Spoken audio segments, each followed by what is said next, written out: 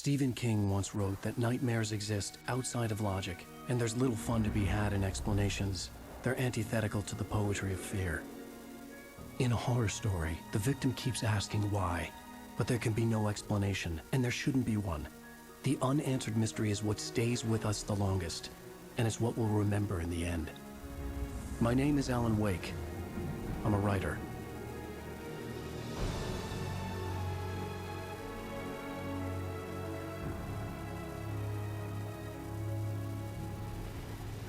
I've always had a vivid imagination, but this dream unsettled me. It was wild and dark and weird, even by my standards. So yes, it began with a dream. Following a typical nightmare pattern, I was late, desperately trying to reach my destination, a lighthouse. For some urgent reason, I couldn't remember. I'd been driving too fast down a coastal road to get there.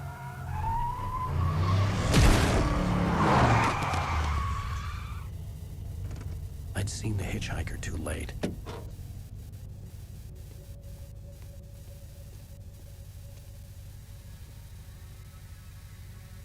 He was dead.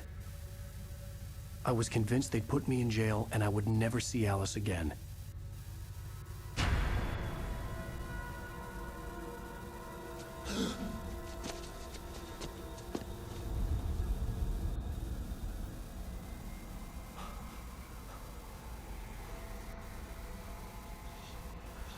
Suddenly, his body was gone. I was in shock from the crash. I could hardly stay on my feet.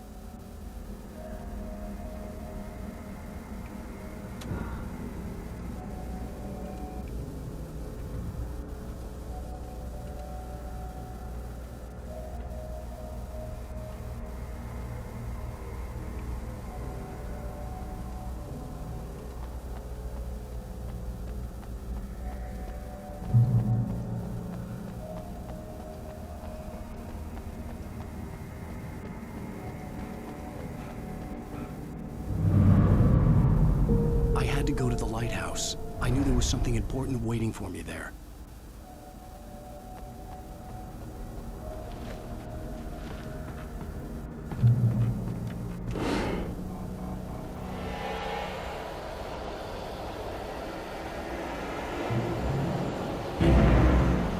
You don't even recognize me, do you, Ryder? You think you're God? You think you can just make up stuff? Play with people's lives and kill them when you think it adds to the drama? You're in this story now, and I'll make you suffer. You're a This unreadable sentence in your books if it wasn't for your editor. You'll never publish another one of your shitty stories, 'cause I'm gonna kill you. It's not like your stories are any good. Not like they haven't. The artistic parent. You're a lousy writer. Cheap thrills and pretentious shit. That's all you're good for. Just look at me. Look at your work.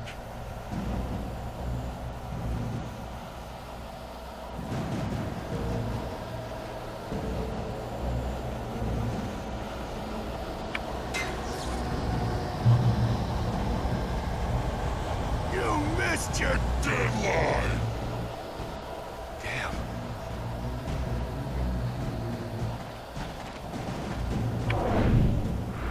You can't stop me!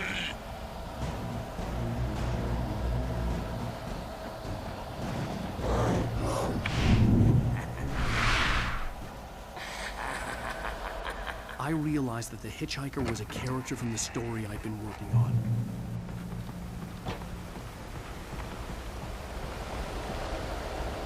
How does it feel to die by the hands of your own creation?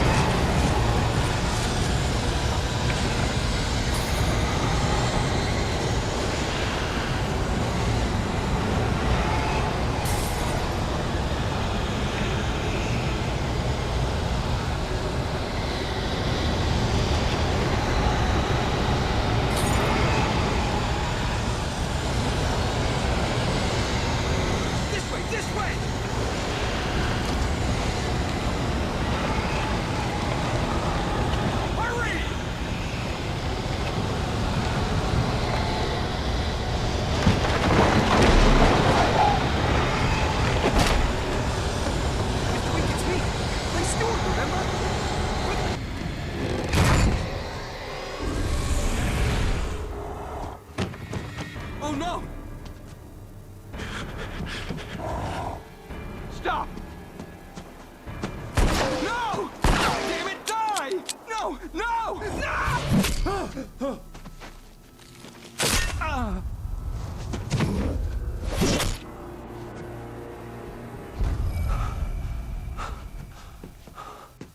I was trapped. There was no way out.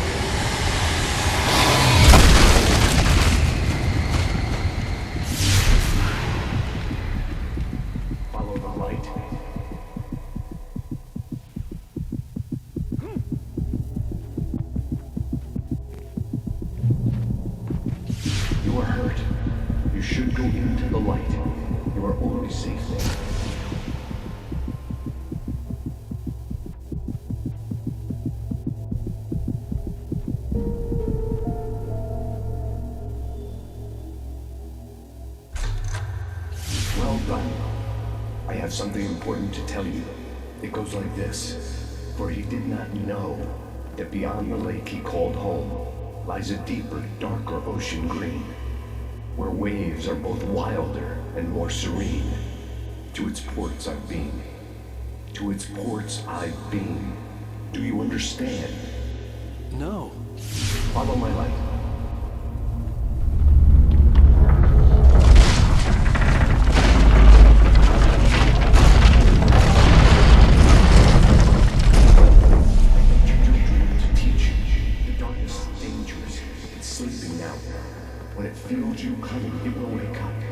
There's no time. I can only show you the most important thing. The hitchhiker has been taken over by dark presence. You can't hurt him now. The darkness protects him from all harm. Only light can drive the darkness away and make him vulnerable again. Here, take the light. Turn your flashlight toward him and burn the darkness away.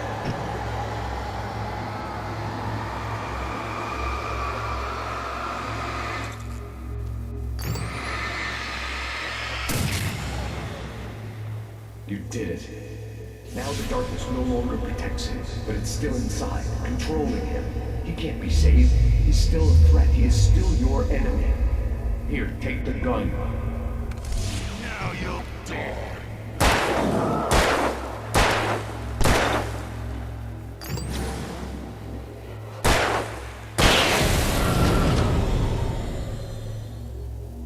Good. You've done well. Remember what I've taught you. That is all. I will give you back your dream now. In the nightmare, a terrible darkness was taking over the world. The lighthouse was the last safe place on Earth.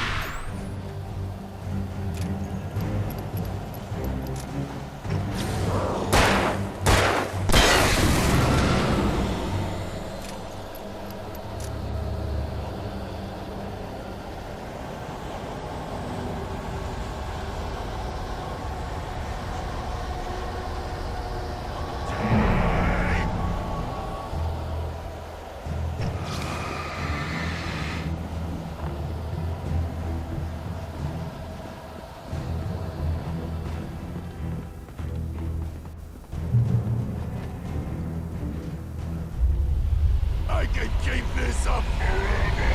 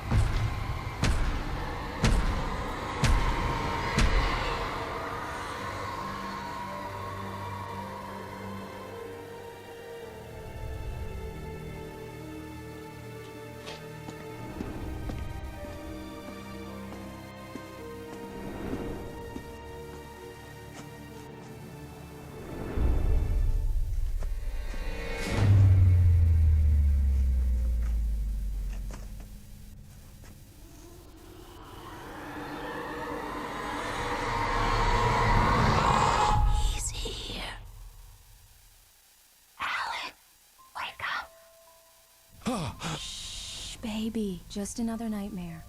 Everything's fine. You dozed off. Right. Anything more than dozed off would be news for everyone. Cheer up, handsome. We're here.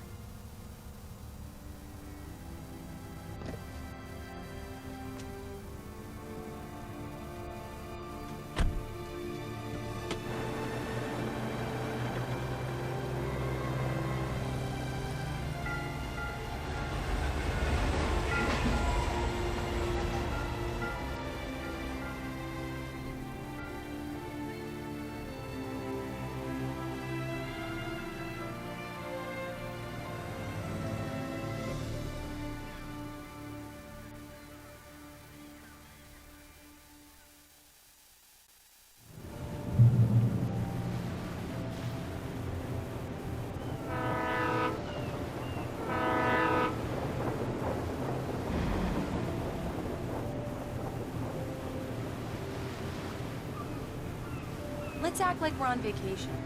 Go stand next to that old gentleman there. I want a shot of you with the town in the background. Sure. I'll even give you a title for the shot. A city boy, moments before he got eaten by a bear.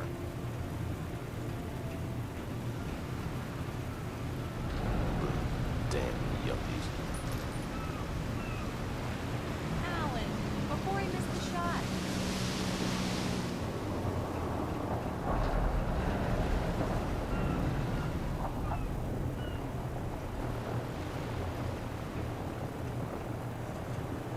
Hi. Hello there. You picked a good time to visit our town. Deerfest is just 2 weeks away. Deerfest, huh? Did you hear that, honey? You have a lovely wife, if you don't mind me saying. I'm Pat Maine, by the way. Nice to meet you. Yeah, I'm Alan Wake. I won't pretend I don't recognize a famous writer such as yourself, Mr. Wake. A pleasure. I'm an avid reader myself. I hope this isn't too presumptuous of me, but I'm the night host at the local radio station. Any chance I could get an interview? Look, Mr. Maine, I'm on vacation. In fact, I'd appreciate it if we could keep my being here just between the two of us. I'm sure you understand. Fair enough. You can trust me to be discreet. Not a hard man to track down if you change your mind, though. I hope you two have a lovely holiday.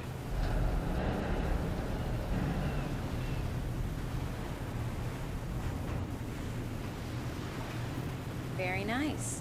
I got a couple of really good ones. So you made a friend. That's cute. Right. Yeah? Hey, bestseller, how's my favorite writer? Are you there yet? Barry.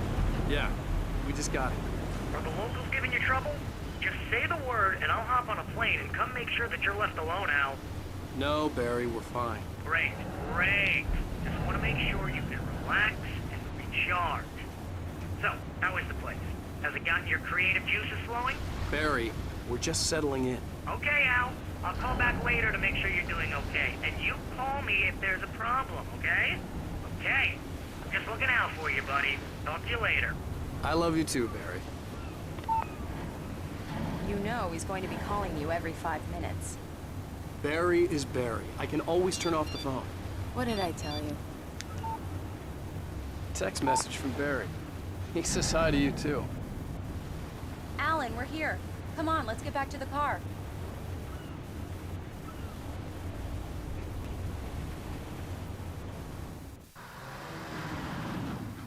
We need to stop at the local diner to get the cabin key from the landlord, a Mr. Carl Stuckey. He's waiting for us. I'll go fill her up while you get the key. I'll pick you up here in, say, 15 minutes? Sure.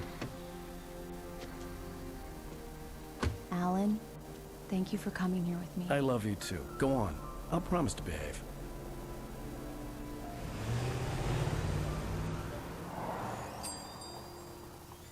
I'd forgotten there were still places like this. Towns where everybody knew everybody. Welcome to the Oh Dear Diner. Hi, I was wondering if you could help me. I'm looking for... Mr. Wake. Alan Wake. Oh, God! I am your biggest fan. I know people say that all the time, but I really am. I'm glad to hear that. Rose. Rose, I'm looking for Mr. Stuckey. Carl Stuckey? Carl? Oh, of course, Mr. Wake. He must have gone to visit the restroom. He'll be back in a moment. I can't believe it. I've got all of your books. I got the cutout from the bookstore when they took it out of the window. And you keep it here. Well, okay. Good for you. Right. So much for a quiet vacation. Try the coffee. Just don't blame me when you fall in Do love. me a favor, Sonny. I could really use a tune right now. Coconut, number 6 in the jukebox. I'd do it myself, but both of my legs have gone to sleep. Bad circulation. Yeah. Are you serious? Coconut again? You disgust me. Call yourself a rocker. Unbelievable. Ah, it does that. Get stuck. Yeah, you need to give it a good solid whack. Don't go in there, young man. You can hurt yourself in the dark. I think I can handle it, ma'am. I didn't want to wait. I wanted to find Stuckey, to get the key and get out as soon as possible. The waitress was giving me a headache. Over... Hello? Mr. Stuckey? Carl couldn't make it. Unfortunately, he was taken ill. But I have the key for you and instructions on how to get to the lake. Okay. I wish you a good stay in my cabin. I'll come by later to check how you've settled in. And to meet your wife. I insist. Thanks.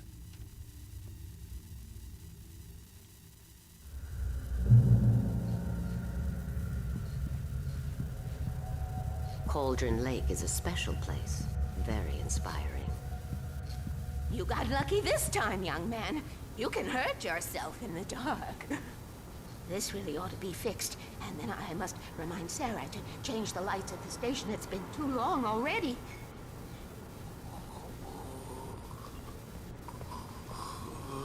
Even that sounds better than your singing. Are you all right? Splendid, splendid. Damn hernia. It swells up like a balloon if I lift anything heavier than a spoon.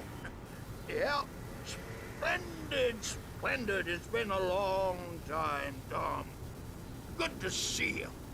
Hey, you wouldn't happen to have a bottle on you, would you, Tom? I wish.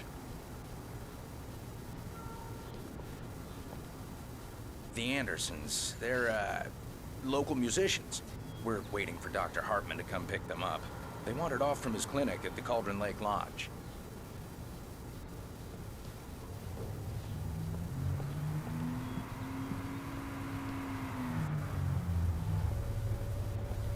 I'll be... Bye, Mr. Wake.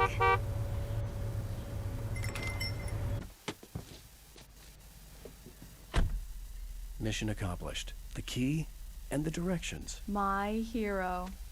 I got some flashlights, just in case. Hey, wait! Mrs. Wake! Your keys!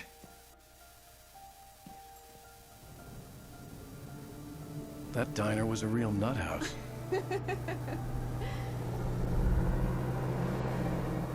Can you believe this place? This would make a wonderful setting for a book. We're supposed to be on vacation, Alice. I'll figure it out when we get back home. Okay? Okay. We can talk about this later. Batman here on PBFF. I didn't want to talk about it. I wanted to bury my head in sand. Here's another one of my favorites to go with it. Once upon a time, I was a successful writer, but that was a long time ago. I hadn't been able to write a word in 2 years. Not since my last book. And now the weather. It's gonna be a clear night, so you folks in the big city might want to look up every once in a while. See those stars winking down at you? It gets pretty dark out here, but they'll light your way.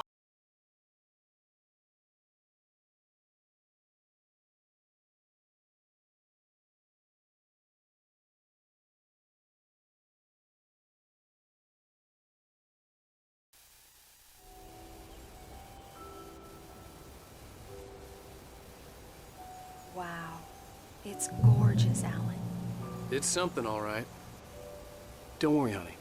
I'll get you inside safe and sound before it gets dark. And I've got the flashlight. I know. I'm okay.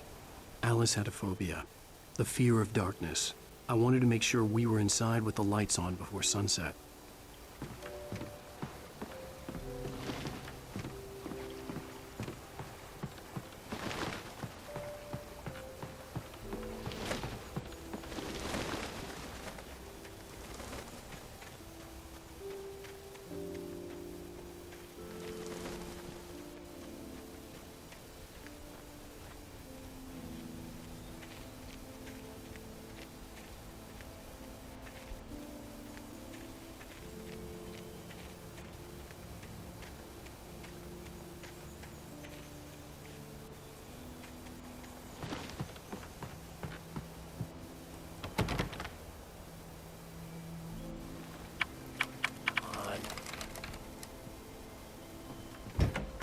It's dark in there.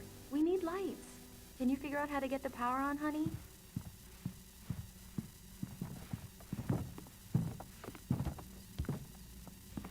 Hello? Anyone here?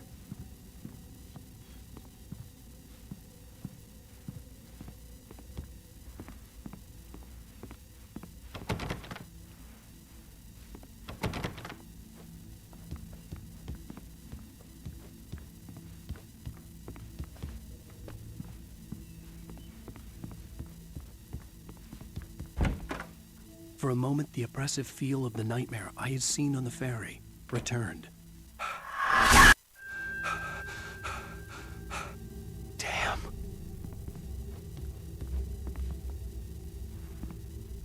I needed to get the power running in the cabin. There had to be a fuse box or a generator somewhere on the island.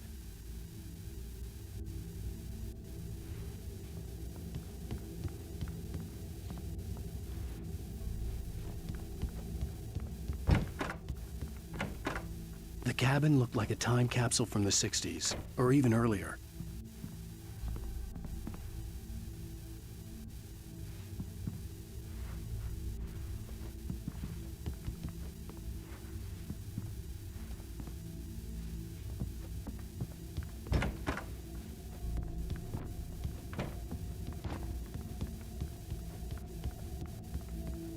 The power cable goes to that shed over there.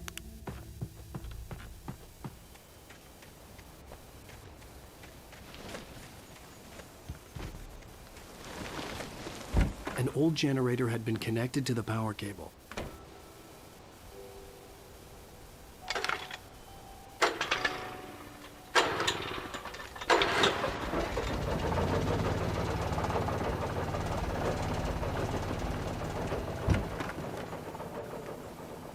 The lights are on! Good work, honey. I'll freshen up a bit and start settling in. Okay, I'll look around a bit. The island had once been the site for a love story. maybe it would be that again. It was a beautiful place. I told myself I could rest here, sleep here, and forget about my work.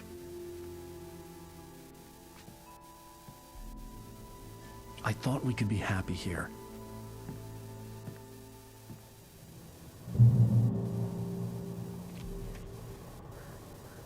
Alice had told me about Cauldron Lake Lodge. The old building used to be a hotel, but these days it was no longer open to the public.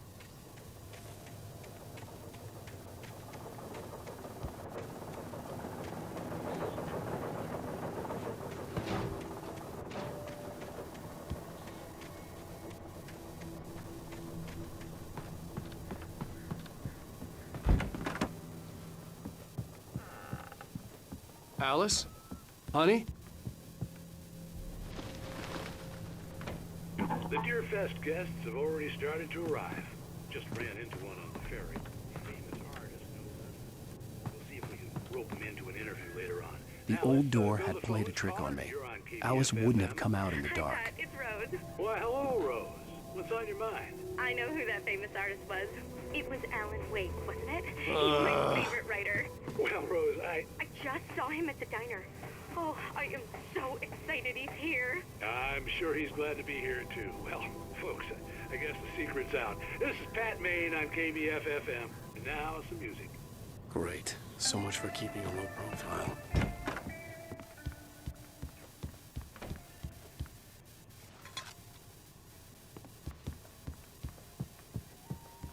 Alan, I'm upstairs. I have a surprise for you. Well, hello there. I'm not the surprise. It's in the study. Go take a look. Okay.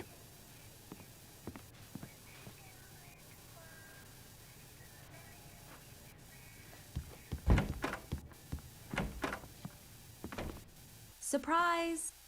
Alice? What is this? I guess I have a small confession to make. I thought maybe you could write here that a change of scenery would get you past... Damn it, Alice, everyone Hey, just hear me out. There's a local doctor, Dr. Hartman. I read a book of his. He has a private clinic here. He specializes in helping artists. Maybe... So now you want to get me committed? No, it's not like that. That's not... Alan? Alan? Just don't! I don't want to hear it! God damn it, Alice! God damn it! I knew she wouldn't follow me in the dark. I needed some time alone to think things through.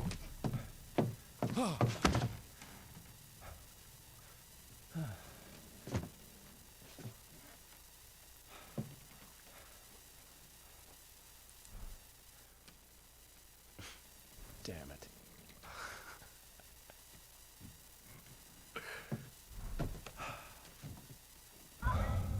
Alice? Alice? Alice! The cabin had gone dark. All the lights were out. Alan! Where are you? Help! It's all right, I'm coming! What the hell?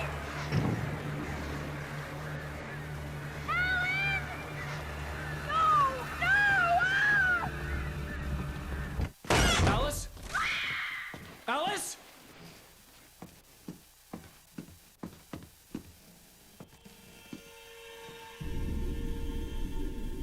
Oh no!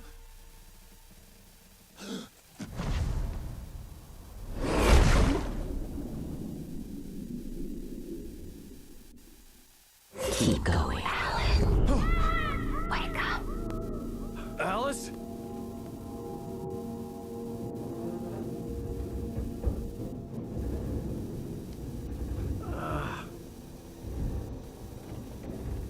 Waking up in the crashed car felt like I had woken from one nightmare and entered another. I couldn't remember how I got there. All I knew was that something terrible had happened to Alice. The phone was dead. I'd have to find help on foot.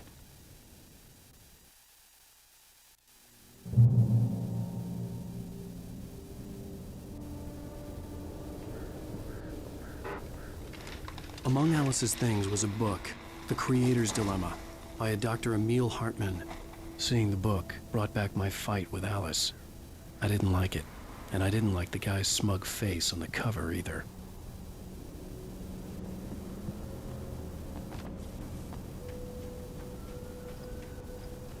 The gas station was my best bet. They'd have a phone I could use. It looked like a long hike through the forest to get there.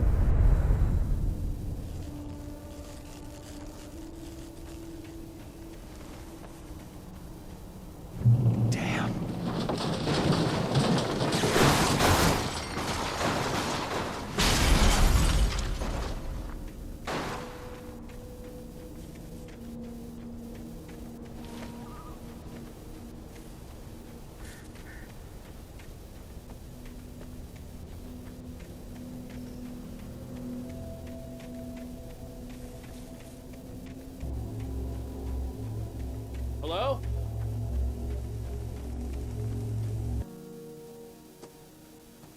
Hello? Someone there?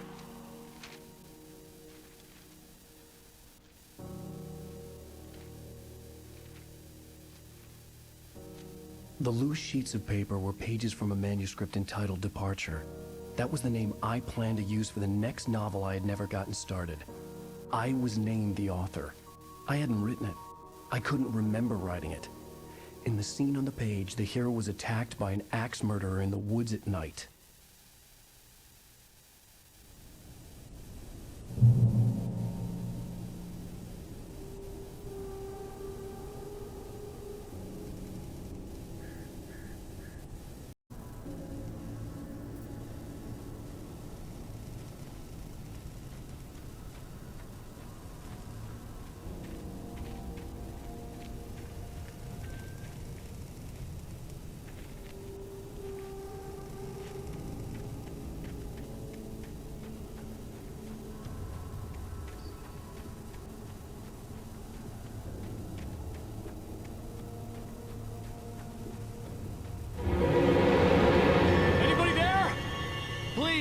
I've been in an accident!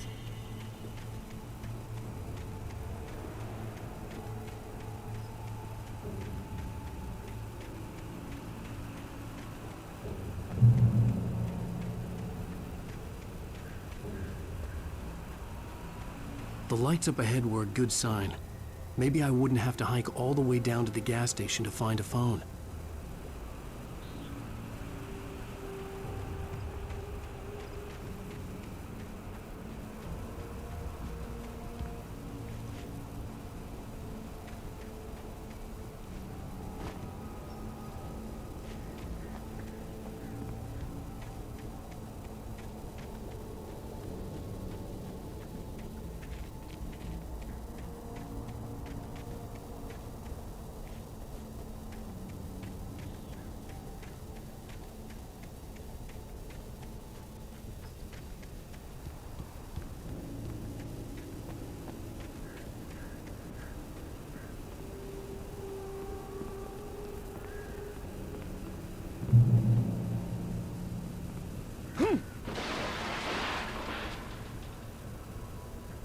Anybody there?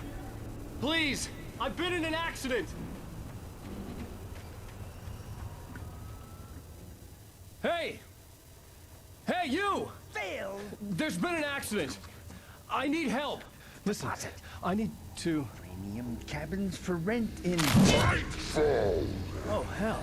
Carl Stuckey. Pleased to meet you. Non-refundable reservation deposit required. Fair and square. Fair and square.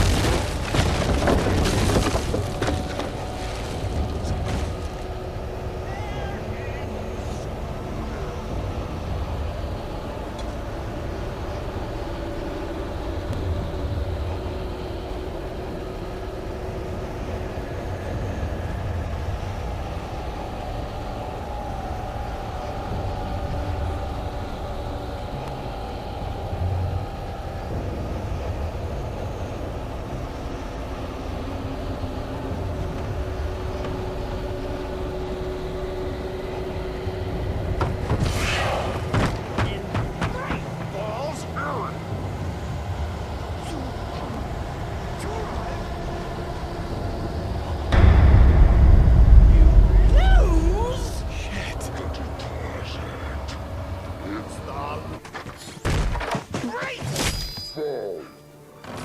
I had to figure a way out of this. Any second now, and Stucky would be knocking on the door with his axe like Nicholson in The Shining.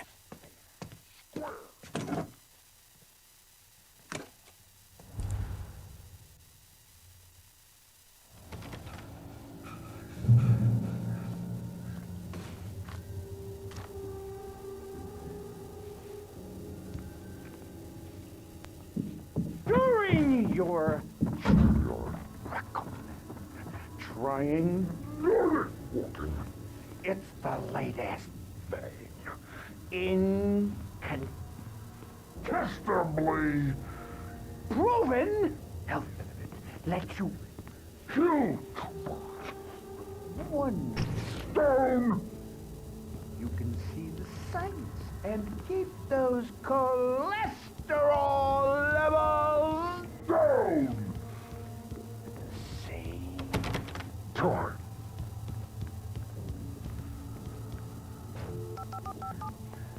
Yes. Bright Falls Sheriff Station. How may I...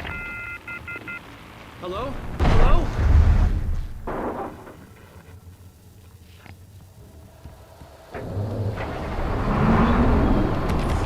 This is bad. I wasn't about to open the door, as long as I was liable to catch an axe with my forearm.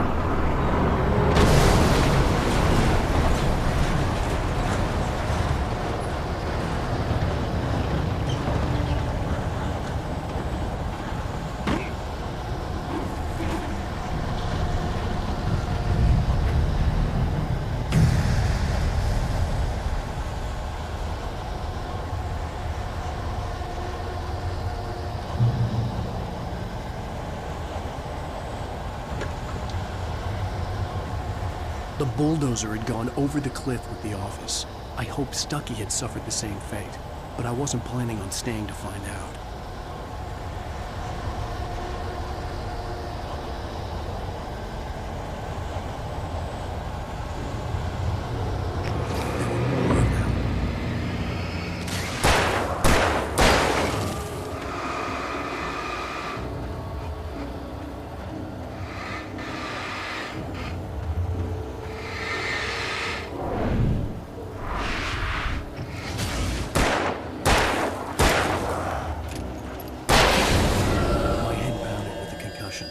I'd never fired a gun outside a shooting range, and now I just killed someone. Or something. There were no bodies. They just disappeared. If I was dreaming, it felt real enough to make me sick.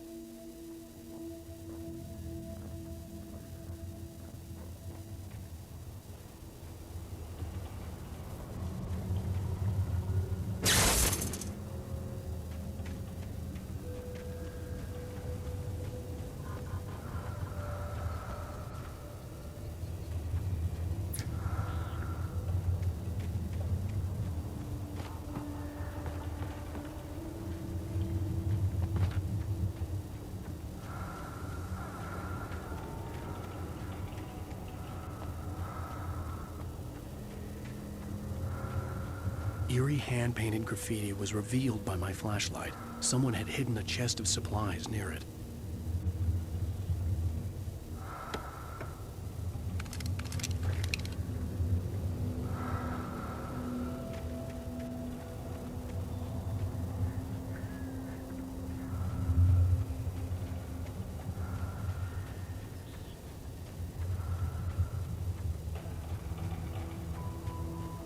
The dark forest was the last place I wanted to go, but I had no choice. I had to get to the gas station.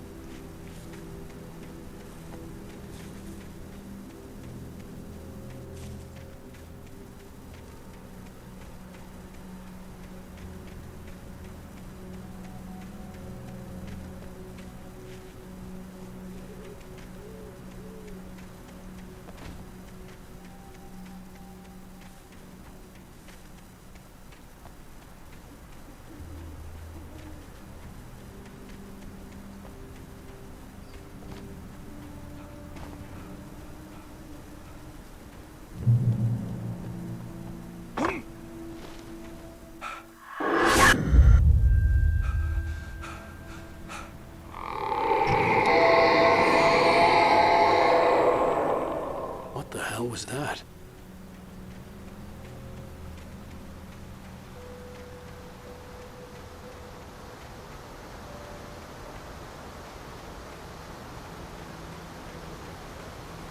When I saw the river below, something uncoiled itself inside my head. I realized that I'd have to find a way across. I didn't even want to look at the water.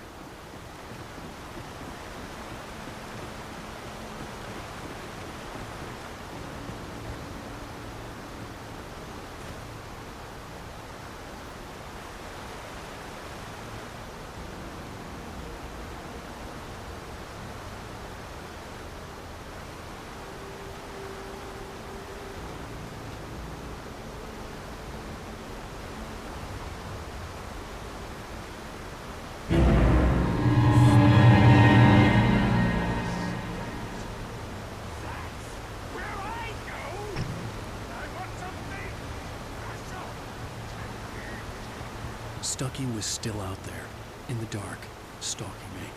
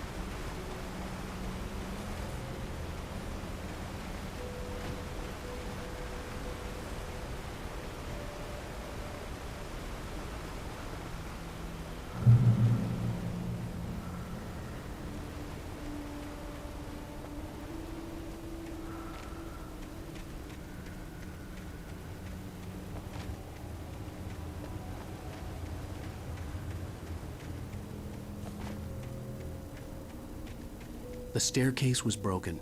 I had to make my way up some other way.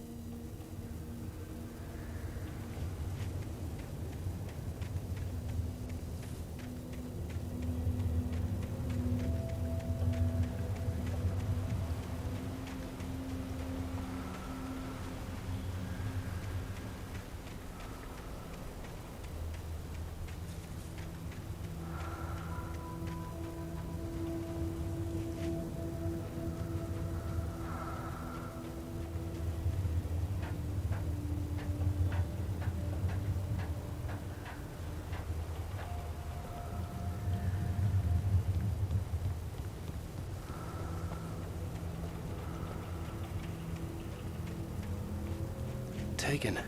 They're taken.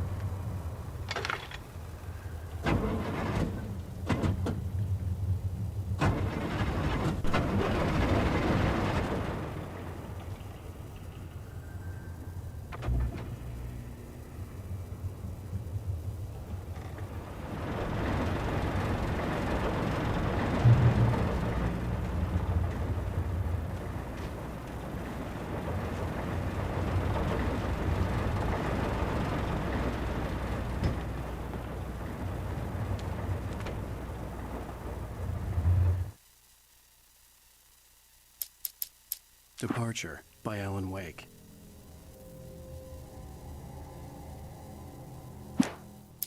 The man turned to face me. His face was covered in shadows. It was hard to make him out in the darkness of the forest that surrounded us, but the axe he lifted was plain to see.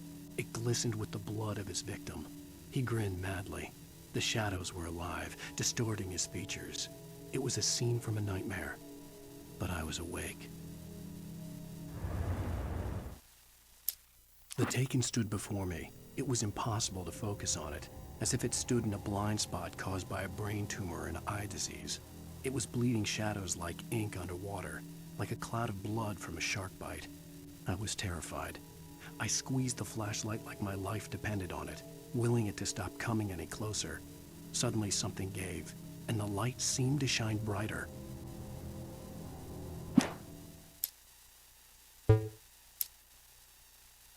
I heard them before I saw them, swooping down from the sky and screeching as they came. I spun around just as the cloud was upon me. For an instant, I stared into 100 dead eyes, black pearls glittering in the darkness. I raised the flashlight and the swarm exploded like fireworks. Feathers burned, turned into ash. I couldn't hear my scream above theirs.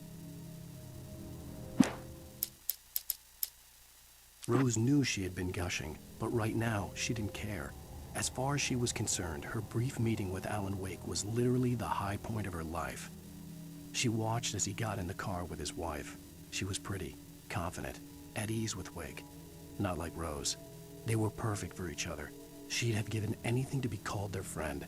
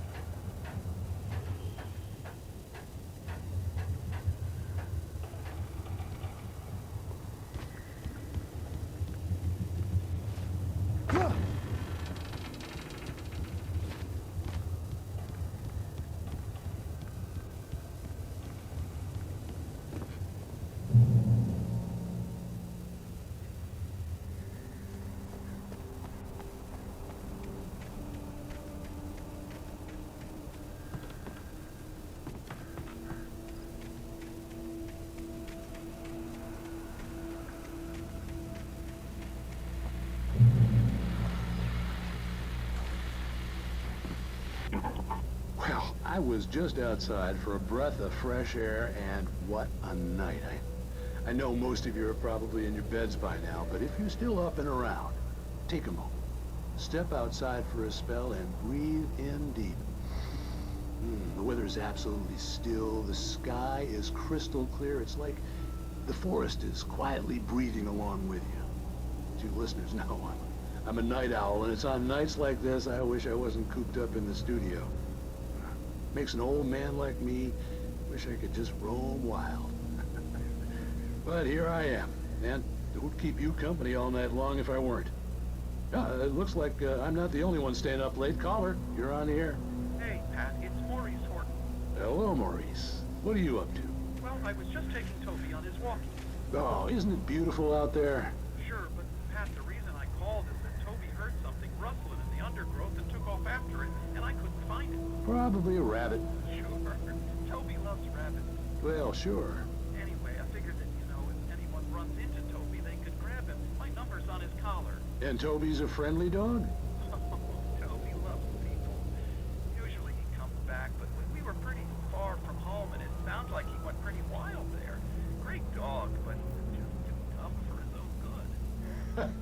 Well, Maurice, it's out there now. Hope Toby comes home soon. Yeah, thanks. You have a good night now.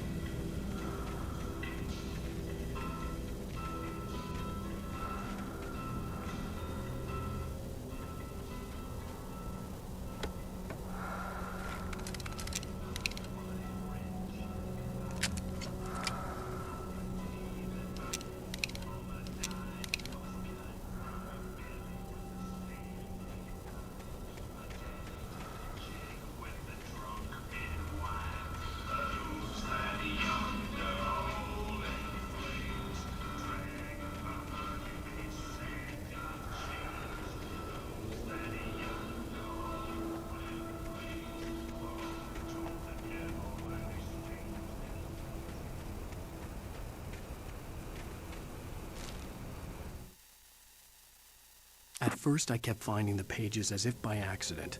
The book I couldn't remember was either a terrible and true prophecy or an act of creation that had rewritten the world. I began to hunt the pages feverishly, for they held the answer to the mystery. With it, I could save myself. With it, I could save Alice.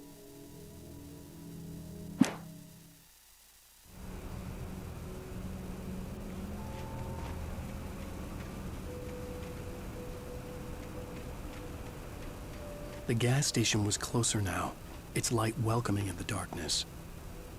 Paul makes the best dogs in the state. Belly Burster is the best with no contest. Monster Dog is second best. The famous dog is...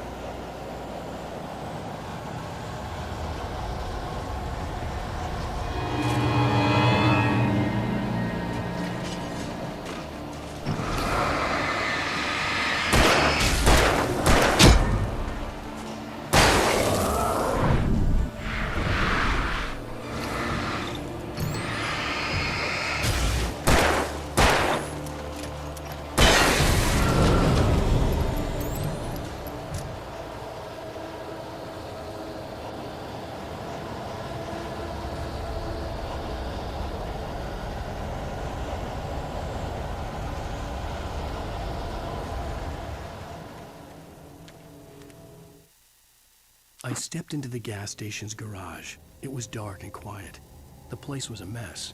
It looked like someone trashed the place or that there'd been some kind of fight. Light spilled into the room through an open door at the back, and I made my way toward it. Without any warning, I was blinded by a bright light.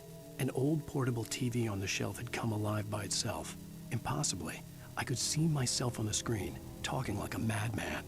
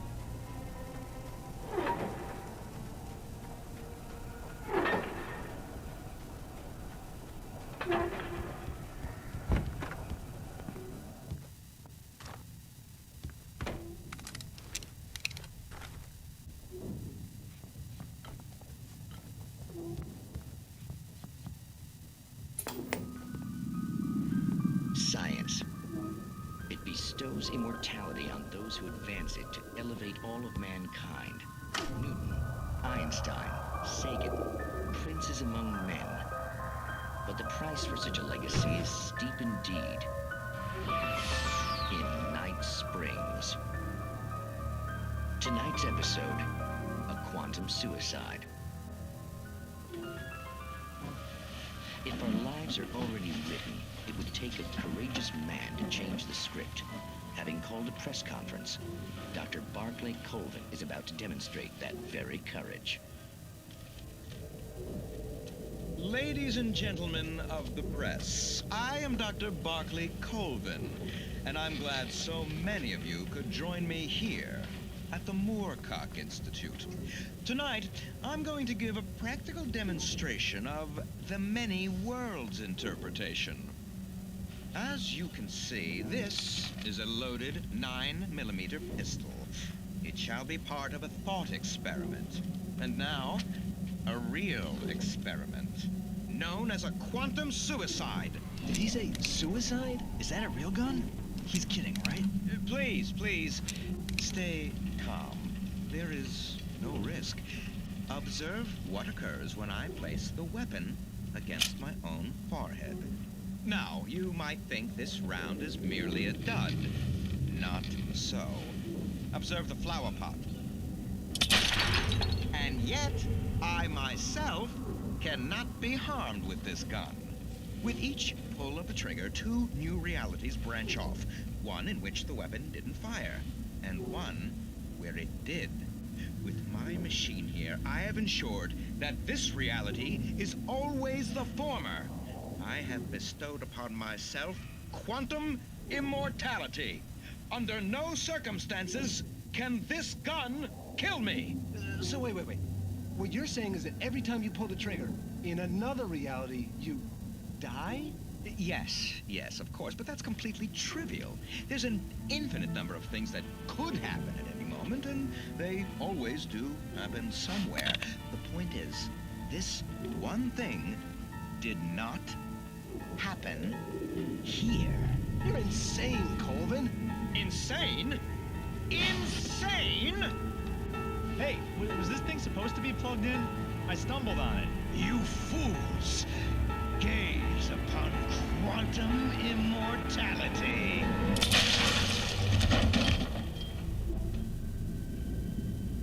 Poor Dr. Colvin, felled by his own hubris or the ignorance of the masses.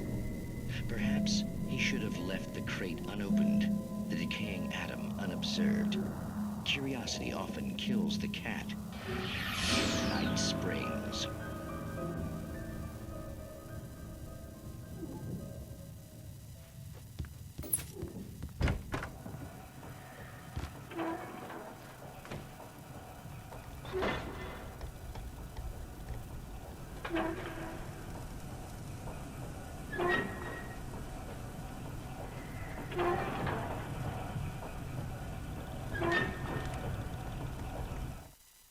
The cabin on Cauldron Lake? She asked. The sheriff looked at me suspiciously. The early morning light flooded through the office windows. I would probably never have gotten out of the woods alive without her help, but I couldn't tell her the truth of what I'd faced the previous night. She'd think I was lying or crazy. She'd lock me up, and she wouldn't help me find Alice.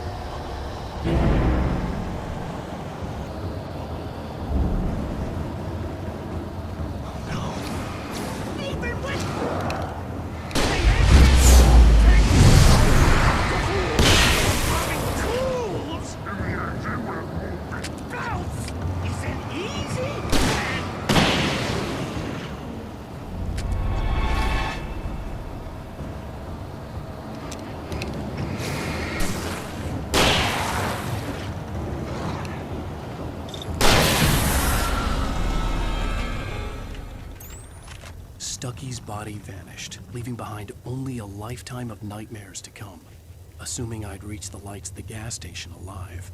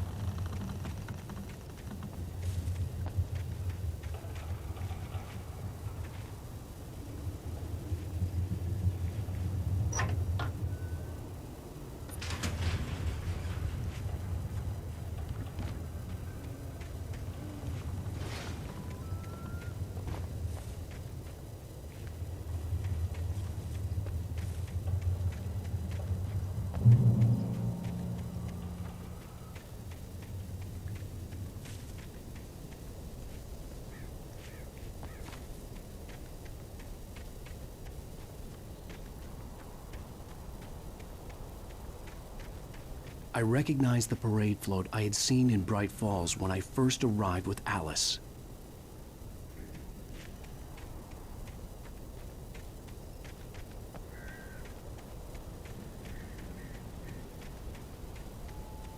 After the insanity I had just experienced in the darkness, the lights of the gas station felt comforting.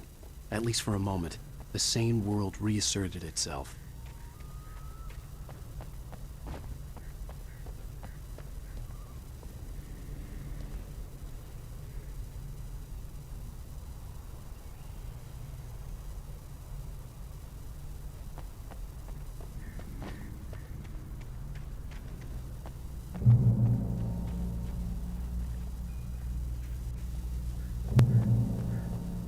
The garage was a mess. It looked like someone had trashed the place, or that there'd been some kind of fight. All right. I'll keep writing. Outside, there's only darkness. Outside the cabin, outside the story, there's only darkness. I can feel her presence in the dark. Just now, I could smell her perfume in the room. I'll reach her. I'll fix it up. I'll bring her back. The story will come true. If I stop, she's lost. I don't believe this. It'd been me on the TV, talking crazy.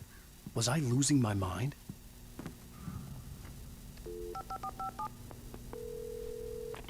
Bright Falls Sheriff Station.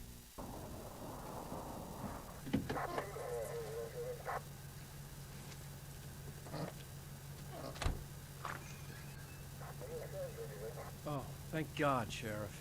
Sheriff Sarah Breaker, you are... I'm Alan Wake, but listen. I was in a car crash. My wife, Alice, she's missing. Calm down, Mr. Wake. We were staying in a cabin on the island, on Cauldron Lake. There's no island on Cauldron Lake, not since the big eruption in the 70s.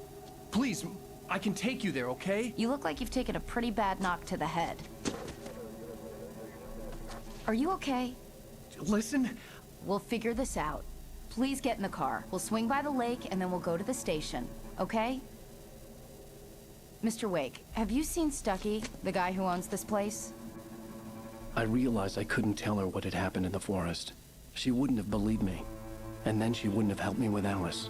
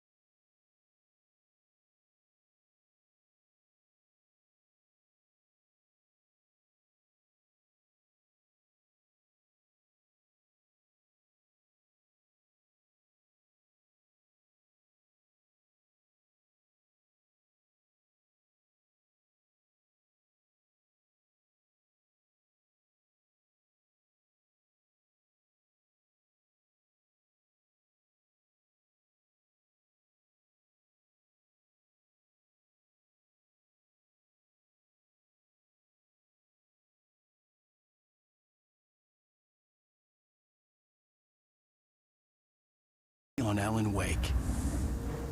I came to Bright Falls with my wife, Alice. Thank you for coming here with me. I thought maybe you could write here. I don't want to hear it! God damn it, Alice! Now, she's missing. Alice?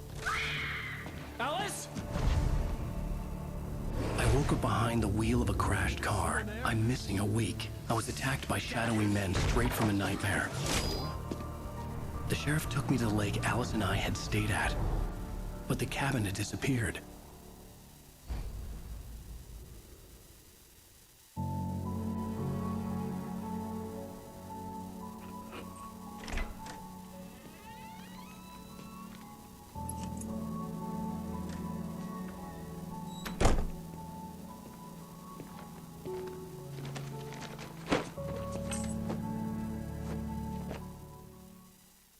Honey, I'm home. Back here, sweetie. How was it? Worst weather I've ever seen. You should put some coffee on. It'll warm you up.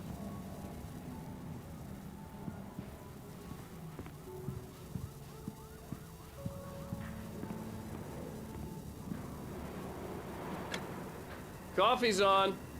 Great, thanks. I'll need it if I'm gonna finish this by tomorrow.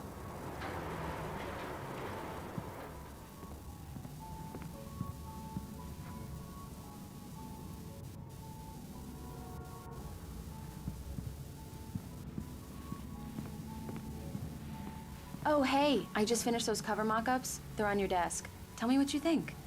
No kidding. I didn't think you'd get them done this quickly. On occasion, I can perform all sorts of miracles, my dear. Oh, really? Well, you seemed to think so last night.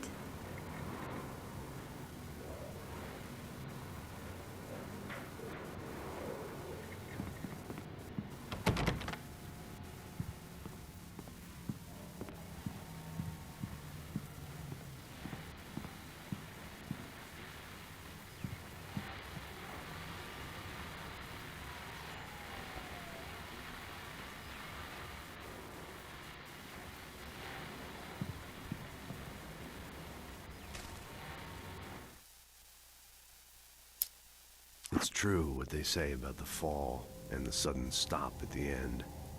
I'd lain here in the snow while the lurid chain of scenes that had led me here kept playing in my head. A rerun of my own private snuff movie. A memory of my corpse. Alone at my own wake.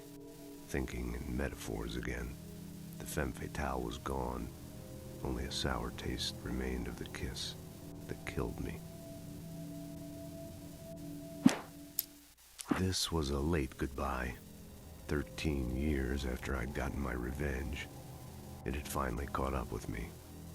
It had been a long time to bear the pain. My blood painted the snow red. A gruesome slushy dissolved all the scattered painkillers and leisurely dripped down to the sewer, mingling with the bile of the city, becoming one with it. I can see them now. My wife and my baby. Honey, I'm home.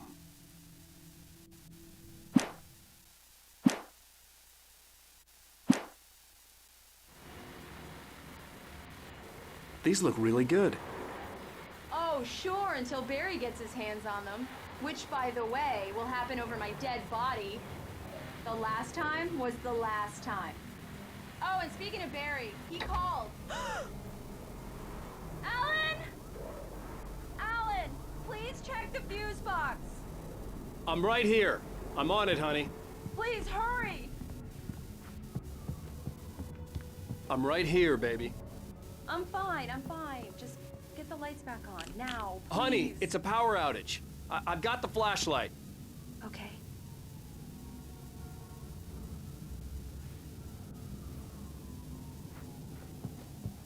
Hi. You okay? I'm sorry. It just really spooked me. Don't worry. We'll just break out the candles. I know it's stupid, but it's just... especially when I'm not prepared for it, you know? It gets to me. I love you. Tell me a story, writer. Okay. I used to have these nightmares when I was a kid. The dark really spooked me, too. When it got really bad, my mom gave me this old light switch. She called it the clicker. The clicker, huh? Yeah. If I ever got scared of the dark, I could just flip the switch and a magic light would scare the monsters away. Oh, sure. Here it is. Alan. Maybe it'll help you too. Yeah, nice story, writer boy. You made that up right now, didn't you? No. Seriously. I love you, even if you are a liar. Thanks for this.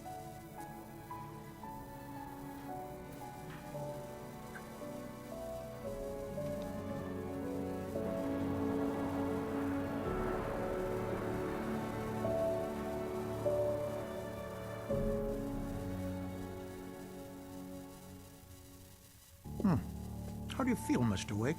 Any nausea, disorientation, anything like that? Mr. Wake, how are you feeling? I'm okay. My head's fine. I had to lie about my headache and memory loss. He'd send me to a hospital for tests. I couldn't leave without Alice. Very well. I don't think you have a concussion, but you've obviously been through quite a shock. You should take it easy for a couple of days. Thanks. Well then, Mr. Wake, we're done here.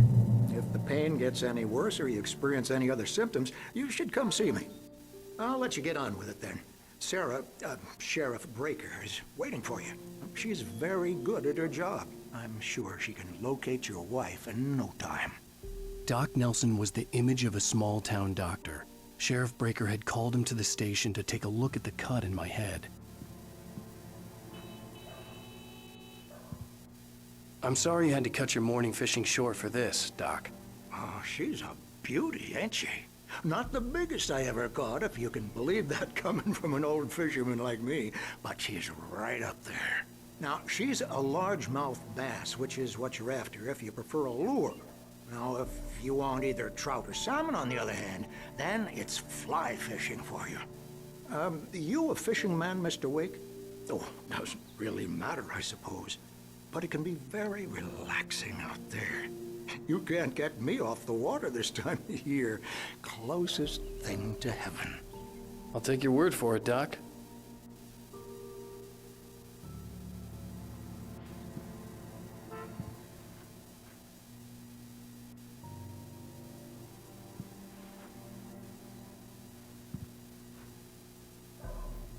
I believe you'll find the sheriff in her office. Just go down the corridor.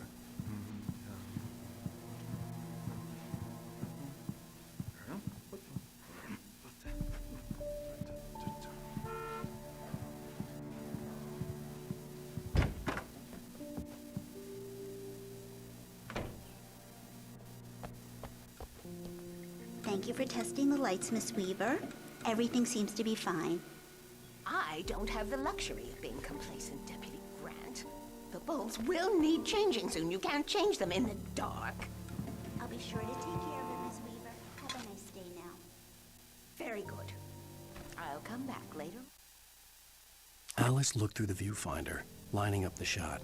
Cauldron Lake was breathtaking. Something caught her eye. A figure standing in the shadows behind the cabin, like a thin woman in a black dress. She lowered the camera and looked again. No one there. Just a collection of bushes that looked vaguely human-shaped. She shook her head and laughed. On to remind you, just in case. Yeah, it's Mulligan here. I'm at Stucky's gas station with Thornton. There's no sign of him. Over. Wait. Yeah, this is Thornton. Look, we've located the brake float. It's here.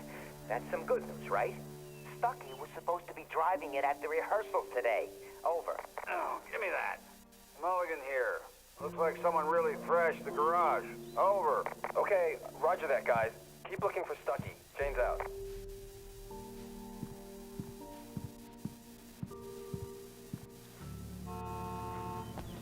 Mr. Wake, the sheriff is waiting for you in her office down the corridor. That was Cynthia Weaver. I guess you can call her the town eccentric. She used to be the editor of the local newspaper, but she's focused on, other things these days. She'd fit right in where I come from. As you can see, she's a little obsessed with maintaining the light bulbs of the whole town, refuses to step on shadows, things like that. Back in her day, she wrote about all sorts of weird things in the paper. Bright Falls has a colorful history. Of course, what small town hasn't?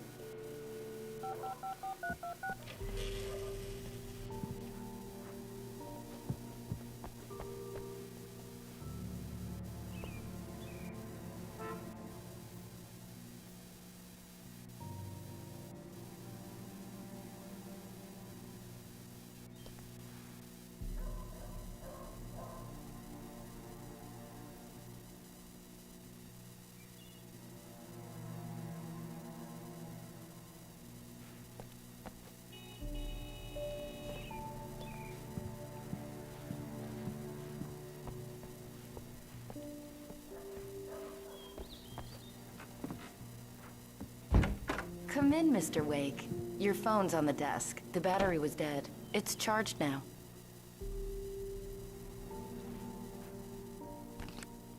Have you started looking for my wife yet? My men are already on it. Now, can you tell me what happened? I'm not sure. I can't remember. We were arguing. I walked out of the cabin. The cabin on Cauldron Lake? How did you end up at Stucky's gas station? I wanted to tell her what had happened last night, but I couldn't. She'd lock me up. Excuse me. I need to take this. Hello? Alan, please help me. Alice? Stop talking to the law. You'll do exactly what I say if you ever want to see your wife again. Who is this? Go to the back lot. There's a hole in the fence on the left. Look inside the junker. I left a little something there to convince you we're all on the same page here. After you ditch the cops, you're gonna meet me in Elderwood National Park. There's a spot called Lover's Peak. Midnight. Don't do nothing stupid, pal. Mr. Wake, can I help you with anything? I need to get some air. The sheriff said I could go out back. Of course, Mr. Wake. You can get there through the cell corridor. Just don't mind Walter in there. He's one of our regulars. I thought he quit drinking for good. Hey, can you turn the light? The light's on! The deputies, they don't understand. They won't listen to me. I need it to be bright in here. In spite of its human mask, to describe the dark presence as intelligent would have implied human qualities on something decidedly inhuman. Nonetheless, it found the one spot in the diner that was dark enough. Some light spilled into the corridor, ravaging it. But it took the pain. Horrible as it was, the writer would soon fix that. He would be coming to the one place where it still had power.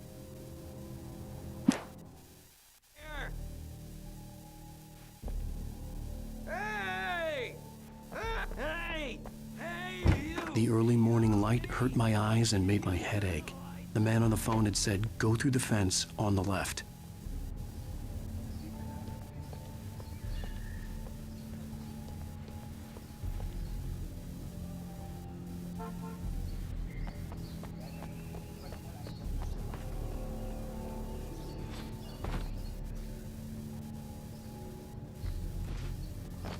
The caller had told me to find a hole in the fence behind the police station. There was something for me in an abandoned car.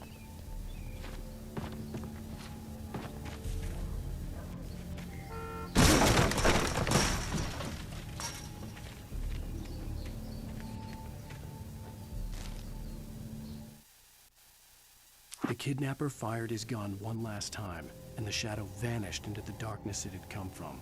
See? Nothing to it, Wake. The thought of Alice in his hands was revolting. We stood on the wooden platform of Lover's Peak, the waterfall on the mountain behind us, the lights of the radio mast blinking red in the heights above. I fought with the urge to take a swing, force myself to speak. Let's cut the act now. Where's my wife?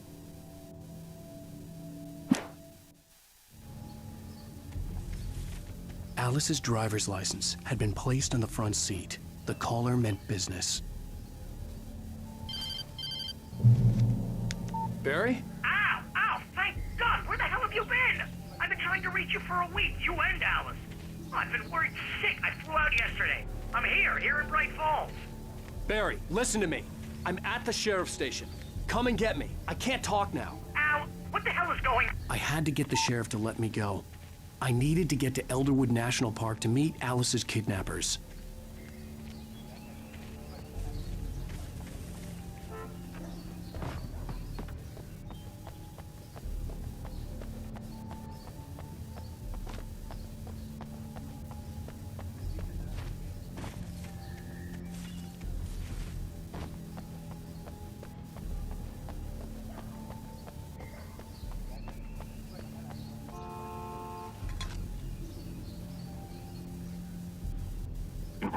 Well, folks, it's been another long night, and it's about time for me to sign off for a while. God knows I need my beauty sleep.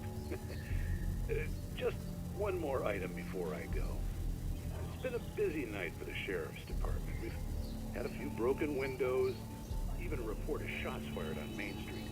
Deputies Mulligan and Thornton had to deal with two intoxicated young men who were celebrating the completion of their Deer Fest float. Now, folks, we get this every year. I know it's exciting, the big day's almost here, but let's save it for the party and leave the gunplay for the shooting competition, huh?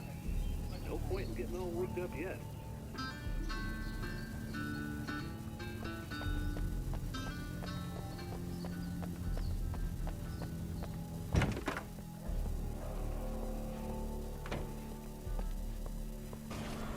A writer is a light that reveals the world of his story from darkness, shapes it from nothingness.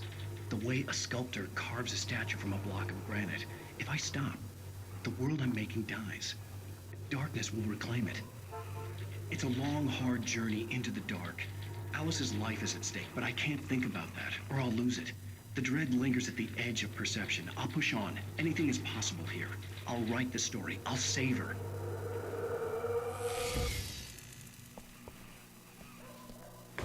Marvelous, Sarah.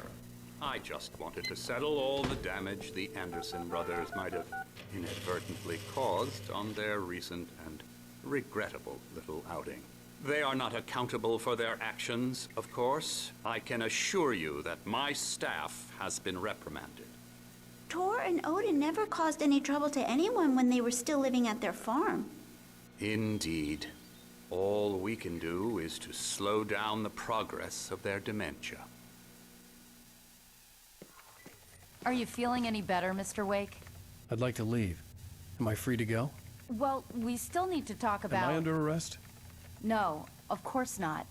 But I need to know where you'll be staying so I can get in touch with you. I'd avoid the motel. The Majestic is known for its roaches. The cabins at Elderwood are pretty nice, though. That sounds perfect. I'm Dr. Emil Hartman. I'd like to invite you to stay at Cauldron Lake Lodge. Did you talk to my wife? I had the pleasure of discussing your situation with her on several occasions. Did you set something up with her? I invited her here. My clinic is a place where... Oh, hey! Oh, my! Take it easy. Hey, nobody move! Get your hands off of my client! Who are you? I'm Barry Wheeler, his agent. If you have business with Mr. Wake, you talk to me. You yokels won't know what hit you once I sick my lawyers on your asses. No harm done, Sarah. I'm all right. I don't want to press charges. Mr. Wake, my offer still stands. Get me out of here. What the hell was that about, Al? We don't need a replay of that thing with the paparazzi. I thought they were gonna lock you up.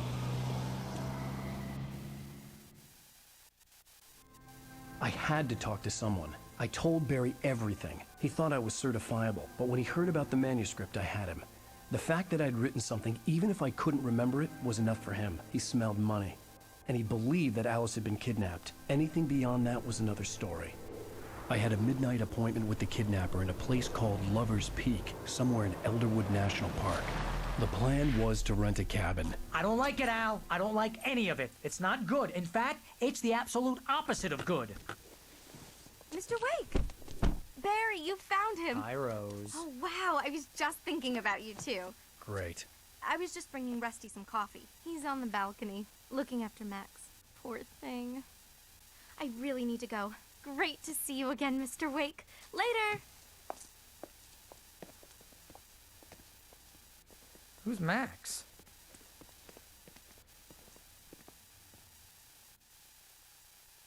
What an airhead. Jeez, Mr. Takes a swing at everybody. This is not her fault. She's a very nice girl and, more importantly, a fan.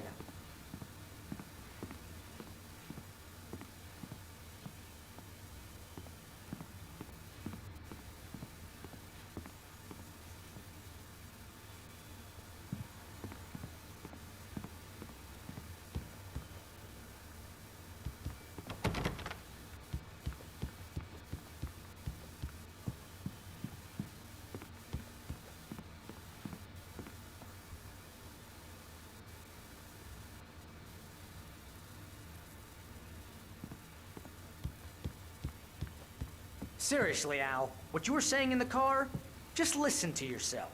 What, you shot a guy and his body just disappeared? When was the last time you slept? What, are you high? Have you been drinking? No! Look, Barry, I'm missing a week, and someone's got Alice. Do you and everything's understand what it sounds like when you say stuff like that? Don't get me wrong, it's a good story, could be a bestseller. But when you start confusing fiction with reality, you're buying yourself a ticket to the funny farm. All right, wait here.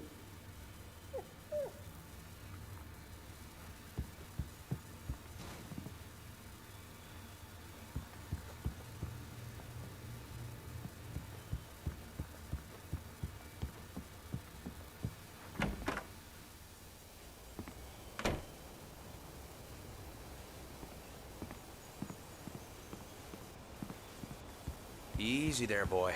I'm almost done. Hey, Rusty, right? You rent cabins. Oh, Mr. Wake.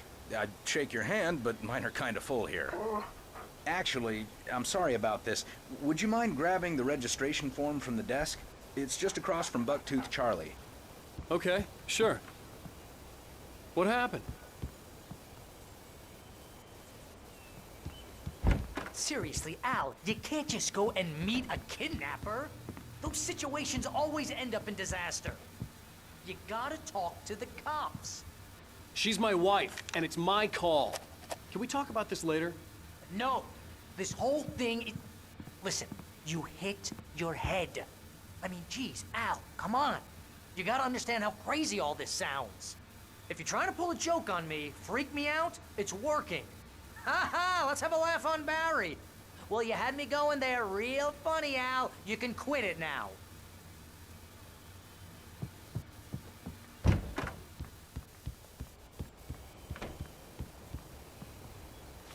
I think this is the form you wanted. And here are the keys. Okay, you're all set, Mr. Wake. Glad to have you staying here. Thanks.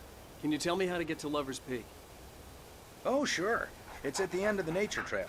Just follow the paths, you'll get to it eventually. It's an easy walk. Nice spot, too. If you have any trouble finding it, just keep your eyes on the radio mast. It's right below that. Oh, and hey, if you take a walk in the woods, watch your steps so you don't end up like Max. I guess I'm a little worried. We got a bunch of campers out there we haven't heard from. It's not like these people are on a schedule, but with the traps, well, you know, I just don't want any trouble. Right, thanks.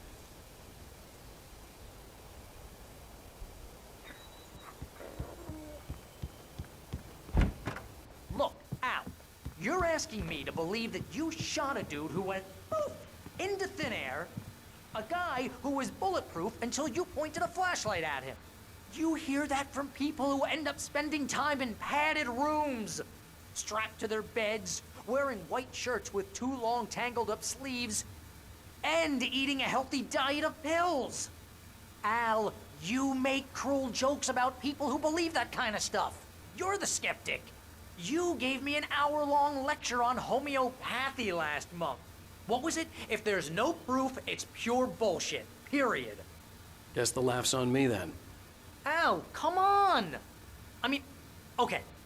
Okay, maybe something weird happened to you, okay? Well, thanks for the heartfelt vote of confidence. All I'm saying is you gotta throw me a bone here, bestseller. What would you think if it was me? There's no way you should be going out at midnight with a gun. No one asked you to come here, Barry. Either work with me on this or go straight back to New York. Your choice. Uh-huh.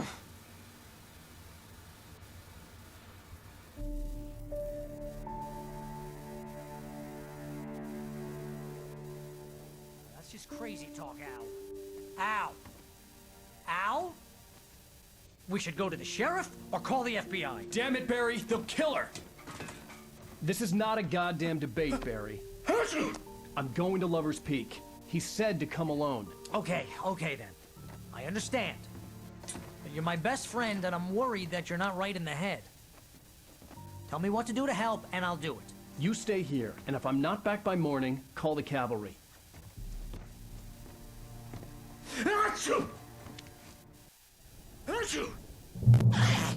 Just be careful with the natives, Al. These yokels are dangerous. Everybody hates a tourist, or it'll be Deliverance all over again. Bless you. Oh, this place is trying to kill me. I'll bet there's mold in here, spores, poison ivy, God knows what. This is so not worth a 15% commission.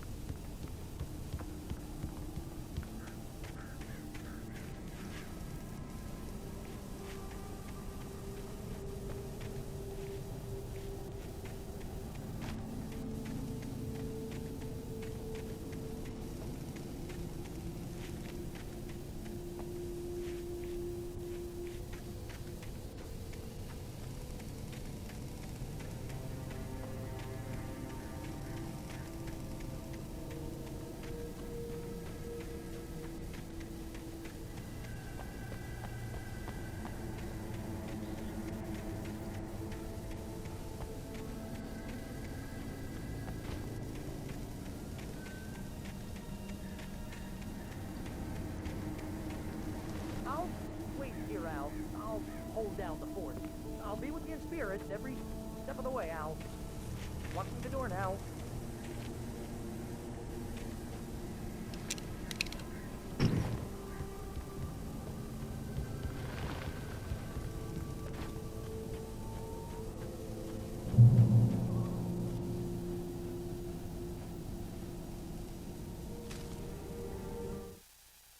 Barry had never gotten along with Alice, but he knew Alan loved her with an almost frightening intensity.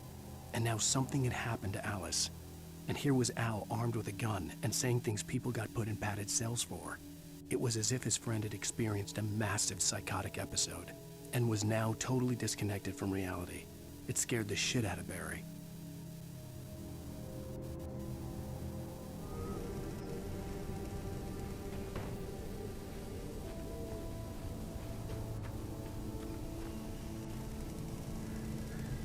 Barry had the keys to the car he rented. Wasn't a long walk to the visitor center, and it wouldn't be any use to me in the forest. I knew I should have gone to the cops. This wasn't the smartest thing I'd ever done, but I was still angry with Barry for trying to talk me out of it. These people had called me right in the sheriff's station. The cops wouldn't scare them, and they had Alice.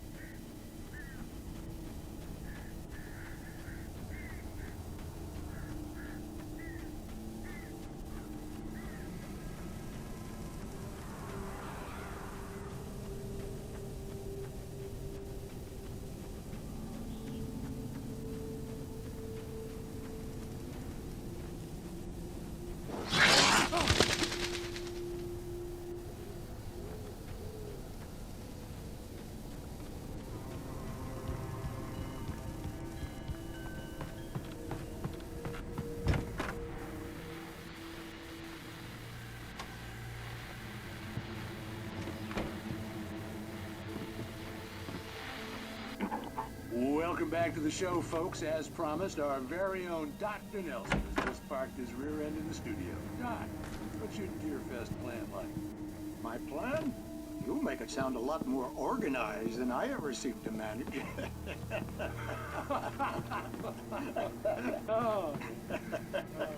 No plan, really, just taking the atmosphere. I'm getting a little too rickety to do much more than that, you know. Oh, tell me about it. No sack race for us older gentlemen, huh? Yes, exactly, Pat. But I'm going to check out the parade, of course. And I'll be one of the pie contest judges, too. Well, that takes a different kind of constitution. Oh, yeah. It's my kind of exercise. Now, Doc, seriously, you're in pretty good shape, though. You're the outdoors type. I know for a fact you're an avid fisherman. That's right. Matter of fact, just caught a heck of a largemouth bass early this morning. But you're not taking part in the fishing contest? No, not this year. See, Pat, I'm just not that competitive anymore. Now I just like to take my time and enjoy the peace of it. It's no fun if I need to worry about what I'm catching, you know? Well, considering your track record, the participants are probably pretty happy you feel that way. Well, Pat, that's kind of you to say.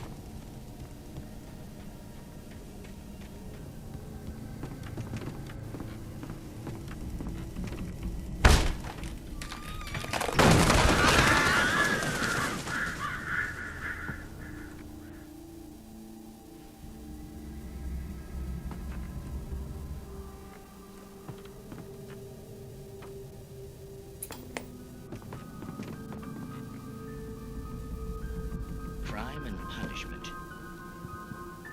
The cancer and cure of civilization. But some crimes are impossible to punish, especially in Night Springs.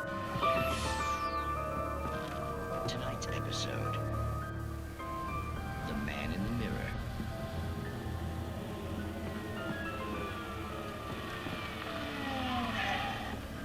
He's inside, Agent. He's a weird one. So, you're confessing to killing that guy, huh? Why? Had it coming? Yeah, but why would you do that? I mean, you're a nice guy. Normal. Took your kid to a soccer game. So how come at the game, you pick a guy and, quoting from the arresting officer's report here, assault the victim's head area repeatedly with the weapon of choice being a pair of bare fists? Wow, that sentence really flows, huh? Maybe you're not the literary type. Okay, so you mess him up. But why? Who was that guy? We couldn't ID him. Why would a guy like you do him like that? I didn't like his face? Well, you must have hated it, because you really went to town there. I mean, there's no way to tell what he looked like. No ID on him either. That must be difficult. But then we ran the fingerprints. Got a match. Your prints. Identical. Huh, how about that? Your son said you were wearing a white shirt when you took him to the game. But the white shirt is on the dead guy. It's plenty red now. You won't get away with this. Do you really think that's in any way relevant to me? I had plenty of time to talk to my boy before the cops arrived, you know? He won't stop screaming, am I right? think he's ever gonna be okay? I left my mark. Believe me. You bastard. What? You gonna shoot me? What's the point? I'm going to prison. You got me.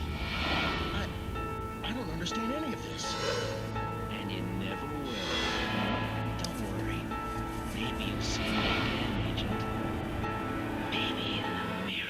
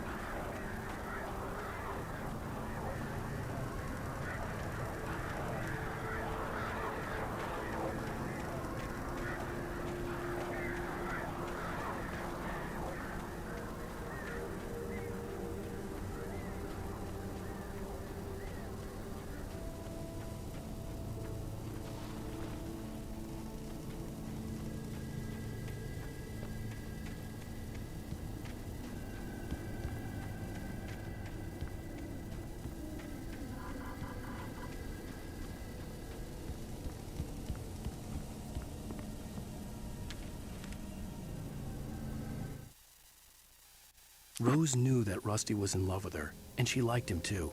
She liked him a lot. He taught her to dance, and life had certainly taught her the value of a man who was gentle. He treated her well, made her smile, made her feel good. But Rusty wasn't the prince of her dreams, and that tended to underline the unbearable truth. She was no closer to that Hollywood magic than he was.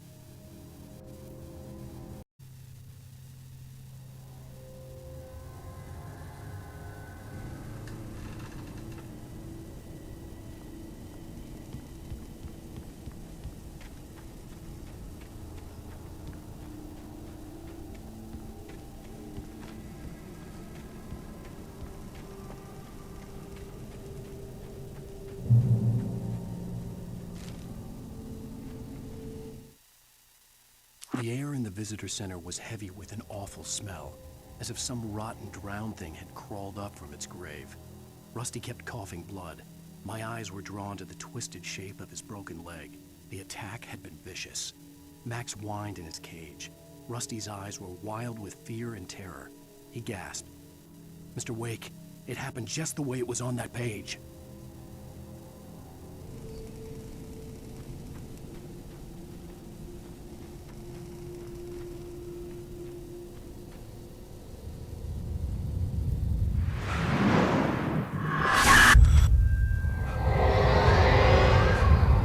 Vision left me weak. This was no head injury.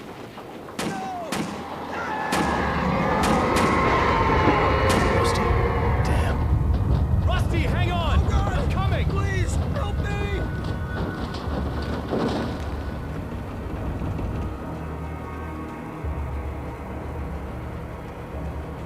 Anybody? Help me! Help me! Can you hear me? Anyone? Please help! Help me!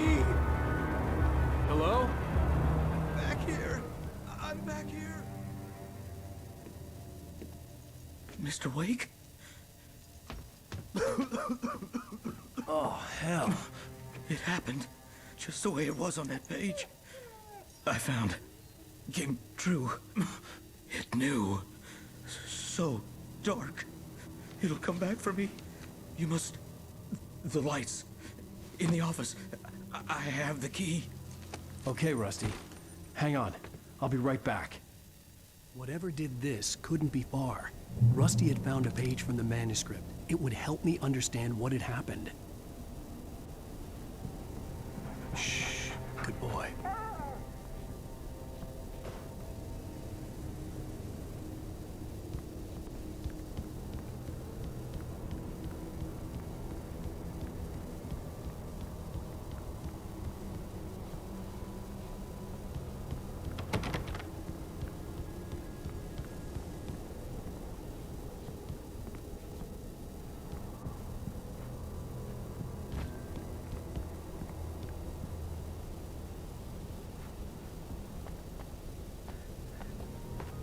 The only way to make sure that Rusty was safe was to get the power running and the lights back on.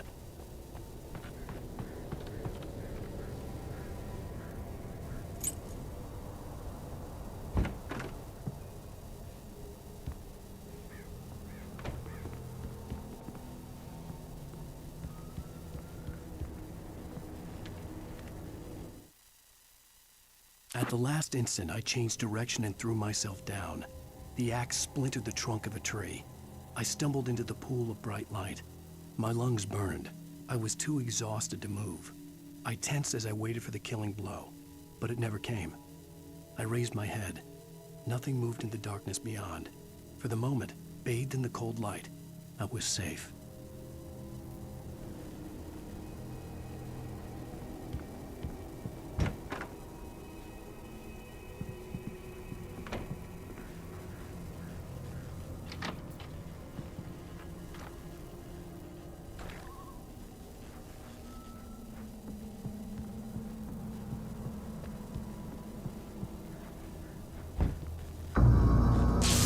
Too late.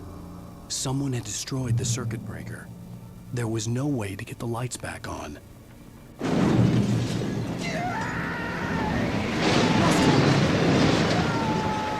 Rusty!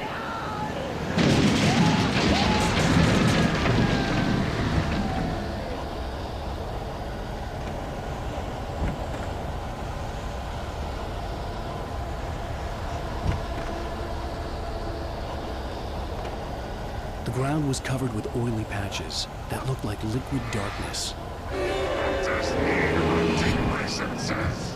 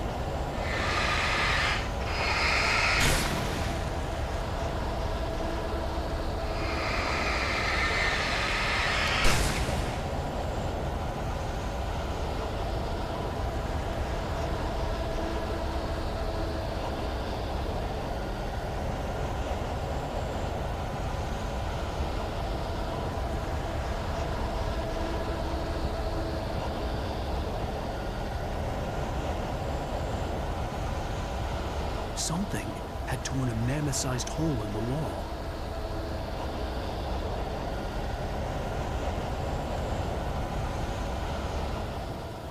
Please don't feed the animals.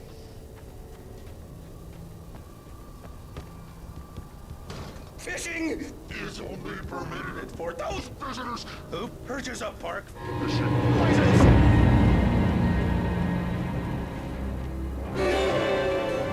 Obey the park ranger's instructions at all times. Rusty? Rusty, no! Never. No roads closer than 100 yards. Two bears and wolves never approach any other wildlife closer than 25 yards. Pets must be leashed. At all times. Never leave your pets.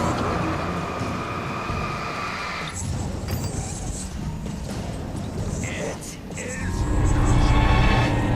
to remove any natural objects or historical monuments from the park grounds.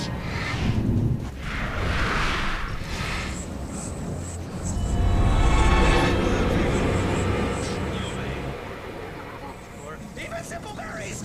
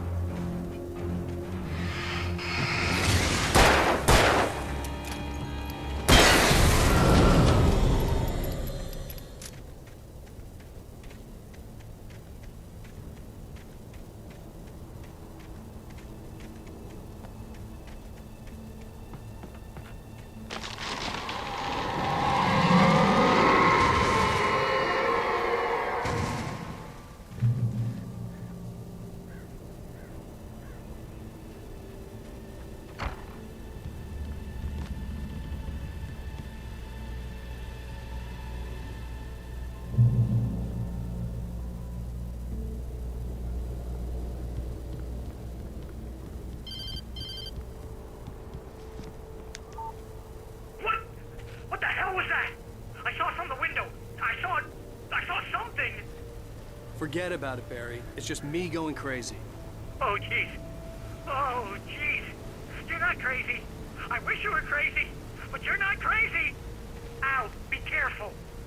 Stay in the cabin. Don't open the door for anyone. I mean it.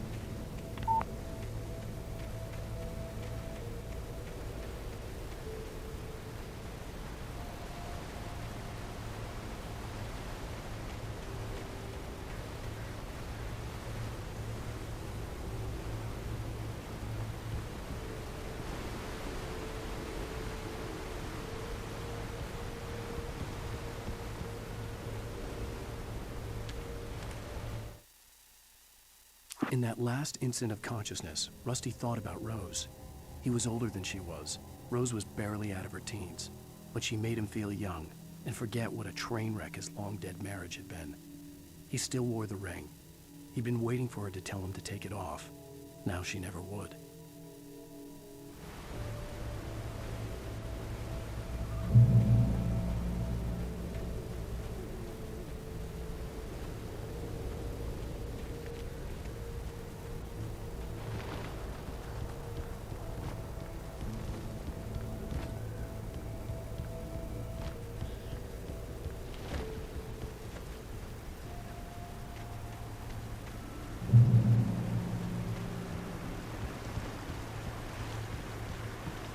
Lover's Peak was at the far end of the nature trail.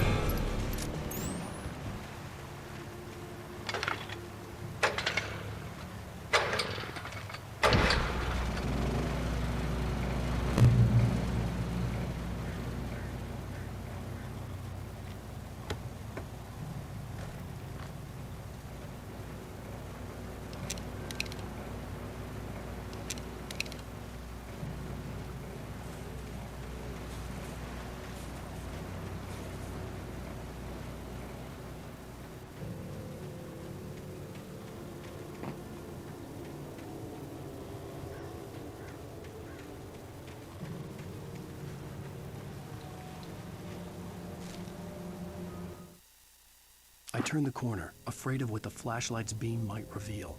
Suddenly, a roughly painted symbol of a torch glowed in the light. Behind it, hidden by a rock, sat a battered metal trunk. It was here for a reason, packed with supplies, batteries, flares, ammo, things you need to make it through the darkness of the night. Something left behind by someone who knew what I knew, and more.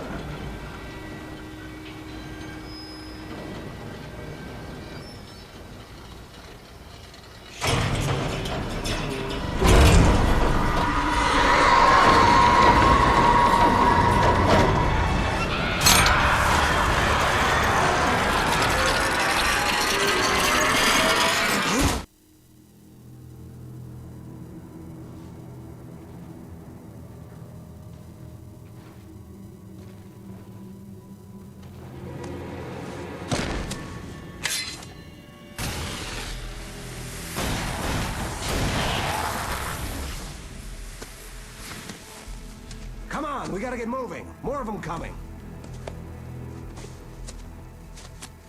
That flashlight's kid stuff. The flares will keep the bastards away.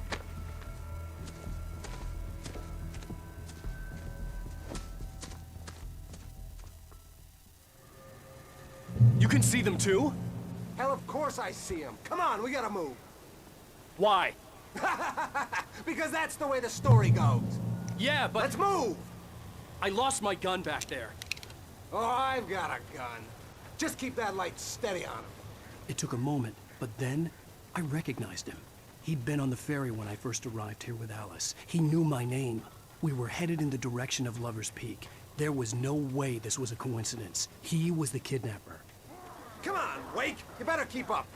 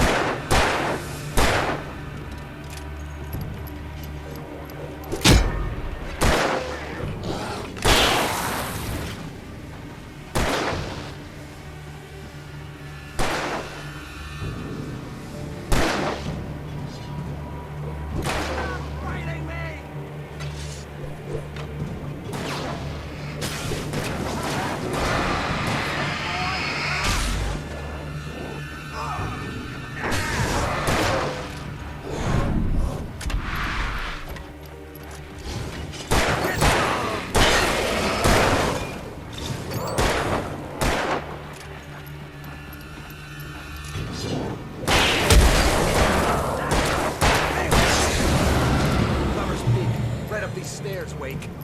Use the flares from the emergency box to hold them off while I get these boards off. Give me the gun. Yeah, no can do, Wake. Are you kidding? Give me the gun!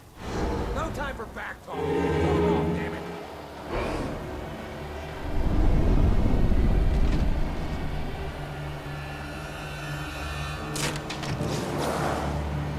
Just a little longer. Scare them off.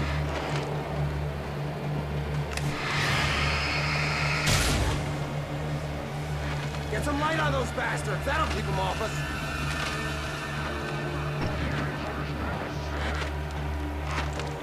Just a little longer. I almost got it.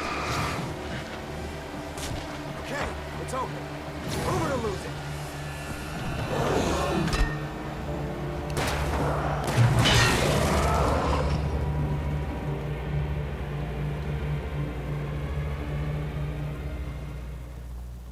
Oh, you feeling better now, Wake? All cozy and safe.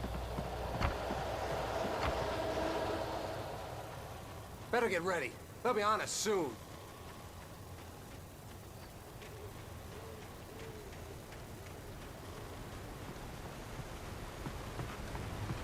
This is it, Wake. A last stand. There's more flares here. Get ready. We fight them as long as they keep coming. Give me the goddamn gun! They're coming! That's not how this goes. Get with the program, Wake.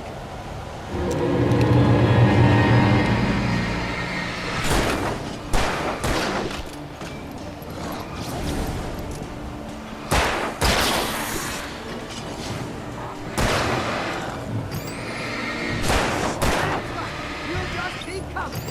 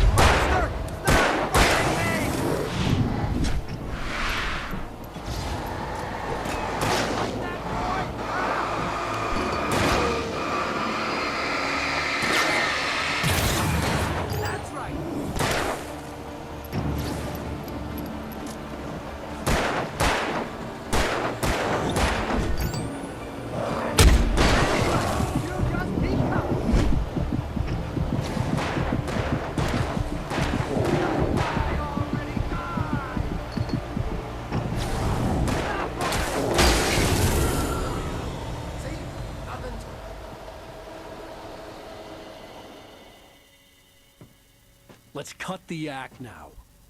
Where's my wife? I knew you were gonna say that. I read it all before. You're a hell of a writer. Congratulations.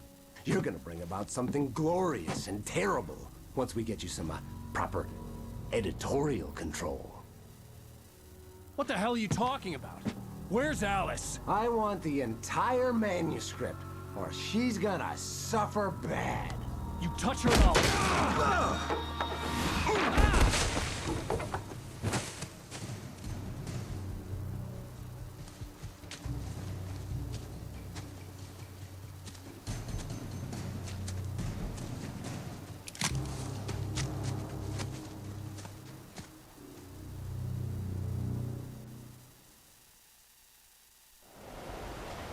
You're gonna give me the manuscript or you'll be sorry. No! Come back here! I swear I'll kill you if you hurt Alice! Do you hear me? Come back here!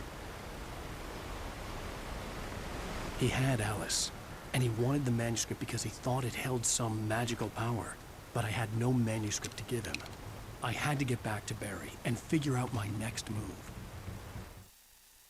On more than one occasion, Alice had tried to explain to me how it felt to be afraid of the dark. To her, darkness wasn't simply the absence of light, but something more tangible than that. It was something you could touch and feel. Worse than that, it was something with a mind of its own, something malicious and malign. For her, things changed when they were wrapped in darkness. They turned into something else, something foreign, and nothing was safe or innocent anymore. I'd never really understood what she meant, until now.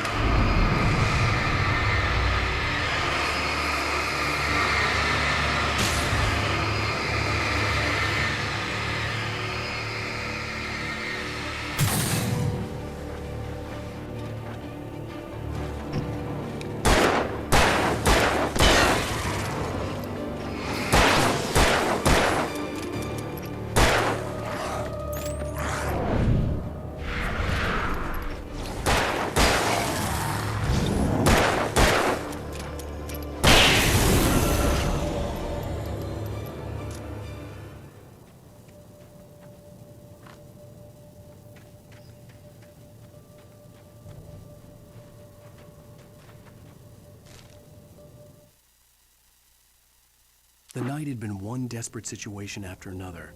I was exhausted, and my body felt as though it had been chewed up and spat out. The flashlight was heavy in my hand, and each pull of the trigger sent a painful shock up my arm. But I was finally out of the woods, and things were looking up. That's when I heard the chainsaw.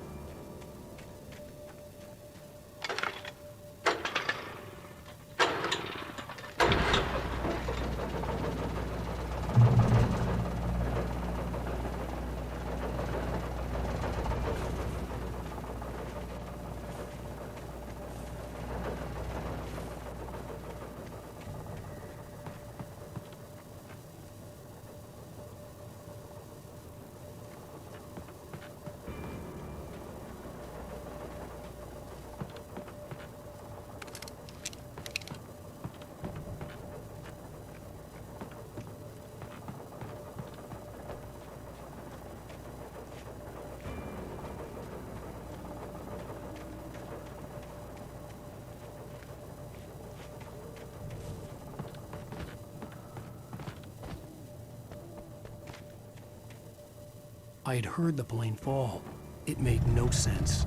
It was clear that it had just fallen here, but it was very old and obviously hadn't flown in decades. Looking at it sent a shiver down my spine.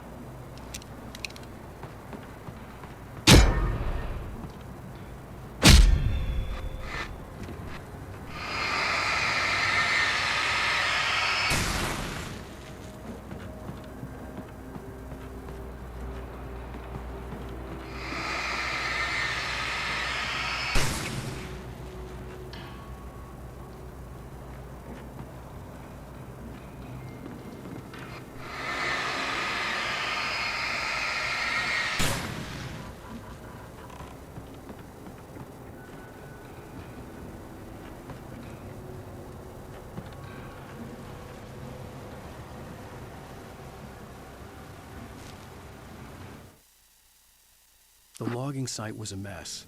The modular office had been pushed off the cliff. Deputy Thornton climbed up from the wreckage excited, breathing hard from the exertion. Nobody there. It's weird. Don't you think that's weird? Bored, Mulligan let out a mighty snort. Hell, it's always weird, Thornton. Just a question of sorting out what kind of weird it is this time around.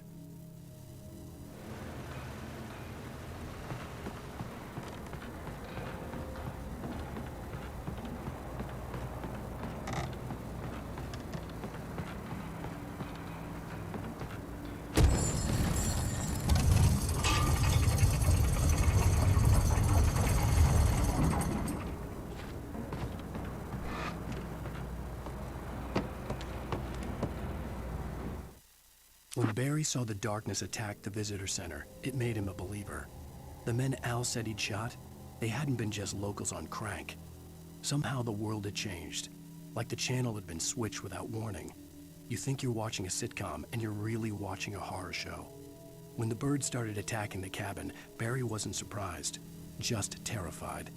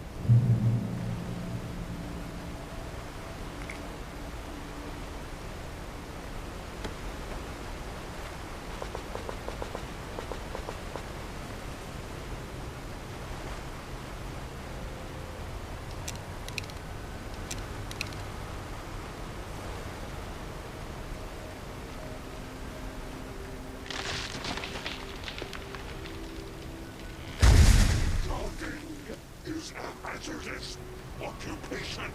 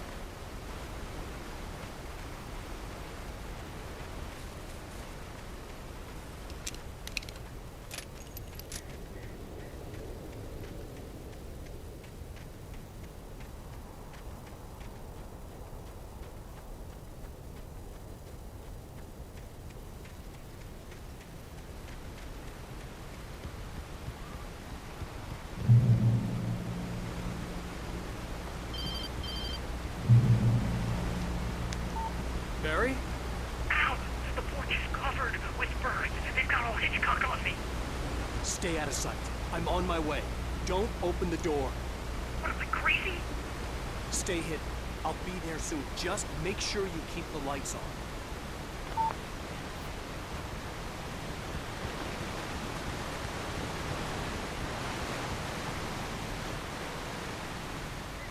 I still had to reach Barry at the cabin, but at least I was out of the woods.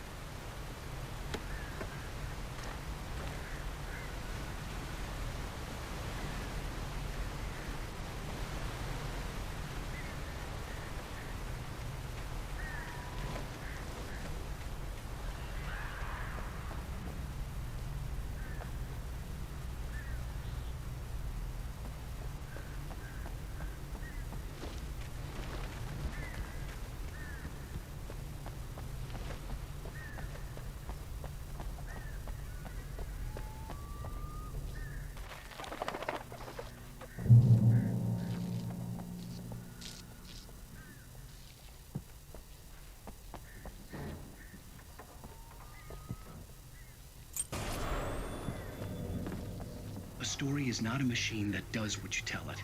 A story is a beast with a life of its own. You can create it, shape it, but as the story grows, it starts wanting things of its own. Change one thing and you set off a chain reaction of events that spreads through the whole thing. The characters have to be true to themselves. The events need to follow a logic that fits the story. A single flaw and the magic is gone. The story dies. Alice dies.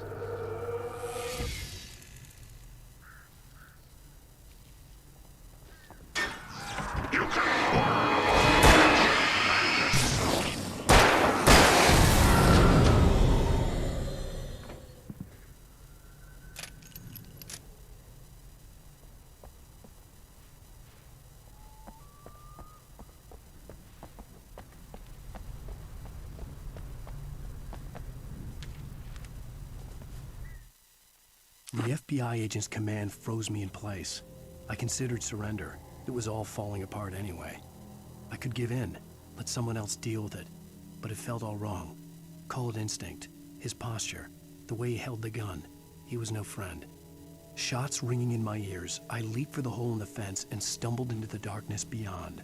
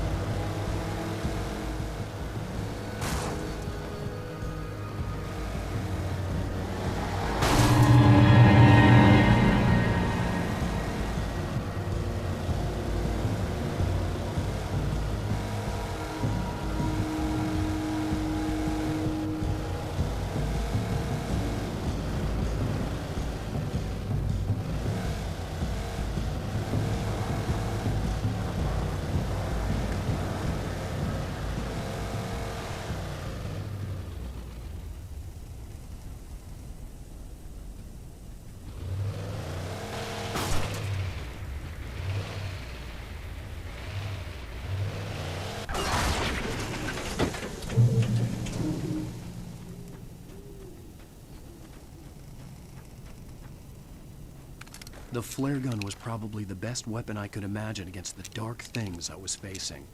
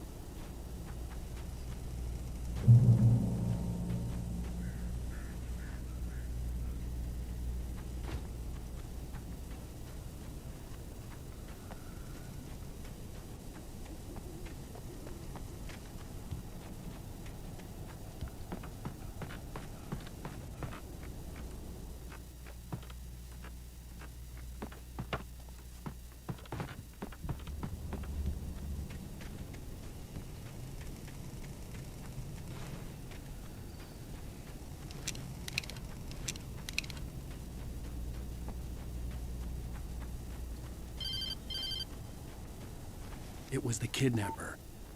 You son of a bitch! Where's my wife? Enough horseplay, Wake. You deliver the manuscript, and you can have your woman back. Simple as that. I don't... Listen. I'm gonna need time to finish it. I still need to write the ending. I need a week. It's not done? I need a week. 2 days. The old Bright Falls coal mine is nearby. You can find it easy, city boy. The main building, there at noon. You bring the manuscript, you'll get your wife. Not, well, get me? Yes, I get you.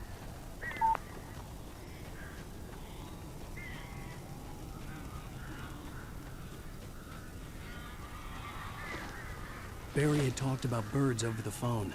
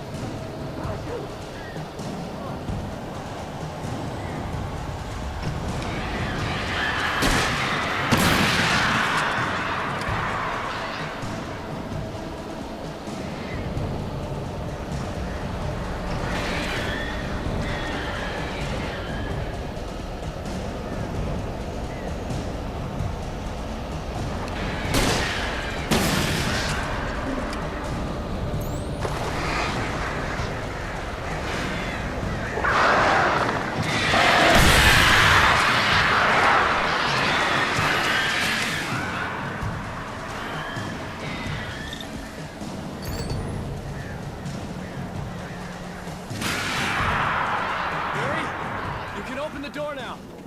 They're gone. Hey, Al. I'm sorry for thinking you were having a psychotic episode, man. I sent Barry to the town to ask around about a man fitting the kidnapper's description. He'd go through the archives of the local paper. Perhaps he could learn something. Anything about the island and the cabin that had disappeared. The man wanted a manuscript. I had to try to write him one to get Alice back.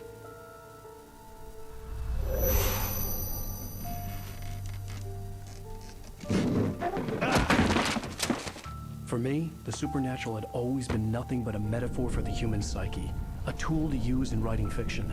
Now, it was happening for real, and I couldn't put a single word on paper.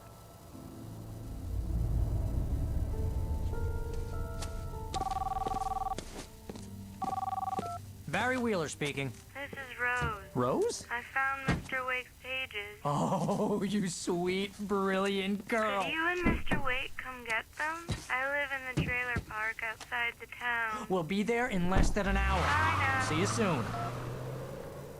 Have a great day. Hope you come back soon. Welcome to the Oh Dear Diner. Good girl.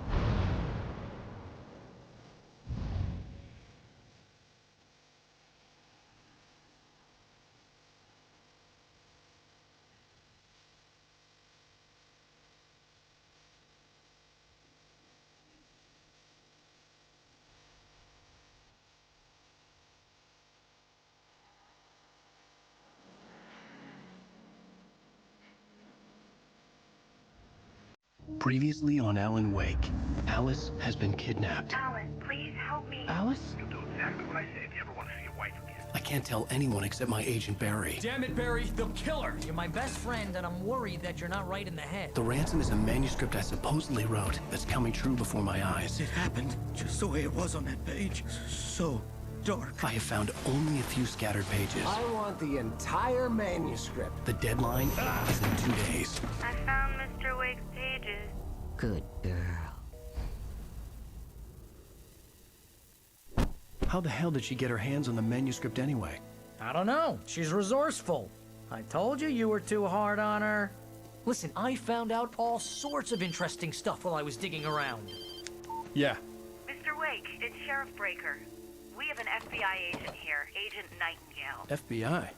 He's anxious to see you. You'd better come to the station. Okay, I'll be right over, Sheriff. Let's make this quick, huh? Help you folks? Name's Randolph. I'm the manager. We're looking for Rose. Works as a waitress down at the diner. Rose, sure. Nice girl. Who wants to know? I'm Alan Wake. The writer, huh? I heard on the radio you were visiting. Well, I'll show you her trailer. That Rose, she's a nice girl. Always pays her rent on time. As I was saying, Al, I found all sorts of weird stuff from the local newspaper's archives. This place is crazy. Disappearances, mysterious deaths, urban legends come true, and get this, most of this stuff takes place around Cauldron Lake. Well, you ain't wrong, mister. The Indians thought the lake was a doorway to the underworld. I'm the God-fearing type myself. I don't hold with that sort of thing. Yeah, okay. Anyway, there was an island there owned by a guy called Thomas Zane. Now, some of the articles I found about him make him out to be a famous writer, but I ran a bunch of searches, couldn't find a single thing he wrote. Zane was heavily into diving, so much so that the place came to be called Diver's Isle. But the volcano under the lake erupted in 1970, and Zane went down with the island.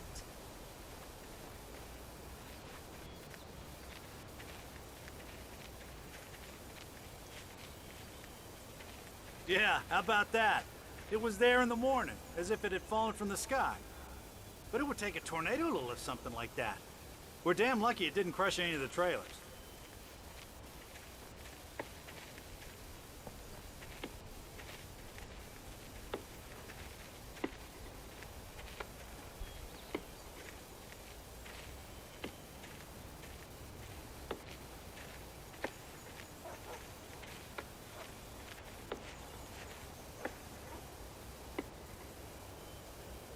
It gets better. A local girl, Barbara Jagger, drowned in Cauldron Lake just a week earlier. They were lovers. Sure, Jagger's a local spook story. The Scratching Hag comes for you in the dark. Childish stuff like that. Anyway, Al, I'm just getting to the best part. All of the articles about this stuff were written by Cynthia Weaver. I asked around, and she's that crazy bag lady you met. What, the lamp lady? She can be a little loopy, but she's not homeless or anything. Yeah, anyway, she knew both Jagger and Zane before they both died, and she had some kind of a breakdown.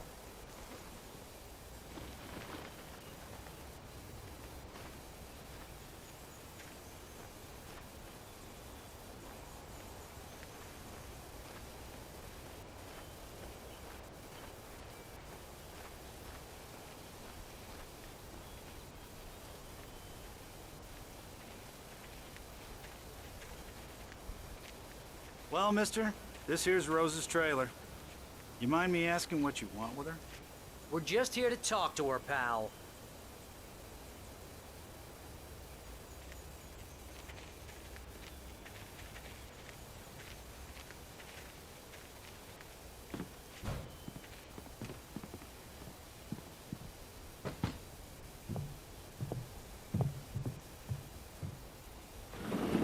Welcome to...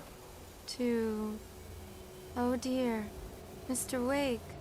I'm so glad you're here. Rose, you have my manuscript? Oh. Oh yes. Yes. Please, come in. Hey, this is really good. Rose, Yes, my manuscript. I really need it. I understand. I know what you need. A muse to inspire you. Oh, for Barry. She doesn't have anything. Yeah, hey, Al? Al, what's... Oh... Barry! What? What?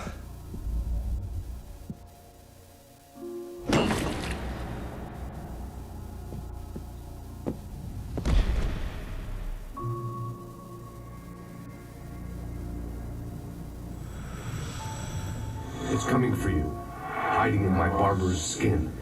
I'm too weak to stop it. You must turn the lights on. I promised I'd come visit you and your lovely wife. You must finish what you started. I insist. You must turn the lights on. Turn the light on. Back to work, boy.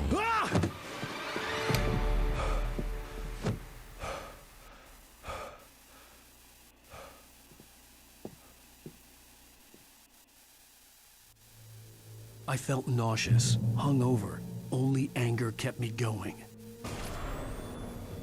I can't tell reality from dream anymore, but it seems I have an imaginary editor to help me. She's an old woman in a funeral dress. I call her Barbara Jagger. She's very strict.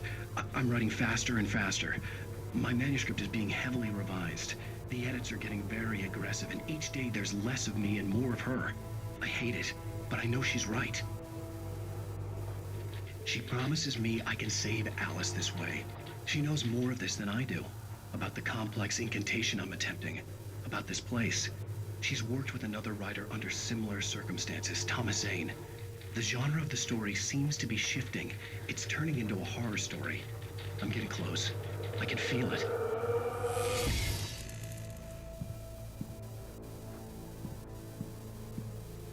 Rose took a day from me. I had less than 12 hours left to meet the kidnapper. All I could do was get Barry into the car, work something out once I got on the road. Welcome to the Oh Dear Diner. What can I get you today? Coffee? I couldn't work up much hate for Rose. Something had used her to get to me, and left its mark. First refill is free. Milk and sugar on the counter there. Would you like to hear today's specials? Thank you. Have a nice day. Come back soon. My gun and flashlight were gone. I'd have to find a way to get Barry into the car as quickly as possible. There was no time to waste. Mr. Randolph liked Rose. That little smile she had. How she was still sweet when life had tried so hard to make her bitter. It wasn't any of his business what she did in her trailer. But those strangers, the writer and his smart-ass sidekick, looked like trouble. And they'd been in there for hours, way past her normal bedtime. He reached for the phone and called the sheriff's station.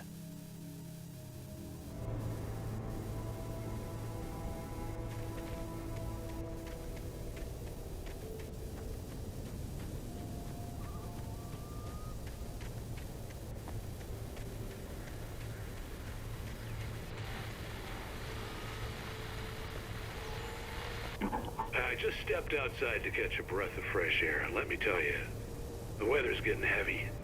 Nights like this make me especially glad I'm here talking to you and not home in bed. Once the weather takes a turn like this, I can't sleep at all. It's all tangled bed sheets and dark thoughts, punctuated by the occasional plunge into nightmare. Is it just me? Well, perhaps it is. But I hope I can make the night a little bit easier to get through. Caller, you're on KBF FM. Hey, Pat, it's Walt Snyder. What's on your mind, Walt? Well, I am the way you are, but, well, I can't sleep either, you know? I just been staring out the window here, trying to make sense of it all, but, I ain't been drinking either, you know? I just... Well, you sound like a man with a problem, Walt. I had argument with Danny. You know Danny, and, then I got in trouble with the law. You know, and, I'm just... Well... I heard something like that, Walt. Yeah. Well, you know, Danny's my best friend, and, he let me, bail today. And now I'm just alone here at the window, you know, waiting. Man, and there's something in the air tonight, man. I was just outside looking up at the sky above our broadcast tower thinking the same thing. What are you waiting for, Walt? I don't know. You know, something's gonna happen. You know, I think I better go. Well, Walt, maybe... No, thanks, Pat. Well, good luck to you, Walt. Hang in there. Let's take a little break, folks. This weather's really something else, huh? How can I be sure?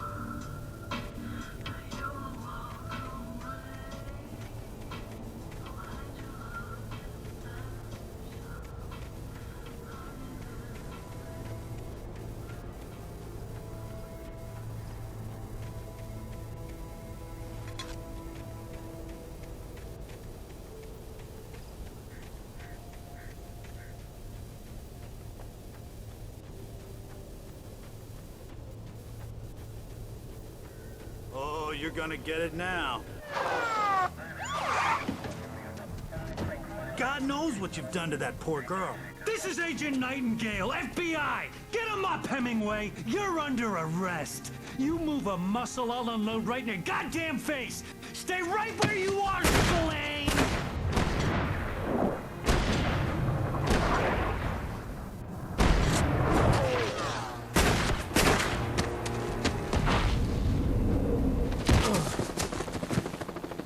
What are you? I'm standing right here, you goddamn maniac!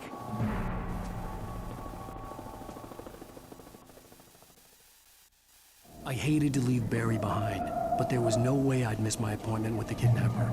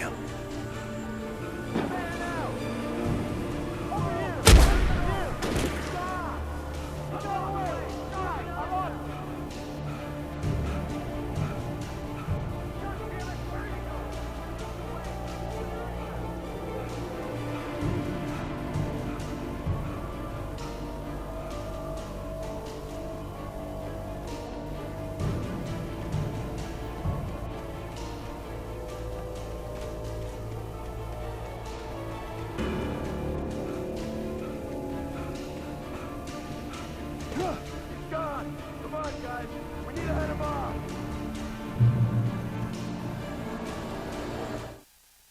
For decades, the darkness that wore Barbara Jagger's skin slept fitfully in the dark place that was its home and prison. It was hungry and in pain. It dreamed of its nights of glory when the poet's writing had called it from the depths and given it a brief, terrible taste of power and freedom. The rock stars had stirred it from the deep sleep the poet had sunk it back to in the end. When it sensed the writer on the ferry, it opened its eyes.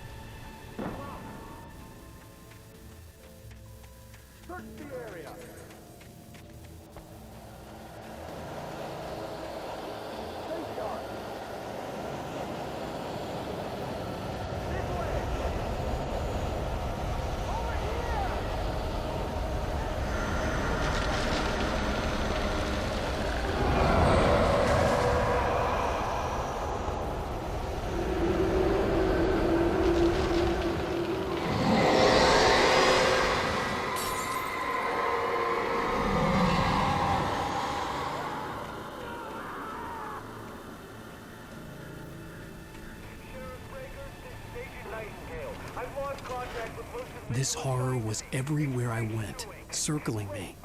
The cops didn't stand a chance. They were after a writer, not a monster.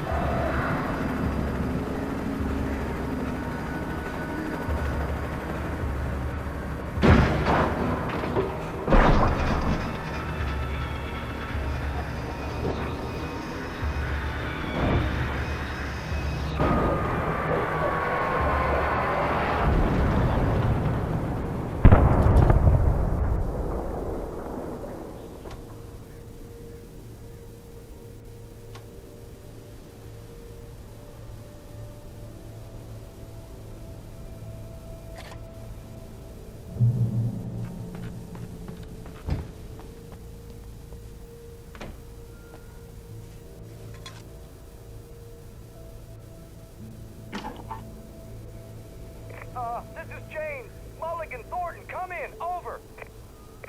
Thornton here. James, we got both Wheeler and Rose in custody. They didn't put up a fight or anything. Why, they were... Hey, Mulligan, what are you doing? Come on! Sit down and give me that. Jane, Mulligan here. Over. Go ahead, Mulligan. Over. We got Wheeler and Rose here. Wheeler's drunk or hopped up on something. Speaking of which, that Fed had a pretty distinctive whiff of Otis Scotch about him, you know what I mean. Over. I don't have anything on that, Deputy Mulligan. Over. Well, whatever. Anyway, Rose is just being plain weird here. You better get Doc in to take a look at both. Over. Gotcha. You better get them here quickly. The, Fed's gonna want to interview Wheeler. Over. Oh, yeah, I'll bet he does.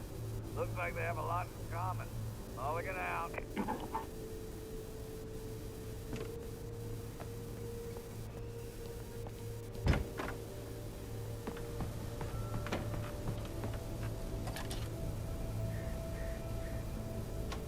I could see the lights of the radio station in the distance.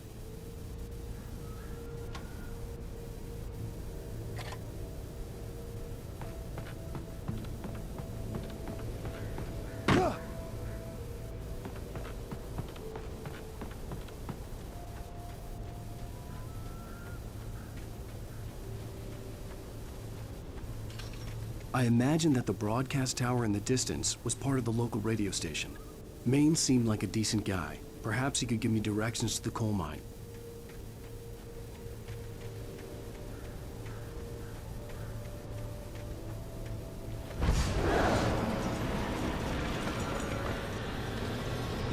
Unnatural shadows clung to the gate. The darkness that was after me was trying to stop me. I wouldn't get through without a light. There was no power to the searchlight.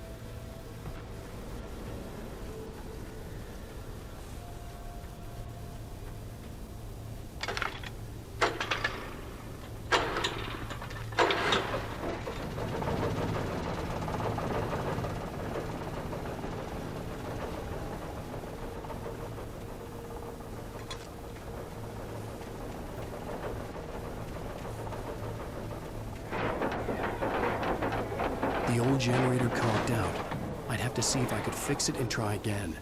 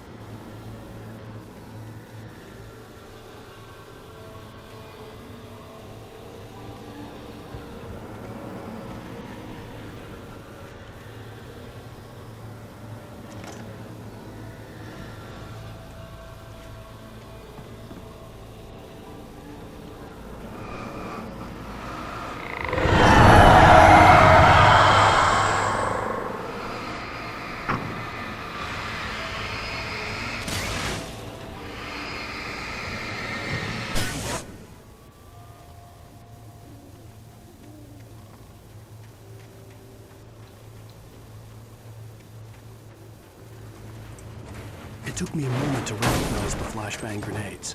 They were an ideal weapon for my situation. Team 1, come in. Over. Team 1, this is Sheriff Breaker. Report. Over.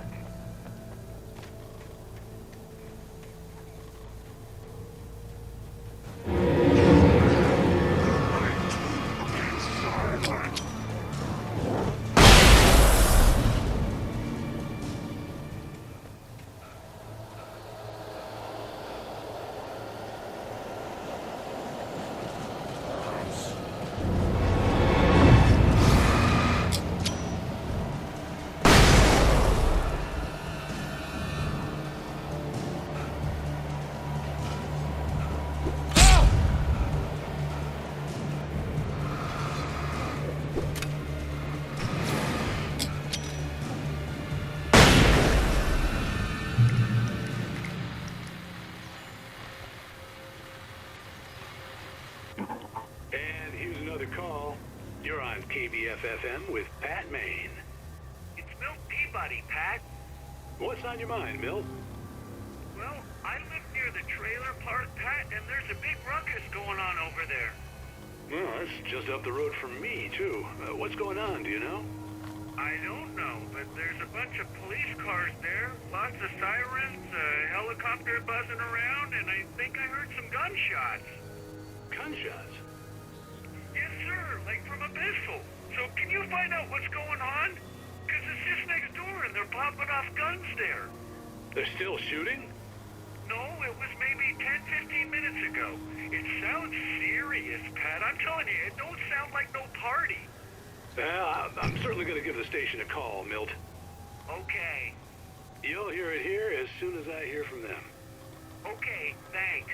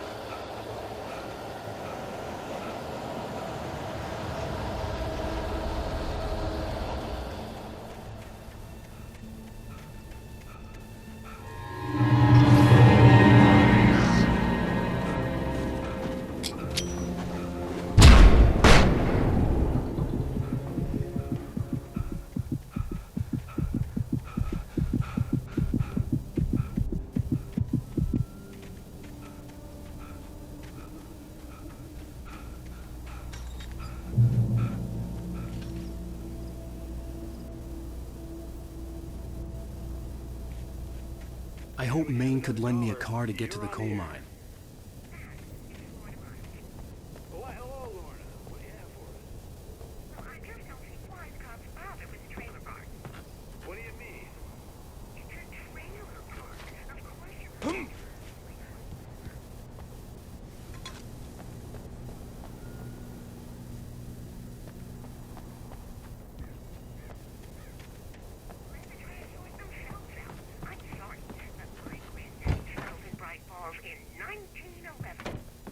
I had no idea how to get to the coal mine. Maine would know. And I had a feeling I wouldn't get a chance to ask anyone else anytime soon. The famous writer Alan Wake just walked in. Folks, I'm going to see if I can talk him into an interview. Come on in, Mr. Wake. Oh, I'm so glad you could find the time to do this, Mr. Wake. Nowhere to run now, Dan Brown. You back away from me. Don't hurt her. Whoa. Everyone calm down. Put the gun down. We're all friends here, right? Cool your jets, Nightingale. We got him. Judas Priest! What the hell's the matter with you? There's a civilian in there.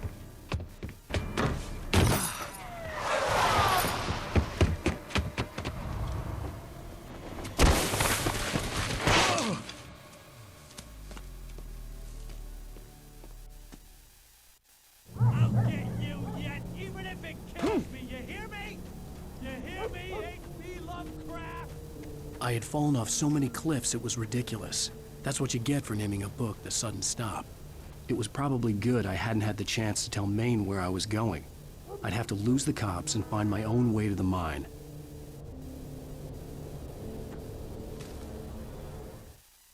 Nightingale stared through the broken studio window into the dark woods. He turned around, started to walk out, but Maine grabbed his arm. "Young man, you almost shot me. You don't shoot off rounds at people like that. What's the matter with you?" Nightingale shook his arm free, marched out. His cheeks burned with rage and humiliation.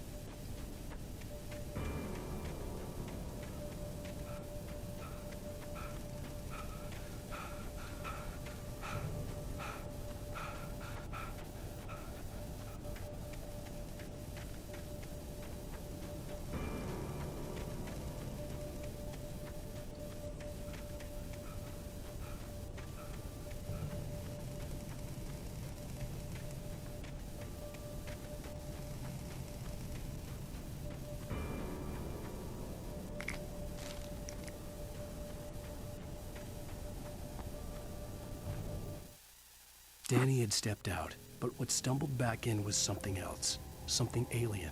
A monster. Walter tried to kill it, first with his fists, then a chair. It wouldn't die. Instead, it kept coming, unaffected by the beating it had taken. After Walter managed to kick it down the cellar stairs, fear took over. He ran, got behind the wheel, gunned the engine. The booze wouldn't make him forget, but he knew he had to try.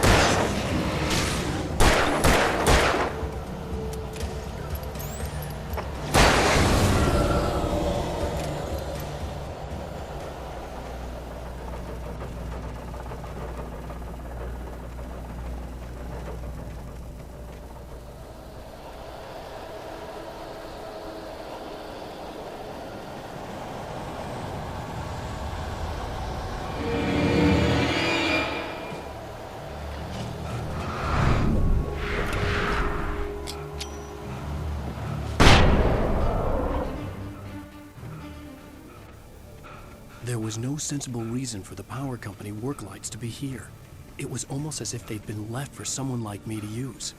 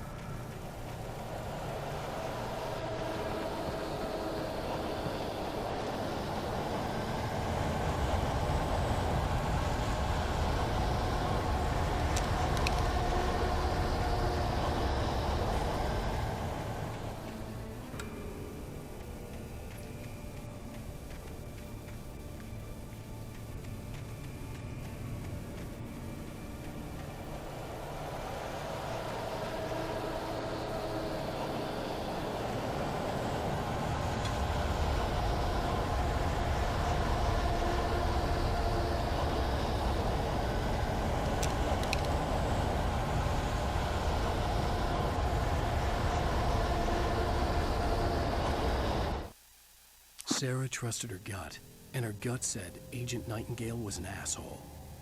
He felt wrong, and it wasn't just the smell of stale booze. It was in the way he flashed his badge, pulled rank, the look in his eyes when he wanted answers. Where was Alan Wake?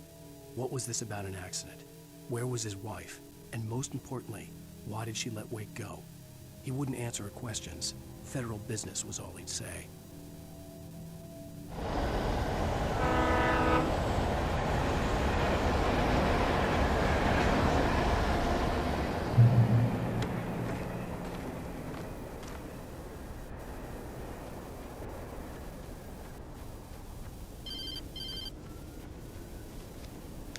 Hello? The most stubborn man I've ever met. Alice? Alice?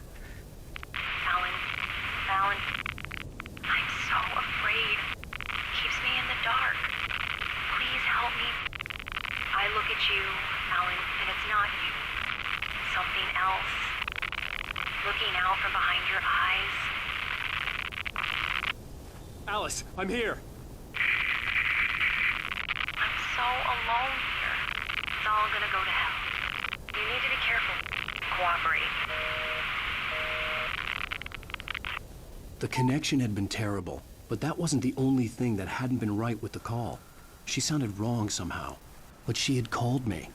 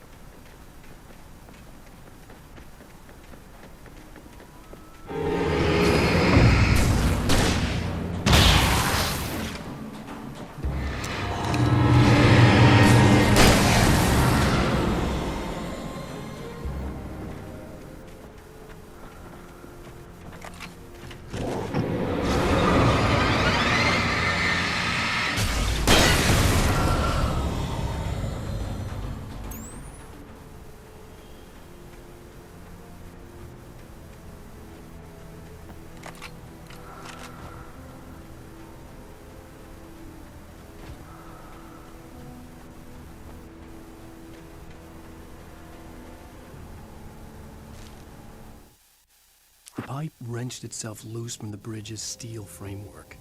Wrapped in darkness, it floated in midair, twitching.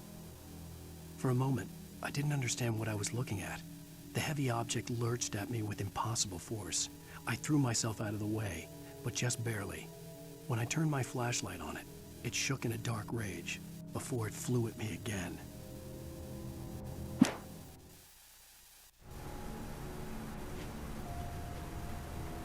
I could see a railway bridge up ahead and a warehouse of some sort on the opposite shore. I hoped I could find a car from there.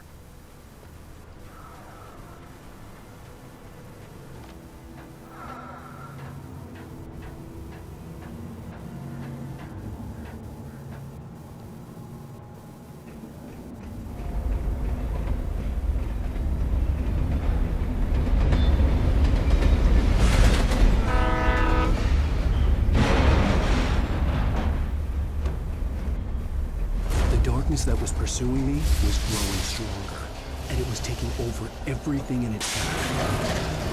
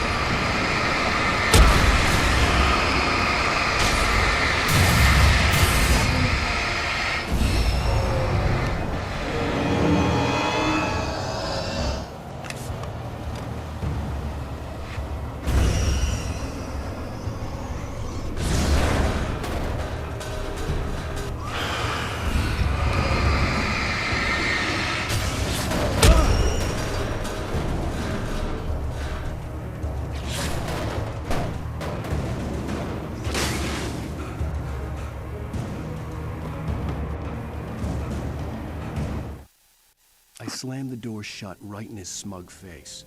He pleaded for me to open the door. True to form, the asshole actually thought I would obey. I had no sympathy left, no guilt either, not for him. I took a moment to savor the scream.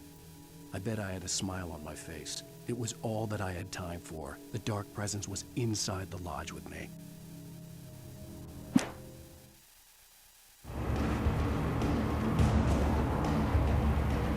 As a teenager, just starting to get interested in writing, Stephen King had been a source of inspiration to me. I thought about all the inanimate objects that had come to life in his books. No one is safe in a good horror story, certainly not the protagonist. That's what makes them fun. This was anything but. The darkness could possess anything, and it was getting closer.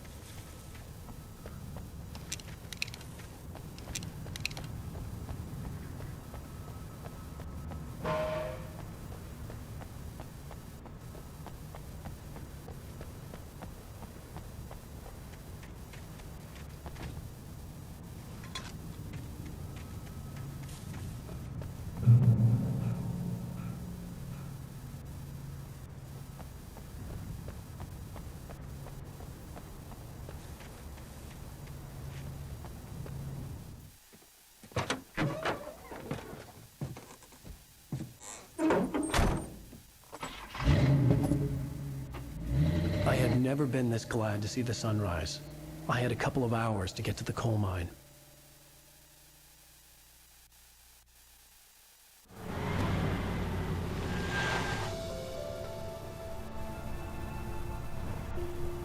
The coal mine wasn't far now.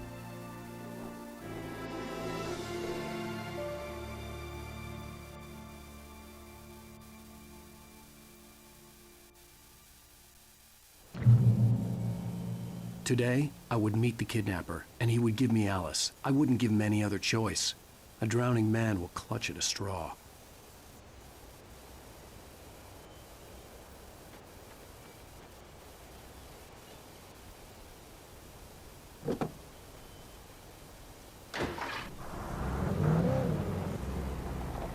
Little by little, without realizing it, I'd come to believe that the story in the manuscript was coming true. The current of its narrative had taken me deeper and deeper into dark waters. Alice had been taken from me. Barry was probably in jail. I was a fugitive from the FBI. The whole world taken over by the Dark Presence was trying to destroy me. It all felt real, but it matched a textbook case of insanity.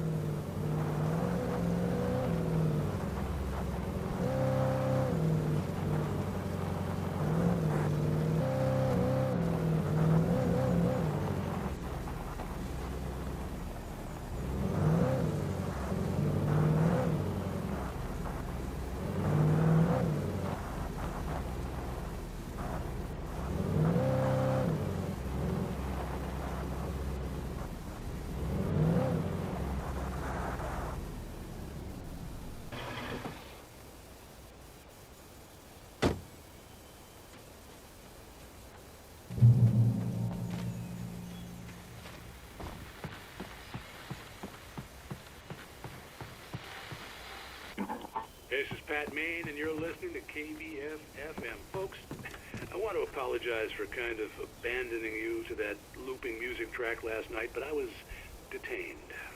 You see, I encountered a big-shot G-man with an itchy trigger finger who could use a lesson in manners and a boot in the ass. Not necessarily in that order, either. Now, folks, I know I'm not being very informative here, and I apologize for that. I really should just keep quiet, but I'm just so peeved right now, because some people just shouldn't be carrying badges. I'm just glad that our Sheriff Breaker was there to straighten things out. And if someone I met last night is listening, let me just say, I'm sorry if my mouth got you in trouble. I'm pretty sure you're not the bad guy here. Godspeed, son. I hope you know what you're doing. Now, on a lighter note, I'll be talking to Dr. Nelson all morning. But first, a little music.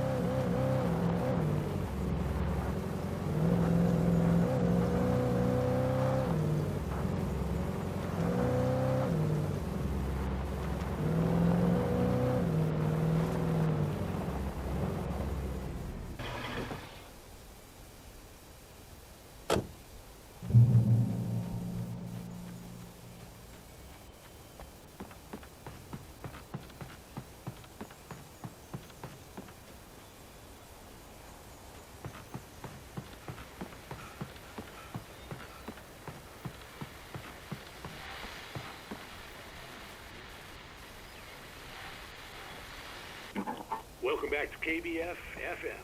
Hope you enjoyed that tune. Now, Doc, you were talking about life and finding that special someone, that soulmate. Well, you were talking about that. I was saying I don't buy it. Well, see, to me, that's strange, because I always pegged you as a hopeless romantic. You got me there, Pat. But I think love's where you look for it. And you need to do a lot of looking, sure. But the idea that there's that one special person out there for you, and if you miss that going forever and you're forever incomplete. I mean, isn't that depressing? Or, heck, childish even? There's plenty of fish in the sea. And apparently a fisherman has a fishing analogy for everything, but what you're saying, isn't that a little harsh? Well, no.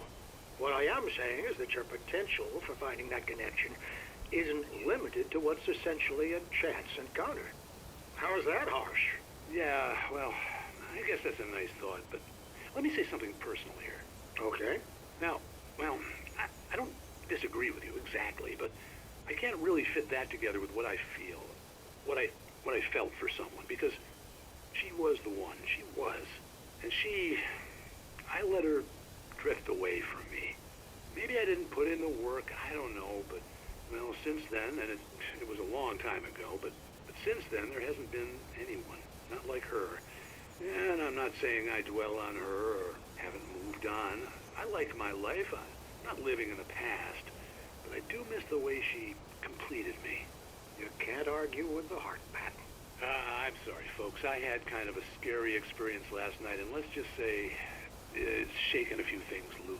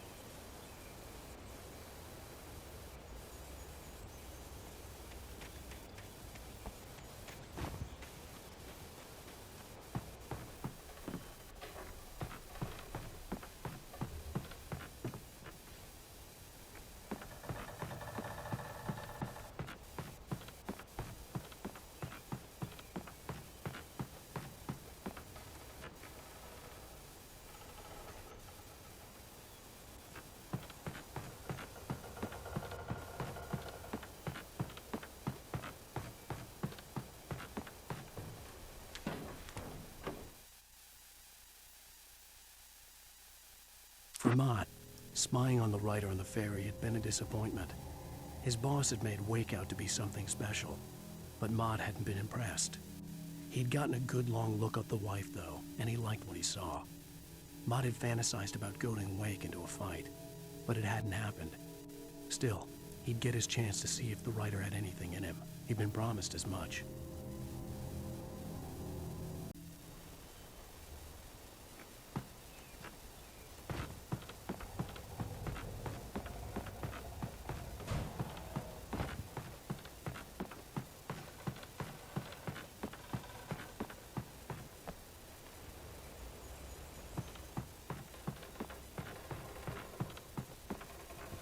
I was early.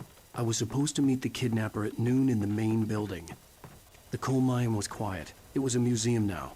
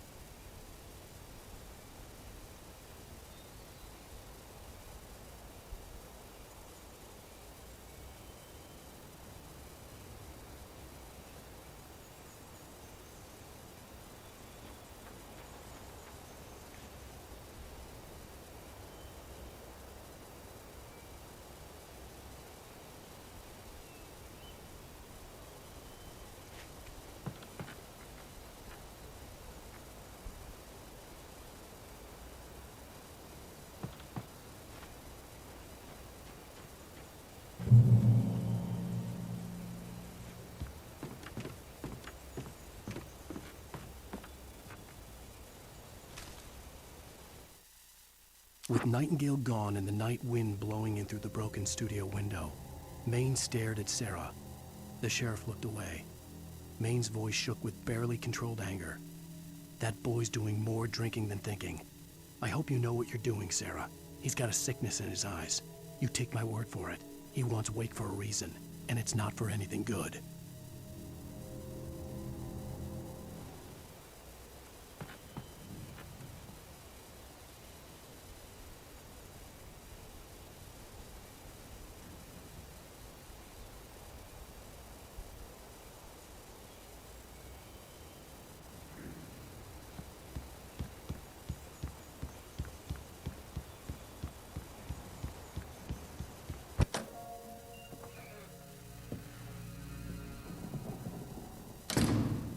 I didn't want to go outside.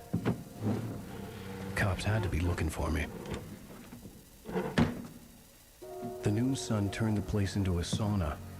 The day dragged on. Different scenarios ran through my mind. Ways of how I'd torture the kidnapper to get Alice back. Or the different horrible things he could have done to her. I imagined her dead. I had no way of knowing she was still alive. It was killing me. I was running on blind hope. It was all a waste of time.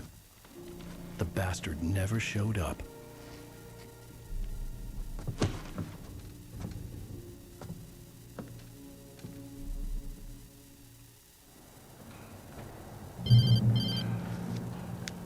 Wake! Where the hell are you? Change of plans. You know where Mirror Peak is? It's a big mountain north of where you are. You follow the path from the mine, you can't miss it. There's a lookout point there. I'll be waiting. I'm through being jerked around by you. You want to see your wife alive? Because if you do, you better watch what you say to me. Do we understand each other? I want to talk to Alice. Yeah, and I want the manuscript. Don't keep me waiting, Wake. Hello? Hello? Ah! I'm gonna kill him. I had to get to Mirror Peak.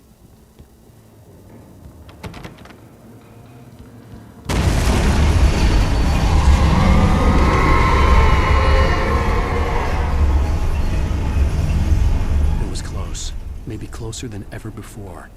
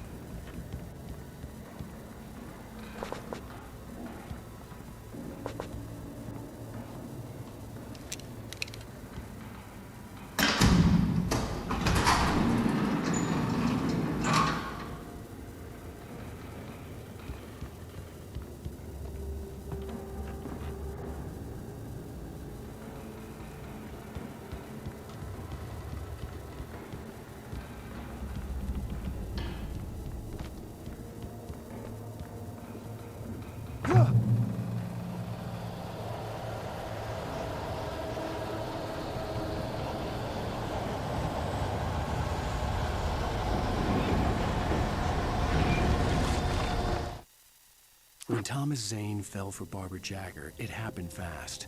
She was young, vibrant, and beautiful, full of life.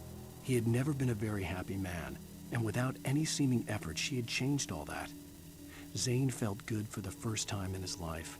Everything she did was another piece of a jigsaw puzzle he hadn't even known he'd been missing. And best of all, she made the words flow, strong and sharp. She was his muse.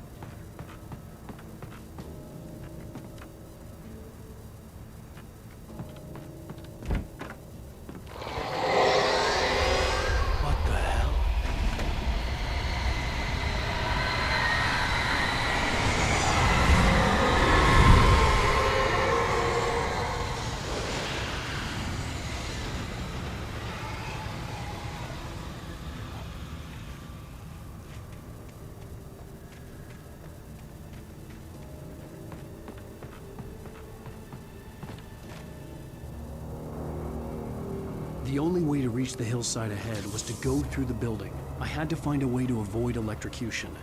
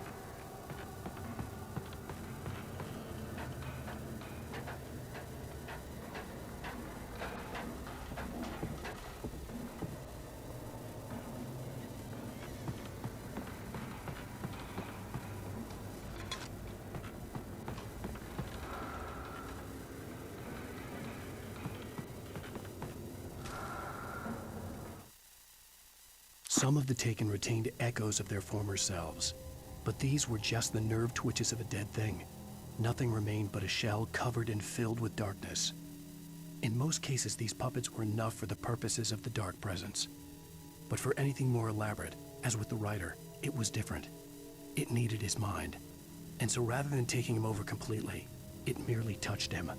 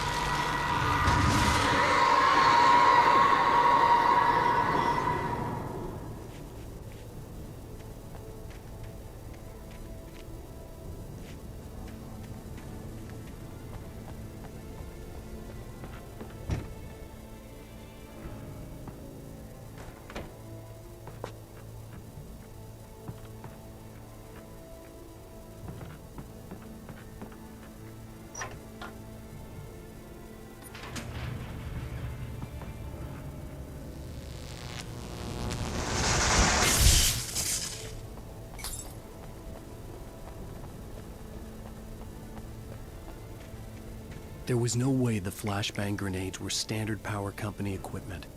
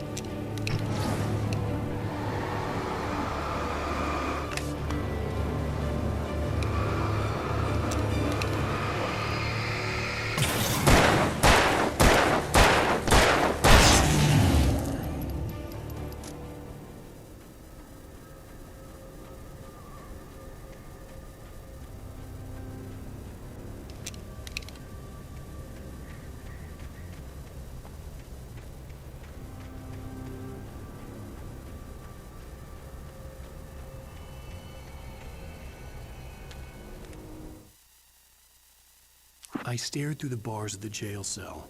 Barry stood behind me, swaying on his feet, looking as ill as I felt. Agent Nightingale stood on the other side of the bars with Sheriff Breaker. Nightingale had a stack of manuscript pages in his hand. He seemed unhinged as he gloated. "Well, I've got you now, Raymond Chandler. It's all here. All the evidence, including conspiracy to murder a federal agent."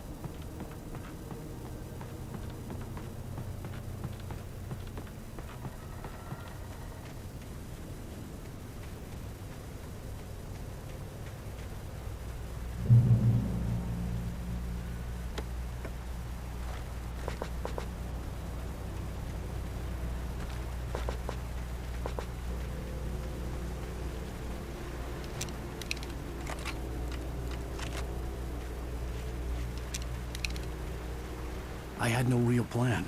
I was going to give the kidnapper all the manuscript pages I had for Alice. If that wasn't enough, I'd hold him at gunpoint and make him talk.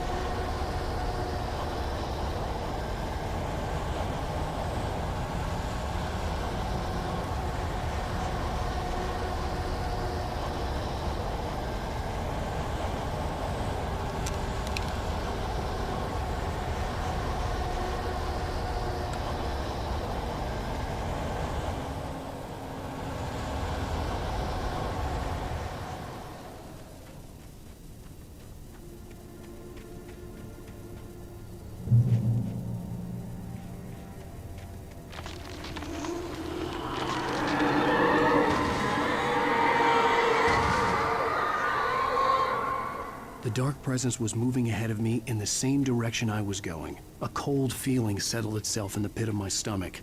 Was it going for Alice?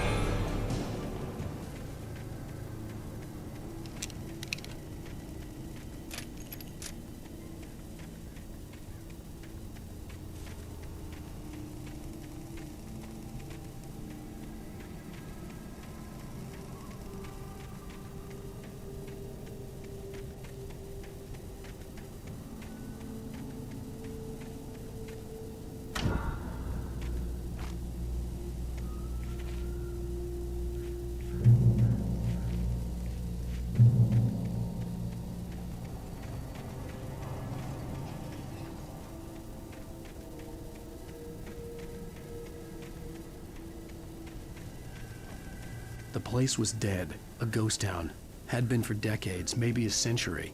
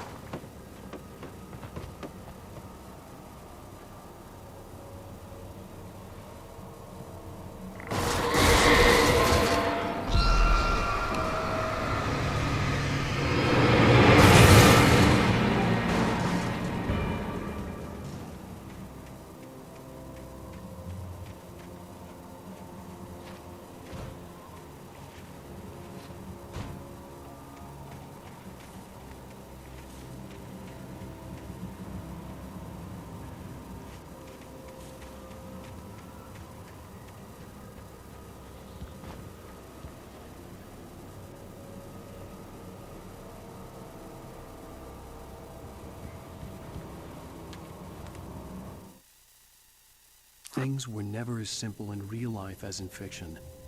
I had lost count of the times I had wished there'd be a clear reason for my writer's block. Something to fight, something to lash out on. There wasn't. I was filled with doubt. I was nothing like the hero in my books. Alex Casey had gone through his life with single-minded determination, never wavering from his goal. Even now, I was angry at myself, angry at Alice, angry at Barry. I was fumbling and I had no plan.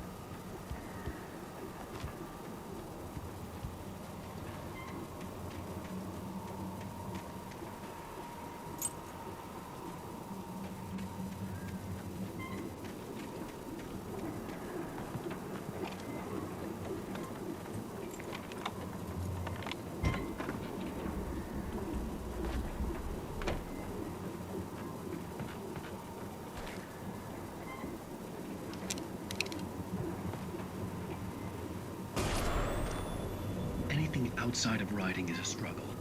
I feel ill. I managed to make my way downstairs. There's a shoebox filled with books and papers by Thomas Zane.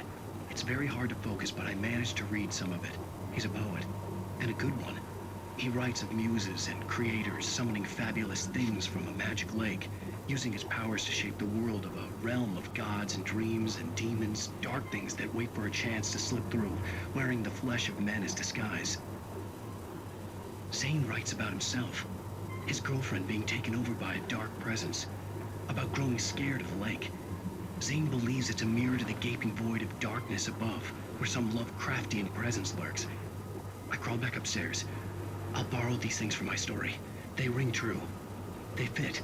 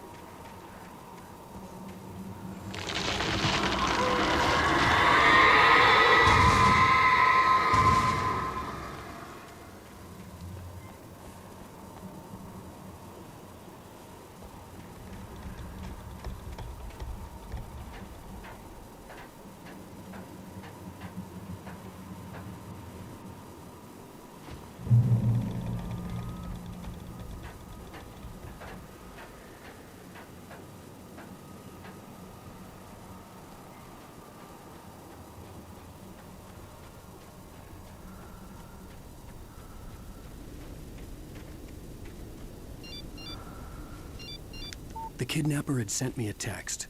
The message was full of spelling errors and insults. It was telling me to hurry up.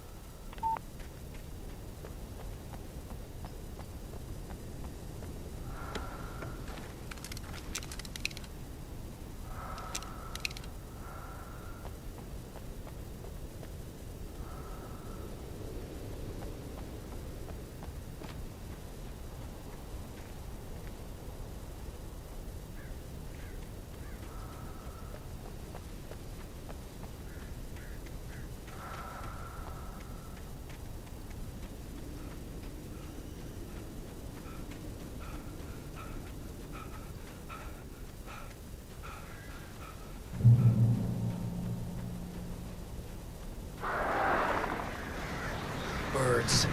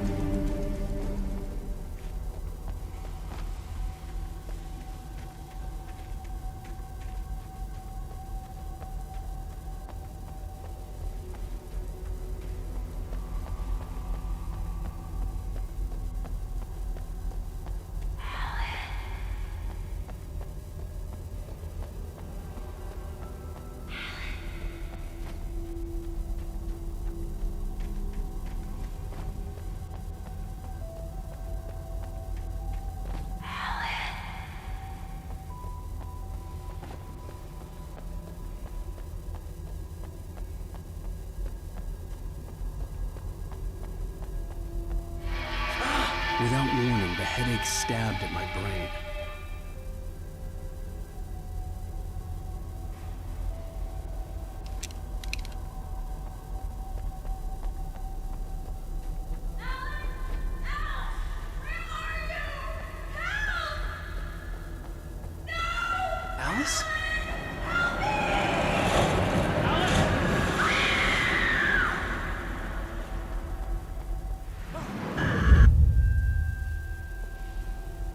losing it.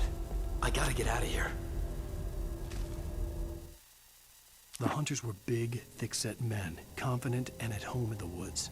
They were feeling good, running on beer, ghost stories, and camaraderie late into the night.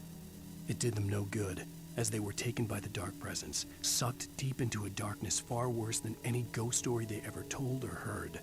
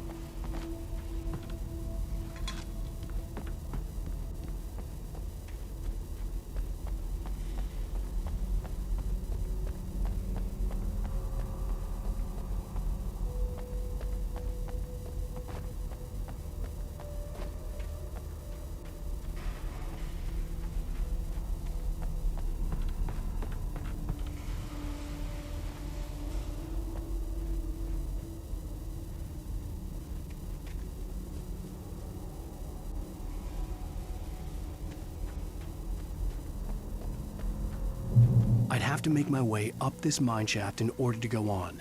Maybe the machinery could help me with that.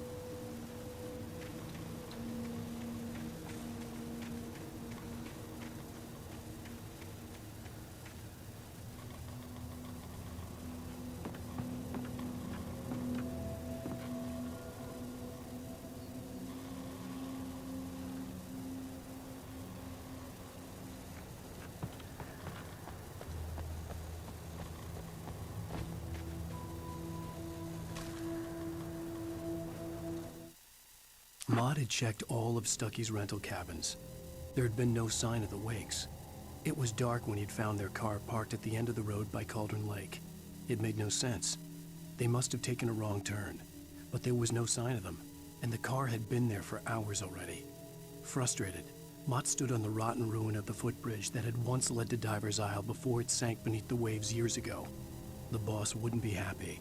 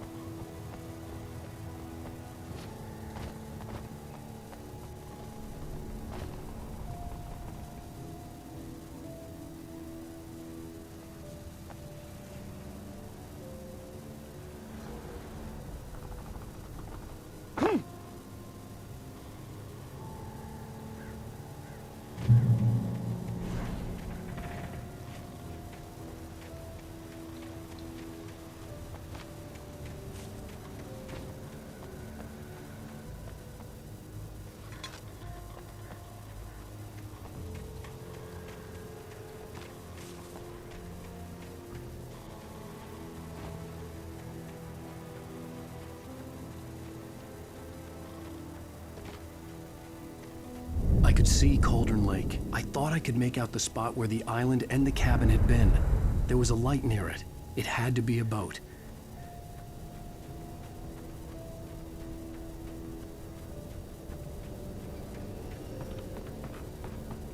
I was close now. I had to get there fast. I dreaded what I would find. I tried to hold on to Alice, but her form melted away. I was losing control. Dr. Hartman stood in her place. I wanted to hit him, but my arms were jelly. He smiled. It was a reassuring smile, and I hated him for it. I had to give you a sedative. Don't fight it. You went through another rough period. Right now, it's very important that you stay calm. We don't want you to have another episode.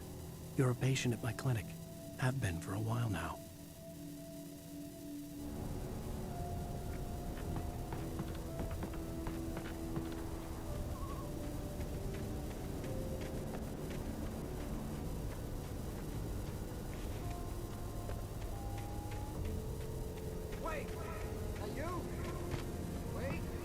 Hey, I'm here! I'm coming! No! Get away! Sorry. Please, wait! The boss didn't know who he was messing with. I didn't know. I swear, I didn't know. We don't have his wife. We don't know where she is. She's probably drowned. We just said we had her.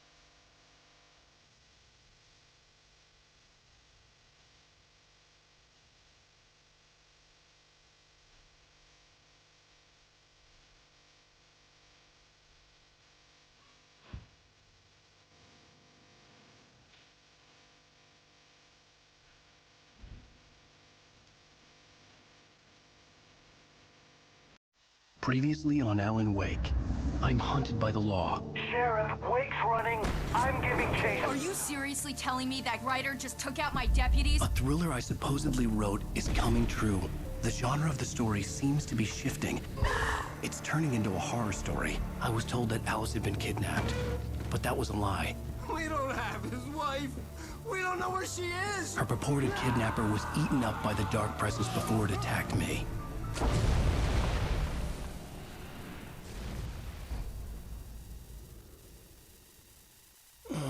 Alan, shh, baby. It was just a nightmare. Alice. There you go, Alan. Hartman, I fell. I had to give you a sedative. Don't fight it. You went through another rough period. What? Right now, it's very important that you stay calm. We don't want you to have another episode. You're a patient at my clinic. Have been for a while now. The shock of your wife's death triggered a mental illness. No, you're lying. You're suffering from various symptoms of undifferentiated schizophrenia. Bastard. It's okay, Alan. Just let go.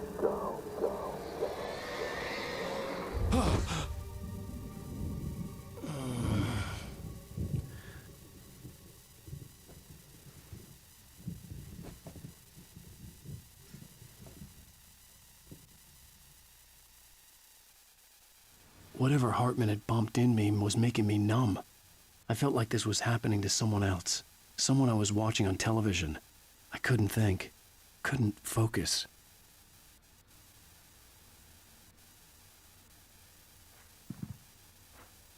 There were only empty sheets of paper here. No manuscript pages.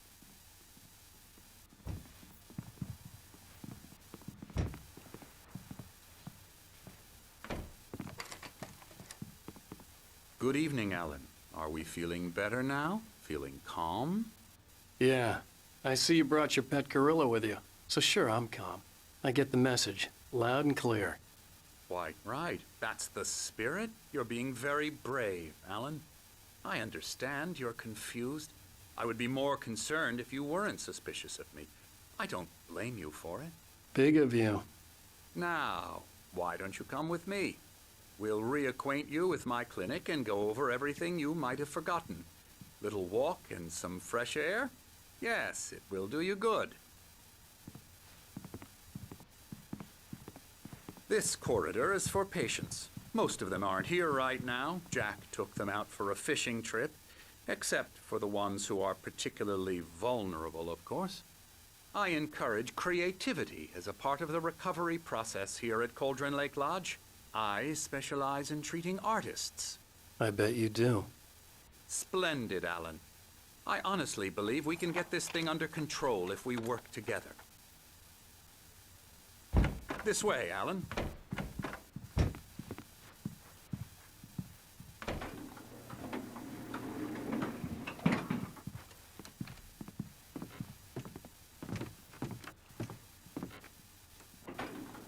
Now, Alan, from past experience with you, I know I need to get right into the heart of the matter as quickly as I can after an episode. So I'm just going to say this. Alice is dead. No. You're in a very vulnerable state until you understand and accept this. Alice drowned, and you couldn't face that. You're suffering from hallucinations, paranoid delusions, unusual thinking, an obsession about light and darkness, a feeling that everything revolves around you, your thoughts and dreams. Your mind has constructed an elaborate fantasy scenario in which your writings are affecting reality. She has been kidnapped and supernatural forces of darkness are trying to stop you. We go this way, Alan. I wasn't ready for another shot, so I went along with it. He had to be lying. But under the influence of the drug he had given me, I had to fight not to believe his words. It's all in your head. You've been making it up. Apart from the tragic accident with your wife, no one has been killed. Your delusions are just a manifestation of your subconscious mind trying to protect you from the too painful truth. Unless we fight the fantasy, it will return. I know the instinct is to resist me, but think about it. Doesn't this make far more sense than the insane supernatural conspiracy you have concocted in your mind? You're a skeptic by nature, Alan. We both know this. Everything can be explained logically.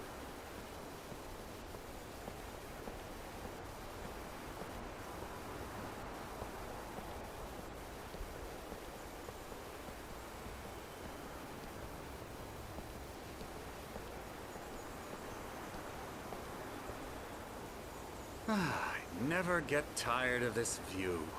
Very inspiring, isn't it? Cauldron Lake spread below us. I could see Mirror Peak on the other side of the lake.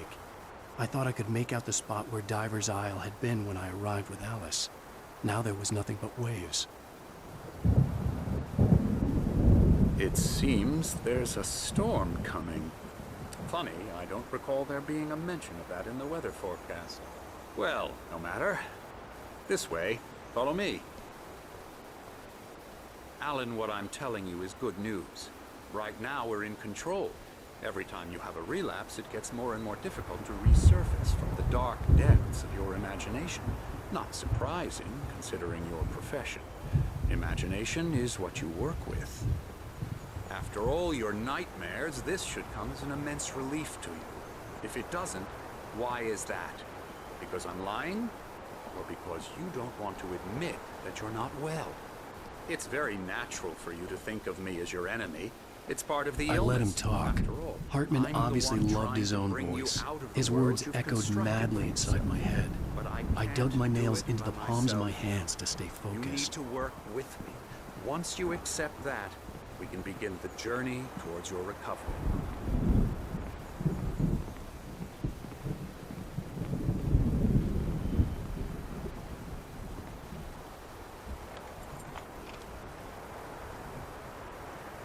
Come along. Let's go inside.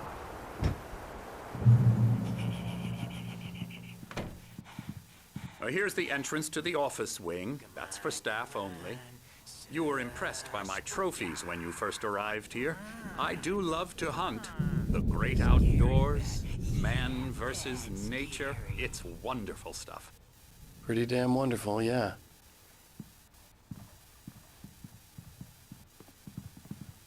Scary, scary, scary.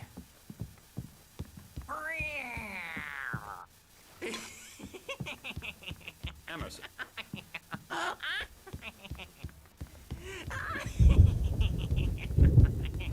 I'm a real bad dream, mister. You should be afraid of me. Don't want to run into me in the night, that's for sure.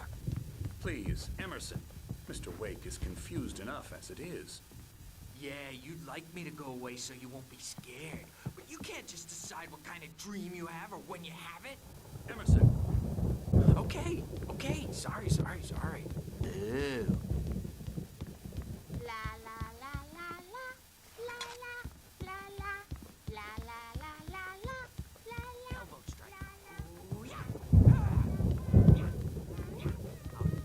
Hartman had mentioned that the power had been acting up.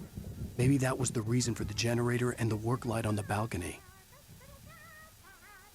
The generator hadn't been activated, and there was no key.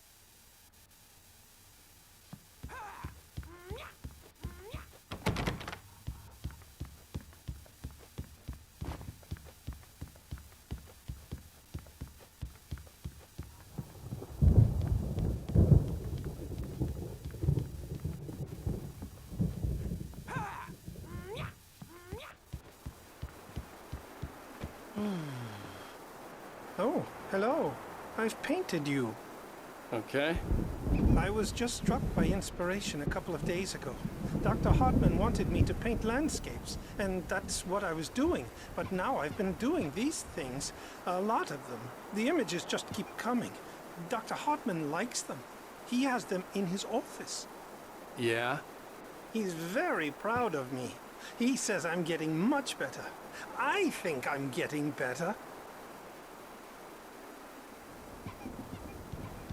Well, I guess I'd better start wrapping this up. The storm is almost here. To be out there tonight.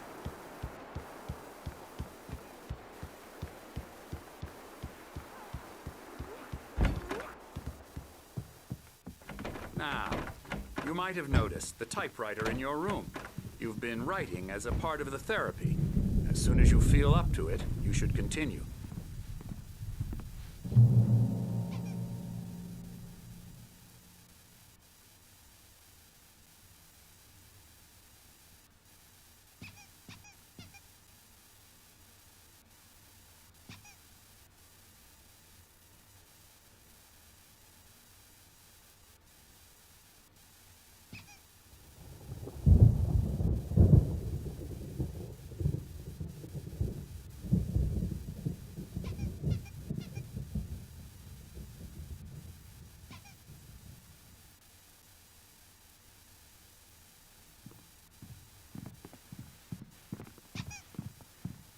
My rheumatism's killing me.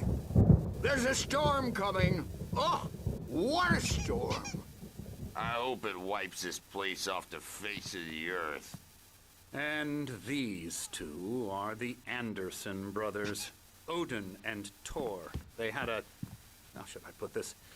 A heavy metal band in the 70s and 80s called Old Gods of Asgard. They even adopted new first names to complete the image of Viking gods. After the band broke up, they lived on a farm nearby.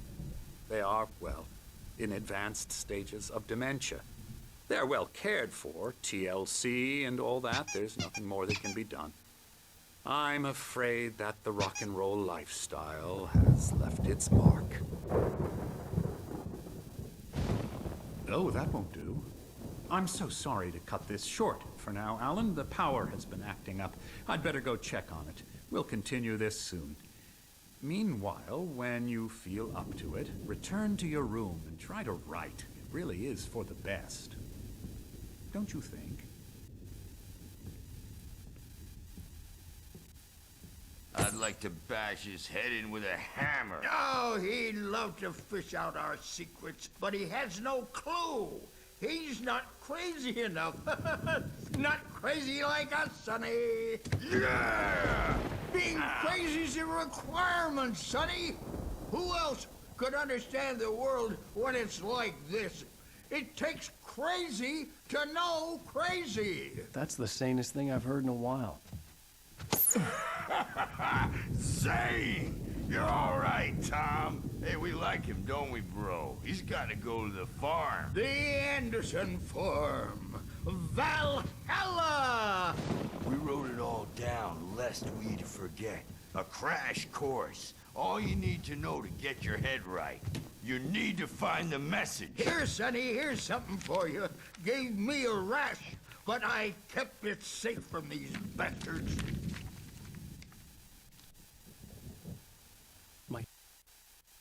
Zane could feel the poems, taking form, shaping things. As he experimented, he imagined he could almost feel the power surging through the keys of the typewriter. It exhilarated him. But there was fear, too. If not for his young assistant Emil, he would have given it up. But Emil convinced him otherwise. He, too, had a way with words. It was clearing up. Or according to Hartman, I was sinking back into the fantasy. I was convinced he was lying to me about everything. Crazy or not, the Andersons made more sense. Tom, got any booze on you? Tom just lost his all. Worried about the power again. He's checking on it now. Yeah. Well, he's the boss. I may need a hand here later on, Birch. The storm's bound to make you-know-who jumpy. You know how they get. Gotcha. The doc's got me looking after Wake here, but holler if they get too rowdy. I'll do that, Birch. Hey, Wake, why don't you humor Dr. Hartman and give the writing a shot, huh? Typewriter's in your room. You can get to your room by those stairs, Wake.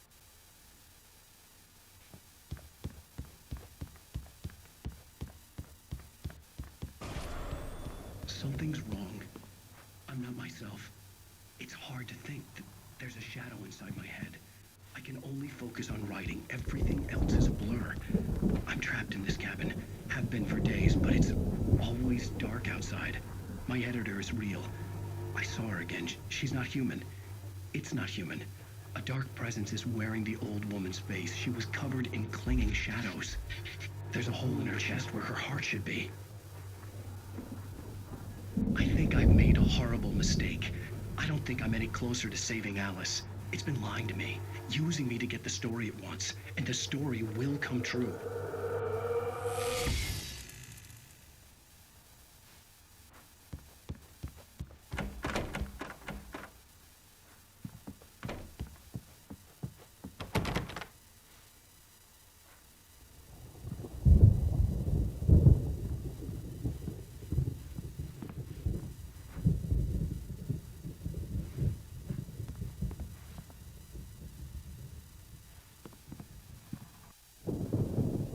The white glare of the blank page in front of me hurt my eyes. My hands began to shake uncontrollably. Everybody, calm down. Put that down. Bert, I need help. Hey, Wake, you stay here. I'm gonna go see what's up. You just keep doing what you're doing. Be cool, okay?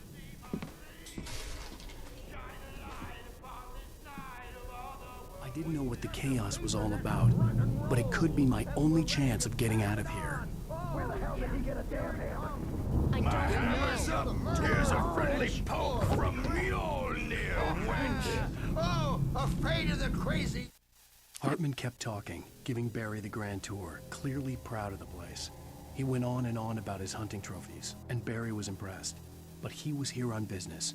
He raised his voice, cut through the monologue. "Hey, Hartman, where's Al?" Hartman stopped in mid-sentence, annoyed at the interruption. He nodded at the hulking orderly standing nearby. The man smiled and clapped a practiced hand on Barry's shoulder. Brothers, are ya? Not so weak now, are we? Sinclair looked bad. That wasn't a love tap. The crazy old fart hit her hard. If she was one of Hartman's goons, she had it coming. I could get the key to the office from Sinclair. Yours, Tom. Seize your destiny. I had to get to Hartman's office. He had taken all my manuscript pages. That's where he'd been keeping them. Music perch. It's time to pay the piper.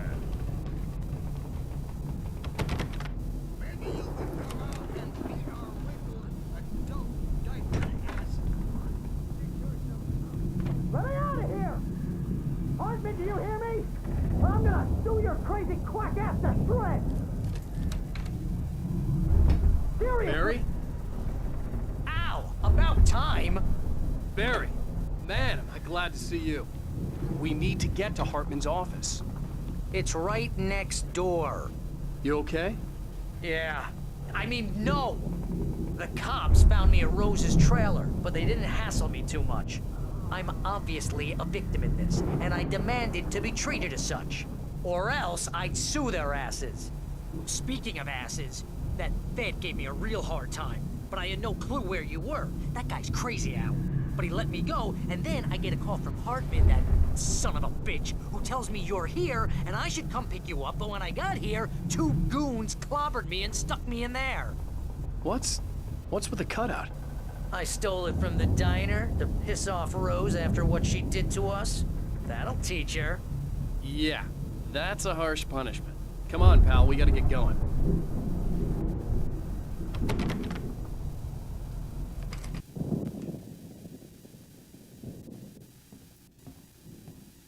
These were all the pages I had on me. And more.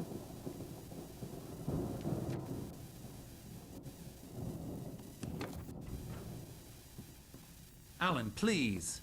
You're sliding back into the... Tell me one more lie and I'll shoot you in the face. Ah, well, it was worth a shot. Really, Wake, come on. Let's work together on this. You have no idea... Hartman, shut up! Barry, get out of here. I'll catch up with you. Get a car. Oh, Al, let's just... Go! Wake, listen to me. This is a mistake. Don't you see? Together we can create something absolutely wonderful. With your ability and mine.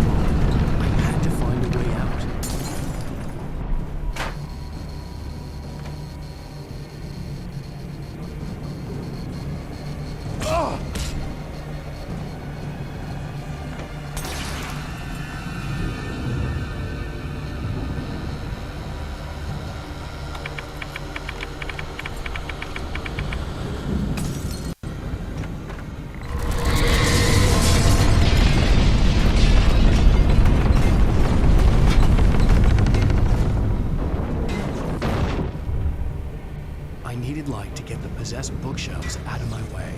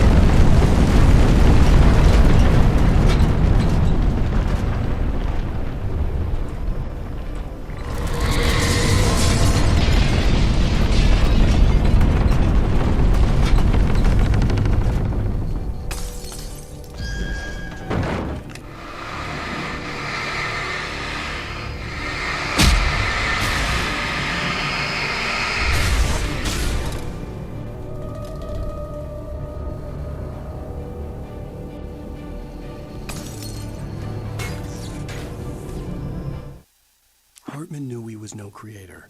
He had no ambitions on that front, and he certainly didn't want to end up like every artist he had worked with here, damaged in ways that were hard to describe, or worse. It was enough for Hartman to maintain creative control and provide direction, to be a producer. That was what most of these people were in need of anyway. Of course, suitable subjects were few and far in between.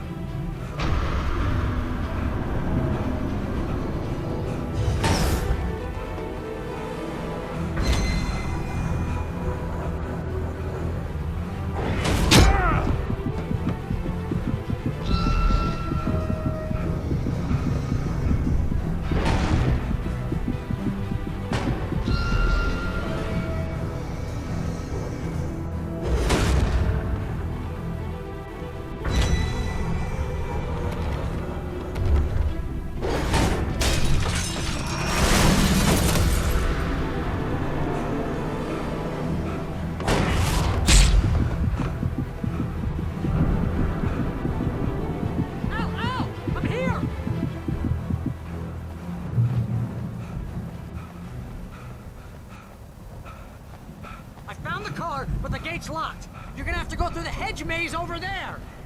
Barry, I don't have a light. Take this, Al.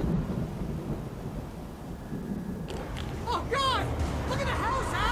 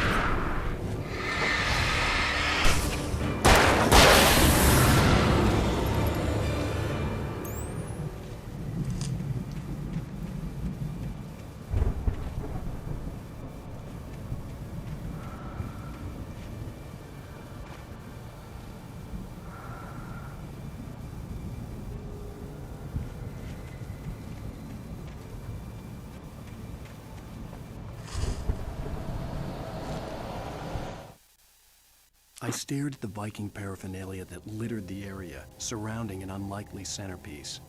A full-size stage complete with an impressive sound system with all the trimmings, including a dragon. It took a special kind of crazy to build something like this in a remote field. When the sky split open with a deafening boom and the music started blasting, it felt strangely appropriate.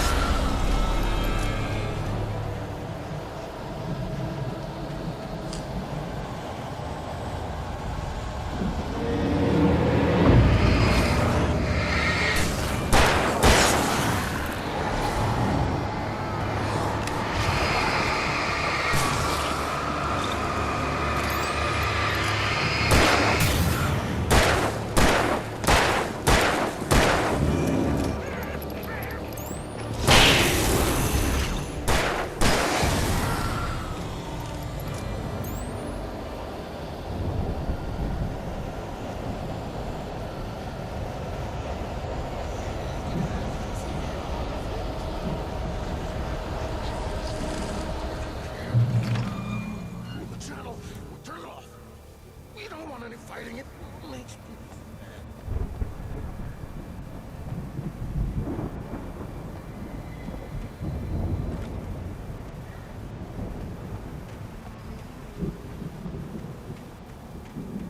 You get 2 pills in the morning, and then you'll be nice and calm all day long. You get 3 pills in the evening. You sleep like a baby.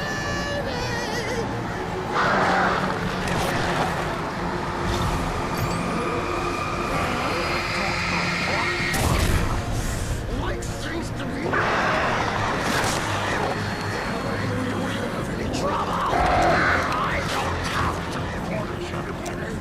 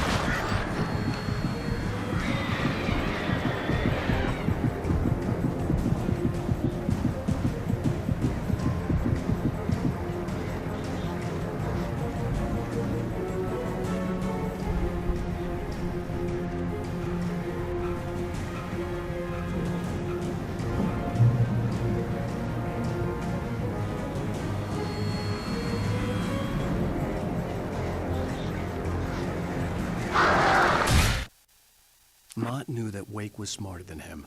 Wake had more money, a beautiful wife, everything. And Hartman said Wake was important. That made him better than Mott. But Mott was calling the shots now. He'd expected Wake to whimper and grovel, but instead, he seemed willing to fight. Mott knew he'd gotten under Wake's skin. If only Mott actually had his wife. The thought made him shiver.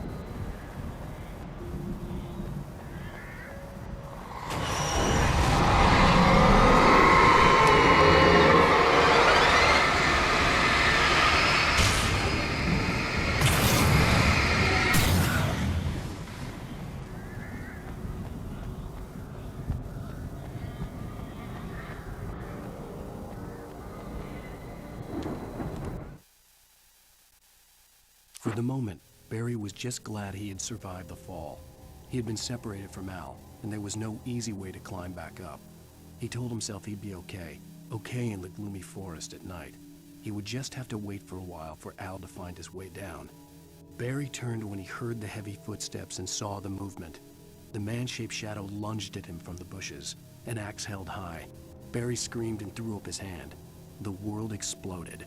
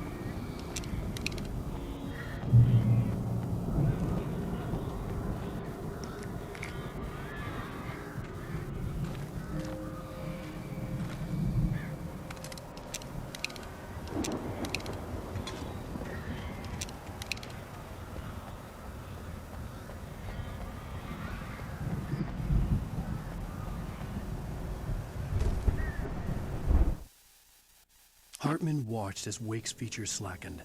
The man was bullheaded, no doubt. Even lying on the bed, he'd almost broken Hartman's nose the second time. But with a little time, he could break Wake down, give him proper direction. Wake was easily the most promising subject he had had. Well, since Tom, really. Sleep well, Alan, Hartman whispered with a smile. Let me take care of you. He sniffed hard to clear his throbbing nose, swallowed blood, and barely tasted it.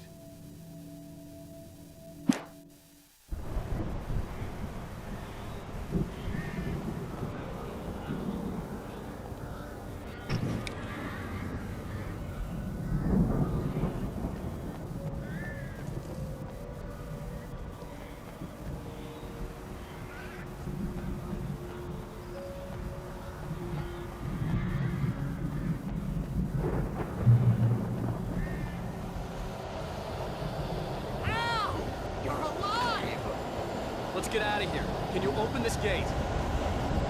Maybe. Barry. Well, I slammed it shut when the nasty showed up, and the key fits kind of loose in the lock, so,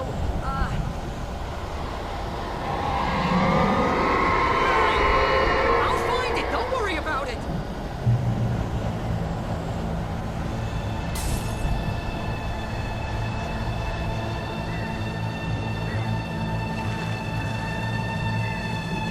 Hurry up, Barry! You can't be here!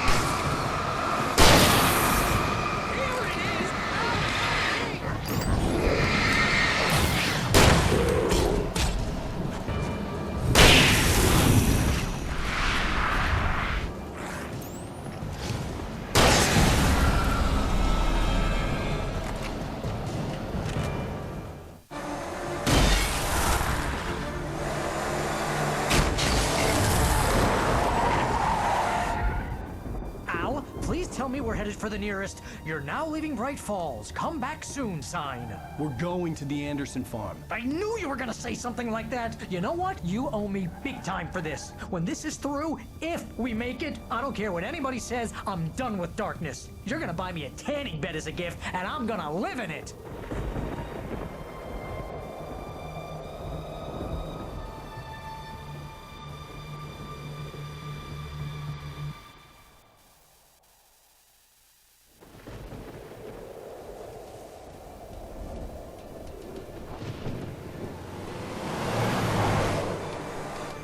I'm crazy, but that's fine, Barry. Oh, you got that right, Al. You're barking mad. You are by far the craziest... But maybe that's inevitable when you deal with crazy stuff like this. It helps.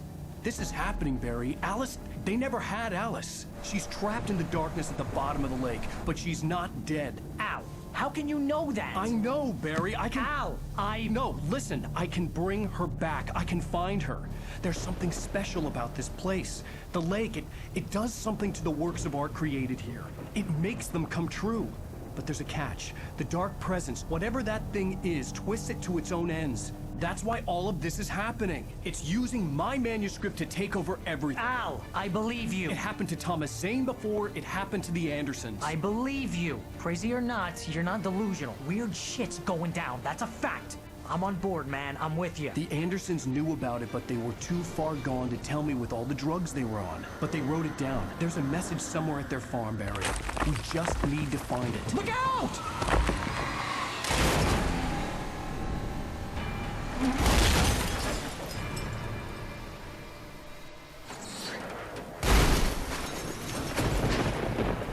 Al! God damn it, Al, talk to me!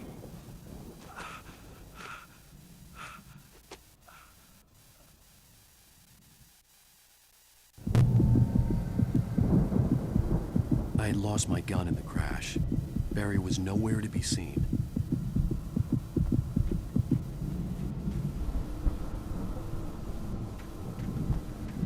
Barry!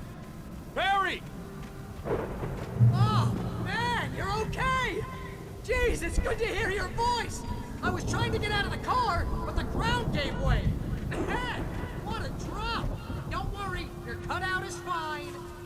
Forget that! Are you okay? I hit some bushes, didn't get a scratch.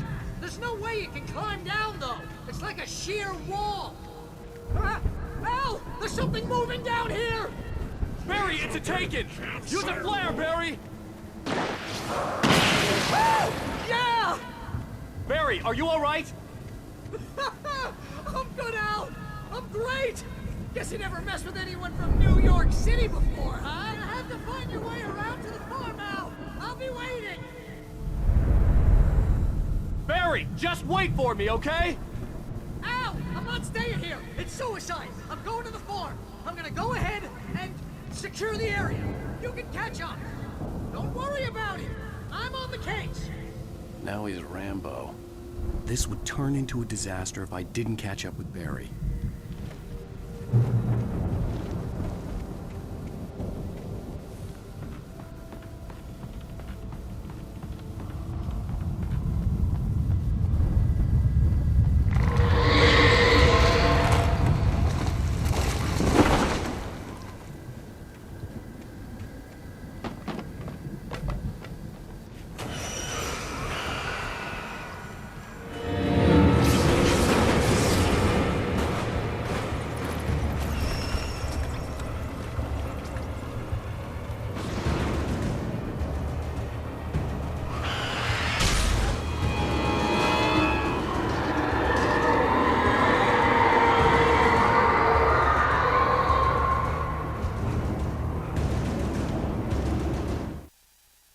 When he stopped the car at the Anderson farm, Walter felt relieved.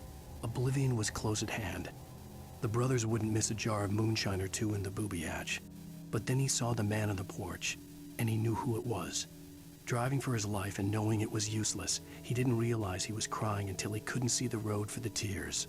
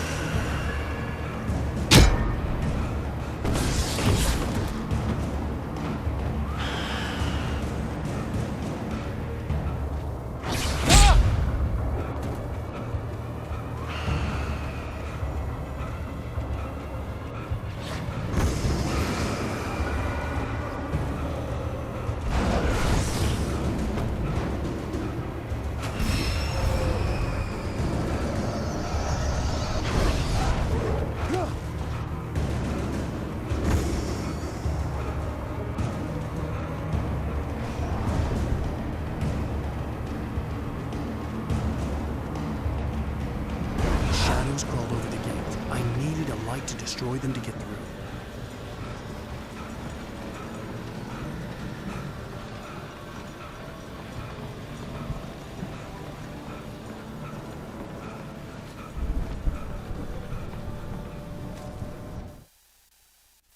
Agent Nightingale stared at the passed-out rider.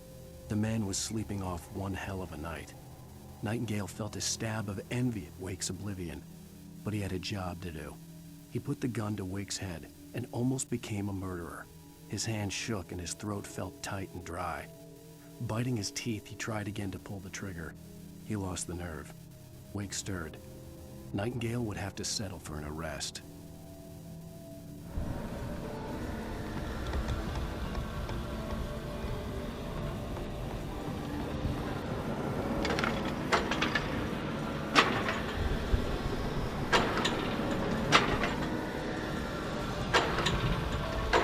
there'd still be a working generator somewhere around here to power up the old lights by the gate.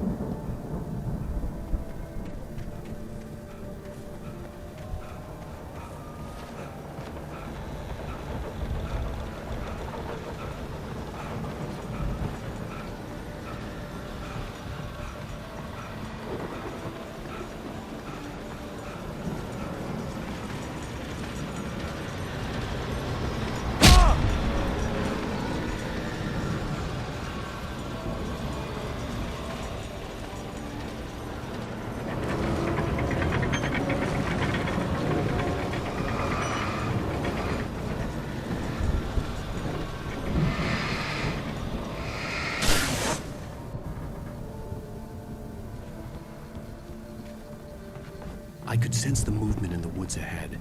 Facing the enemy without a weapon was dangerous, but I had no choice.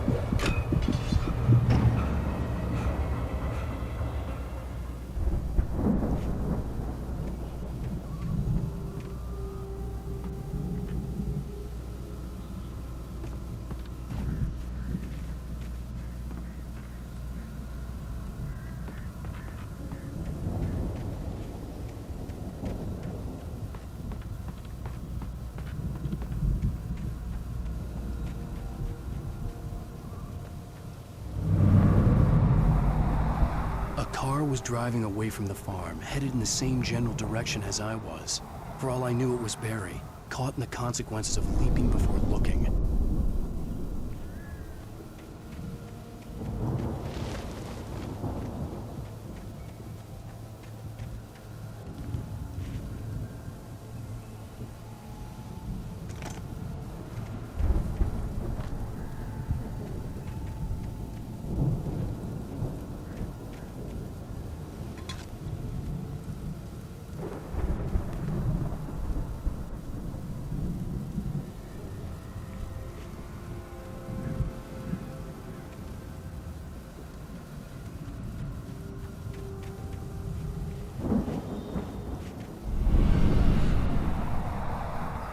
The car was heading for the cabin up ahead. It wasn't far. If it was Barry, I would see the damage soon.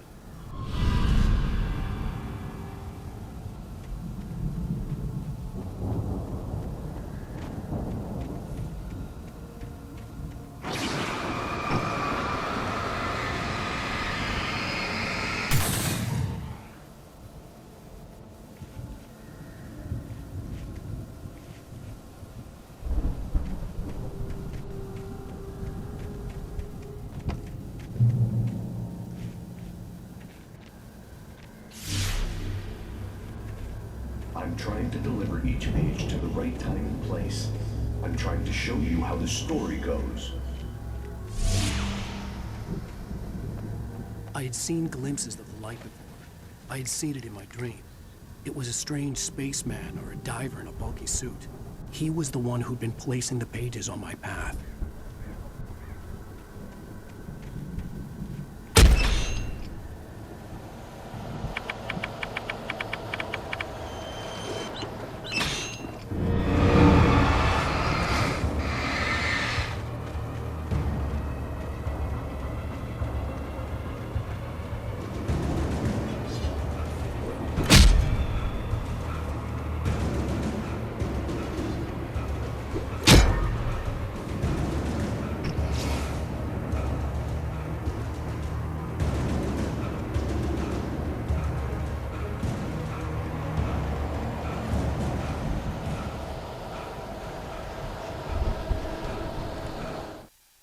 The storm raged on as the Anderson brothers walked unsteadily away from the clinic with the other patients in tow, knowing that this time they wouldn't return.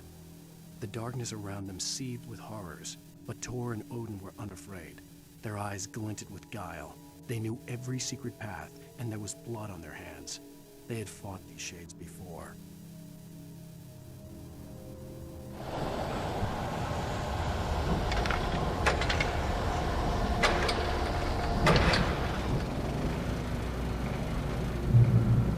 Someone had left a gun behind. Now I had a fighting chance of reaching the farm.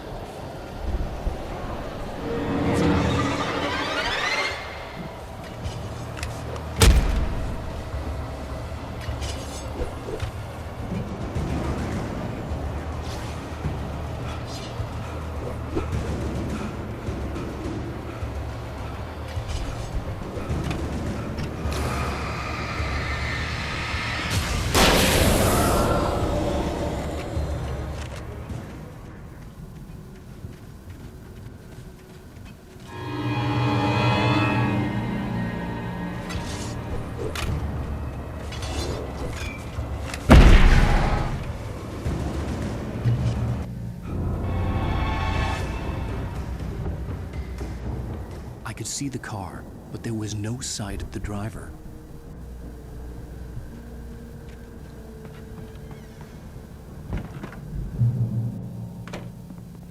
Hello? Anybody here?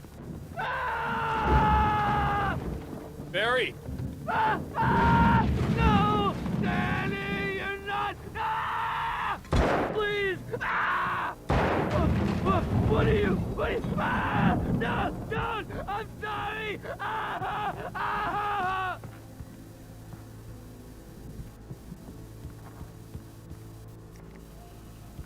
The front door was locked.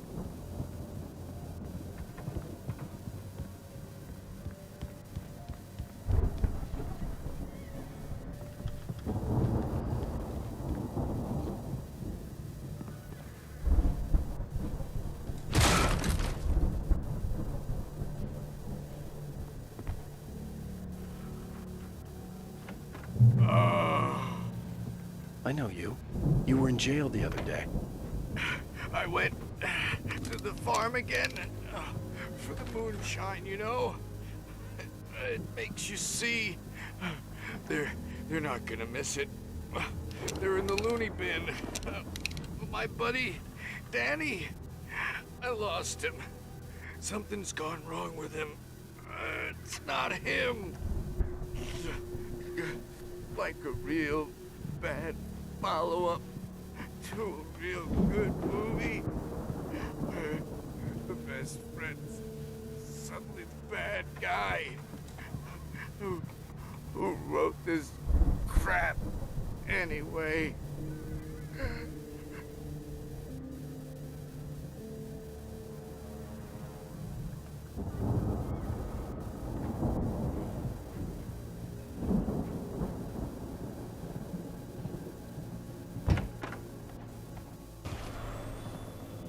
I've run through every possible course in my head. If I continue like the Dark Presence wants me to, the story I'm writing won't save Alice. It's a horror story, and it's going to kill her, and me, and everybody in this town. No one will survive. Darkness will consume everything. This is what it's wanted all along. It will be free, unstoppable. It used Alice to get to me, dangled her in front of me to keep me going. It was never going to release her. I'm going to change this. I'll escape. I've written myself into the story. I'm now the protagonist. This feels like a terrible risk, but it's the only way to save Alice. I'll be bound by the events of the story just as much as anyone else who's been woven into it. The story must stay true for this to work. There have to be victims along the way, near escapes, cliffhangers. In a horror story, it can't be certain that the hero will succeed or even survive. He almost has to die. I'll write my own escape into the story next. I need help. Zane's going to be the one who will help me. I'll make it happen.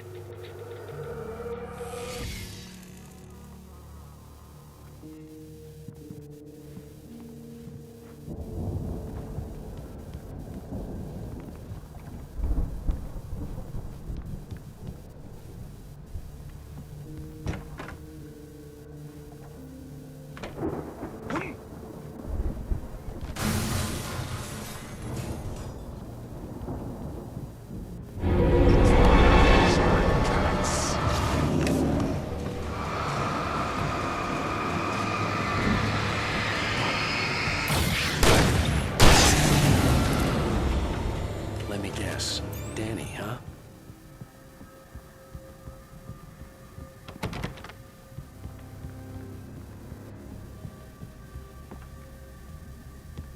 The farm was still a good distance away. I'd need a car to get there fast.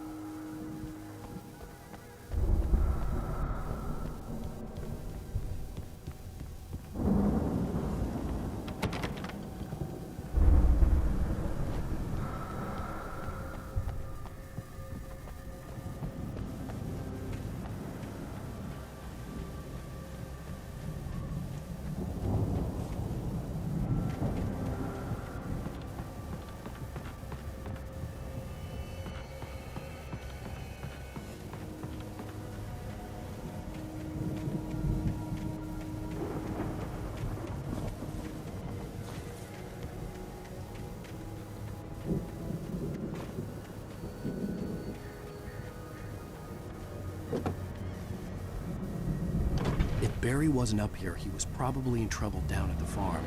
For a moment, I felt bad for doubting him. After all, I'd made it this far myself. But Barry was Barry.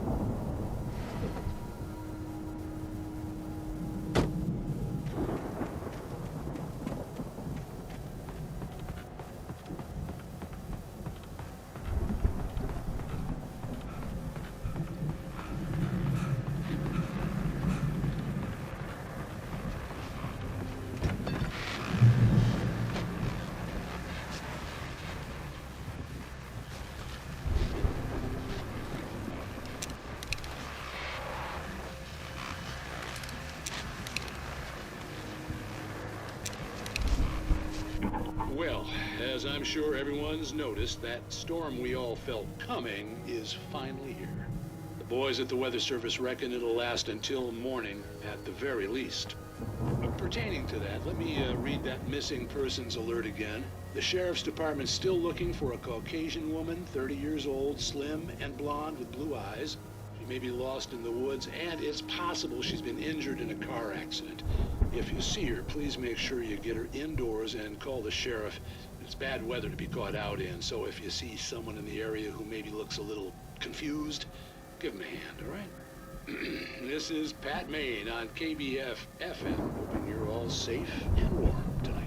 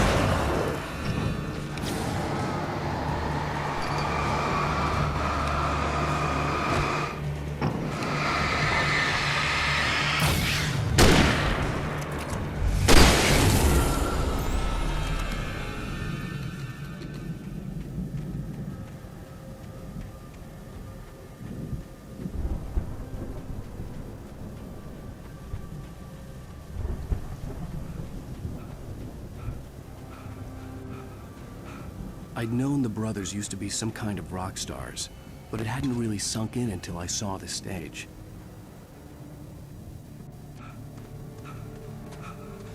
Ow! Run! Incoming! There's too many of them!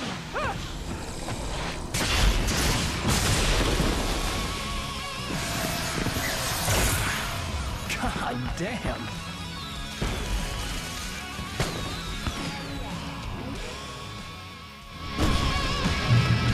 So glad you decided to go it alone, Mr. Ransom. Shut up and shoot! Ow! We have to fight them all! I can set off one of the fireworks from here and help you out! Hey, you notice there's a lot of cowboys? Please just stop! I'm trying to get the stage right!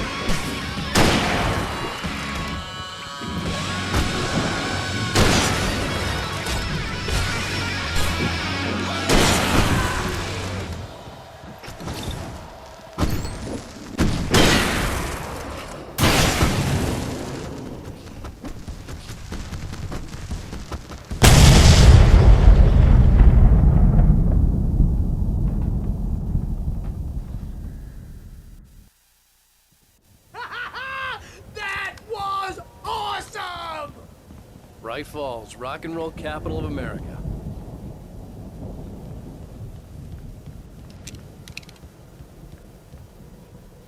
Hey, Al! This way to the farm!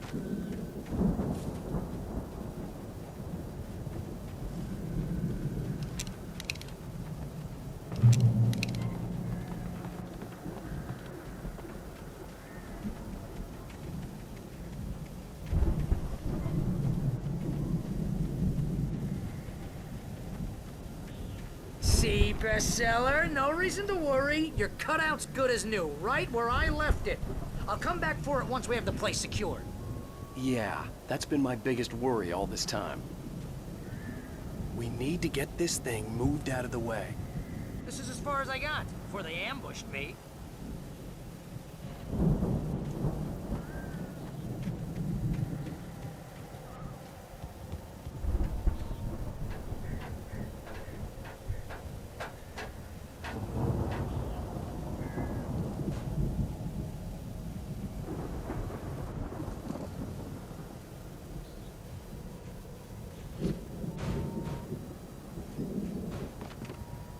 I think Alan Wake here has something to say.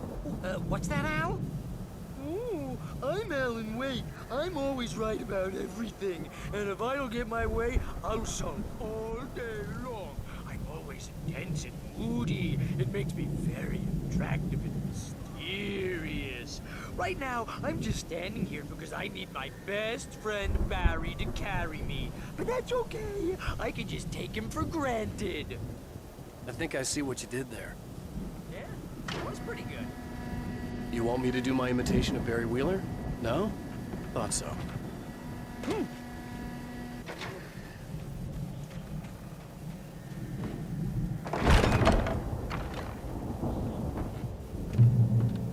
Wow! You look at that thing, Al! They really went all out with this Viking crap, didn't they? Look at all this stuff. They must have done okay for themselves, so how come I never heard of these guys before? And this from the guy who learned about Ozzy Osbourne through reality TV?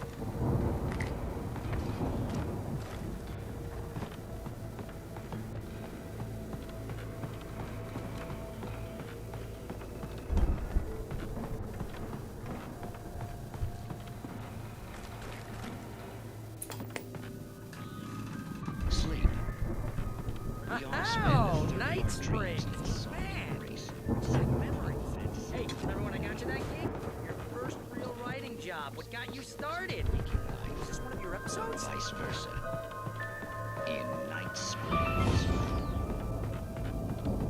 Tonight's episode.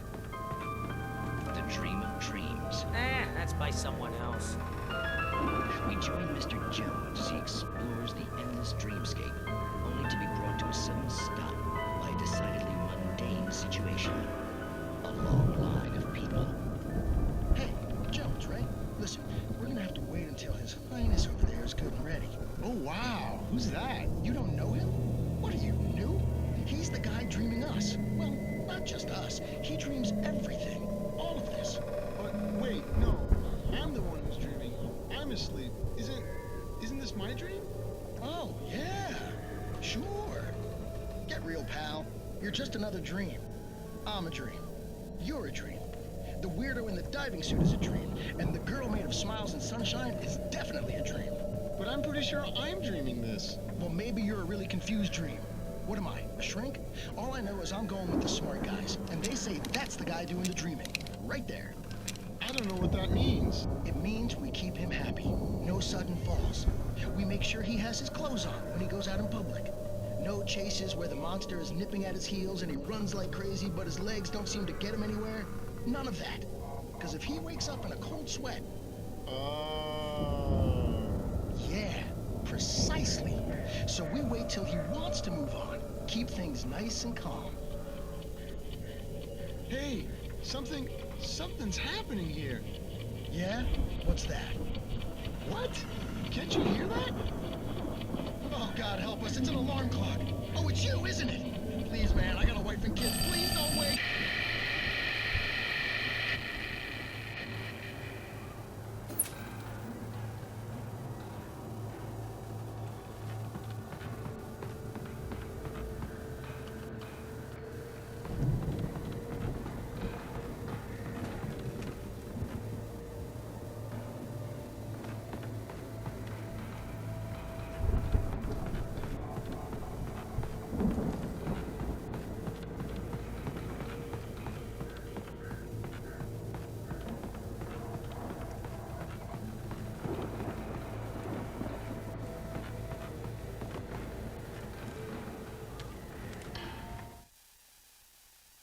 It's 1976. Madness reigns at the Anderson farm. Contrary to all logic, the headiest ingredient of their moonshine is unfiltered water from Cauldron Lake.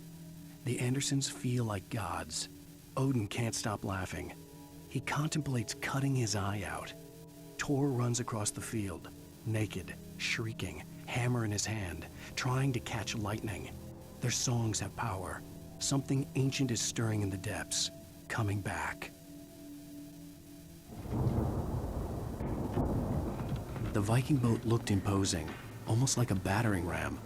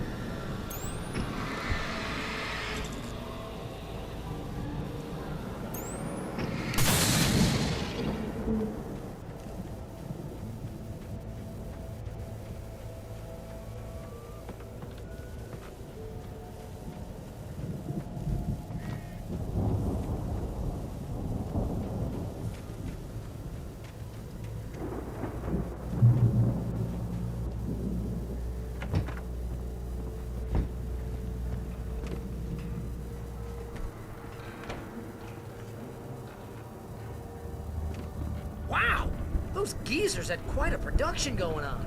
Ooh, you know what, Al? If we make it through this alive, I'm gonna start representing them. Yep, sell this stuff online, maybe get a reality show going, release a new single. Good luck with that, pal. Hey, you find us a way out of here, okay? I'm gonna take a closer look at this stuff.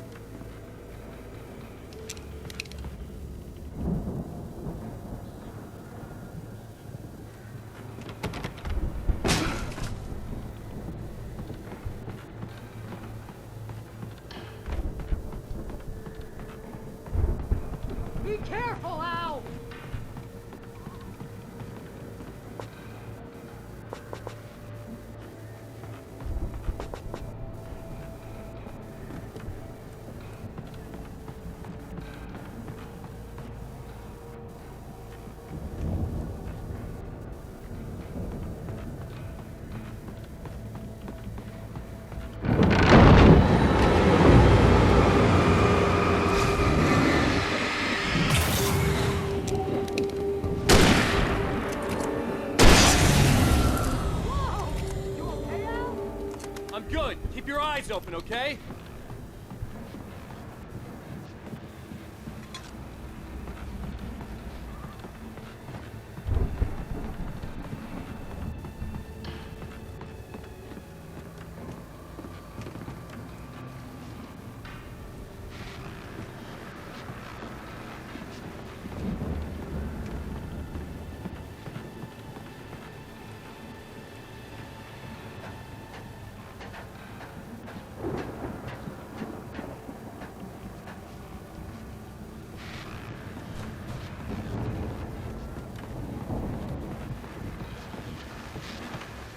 As you regular listeners know, I tend to work through the night, but I'm not the only one. Deputies Mulligan and Thornton are taking a couple of moments off their busy schedule to join me here in the studio. Boys, how busy are you now? Deerfest is almost here, isn't it? I bet that keeps you in business. Pretty busy, yeah. Actually, Pat, we've been real busy with other stuff, which concerns an ongoing investigation. Can't talk about that, Thornton. I wasn't gonna say anything. I was just saying we got, you know, other irons to fry. And how would you compare your workload to last year's? Things have seemed relatively peaceful to me, but people do tend to get a little wild this time of year. Oh, it's wild, Pat. It's pretty wild. There's been all sorts of trouble this year. Vandalism, fighting, public disturbances. A lot of people gone missing, too. Yeah, it's pretty much the usual stuff, Pat. Just, you know, a lot more of it. Now, is it just me, or does Deerfest get wilder every year? People seem to be more drunk, at least, or they start earlier and younger. Oh, it's definitely not just you, Pat, but... Definitely, Pat. Hey, I'm talking here, Thornton. Oh, shoot, I lost my train of thought. Not just me. Oh, yeah, it's wilder, Pat, but actually most of the trouble seems to be coming from grown men. People who ought to know better, you know? Kids are doing fine this year. Well, that's nice to hear at least. Boys, I want to thank you for stopping by. I'll let you get back to your patrol. Sure thing, Pat. Yeah, sure thing, Pat.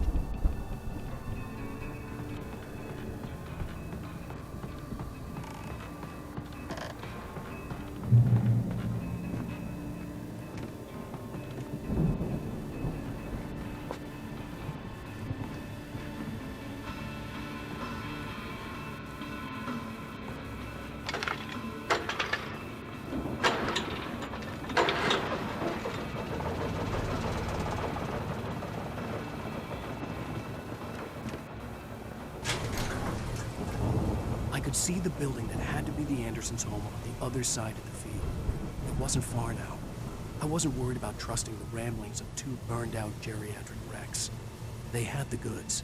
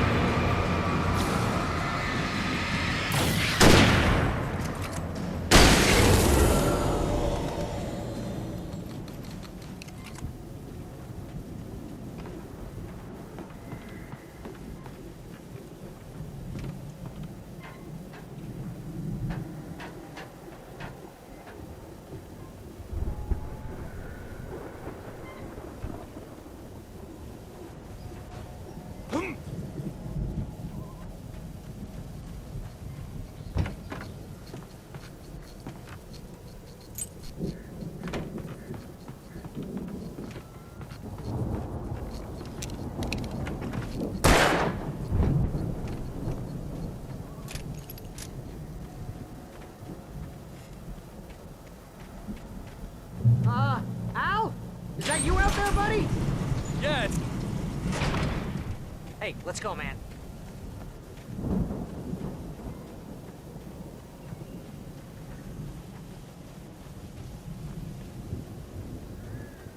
I think we're gonna have to work together to open this gate, Al. Looks pretty heavy.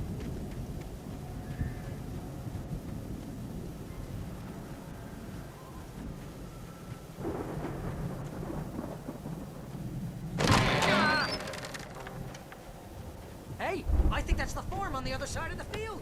We're almost there. This farm is a crazy place for crazy people. We should feel right at home then.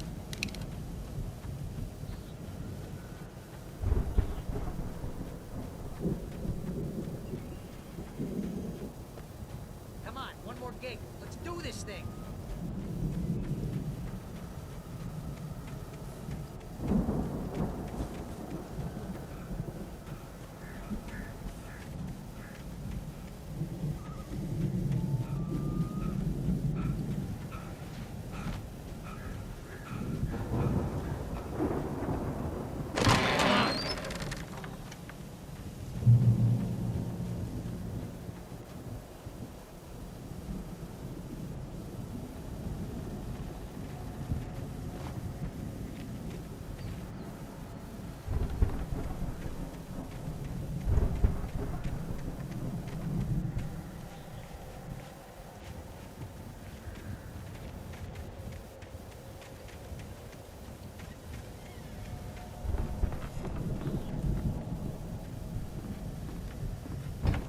Lights are out.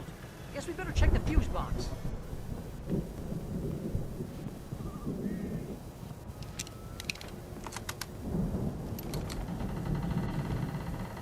The power downstairs was out, but I was sure I could fix that at the fuse box.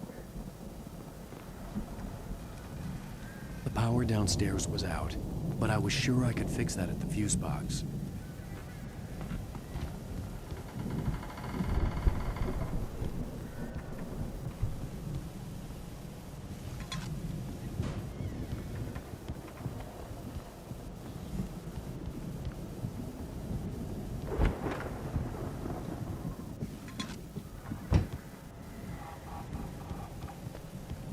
You know, this place looks kind of lived in. I thought the Andersons were in the booby edge.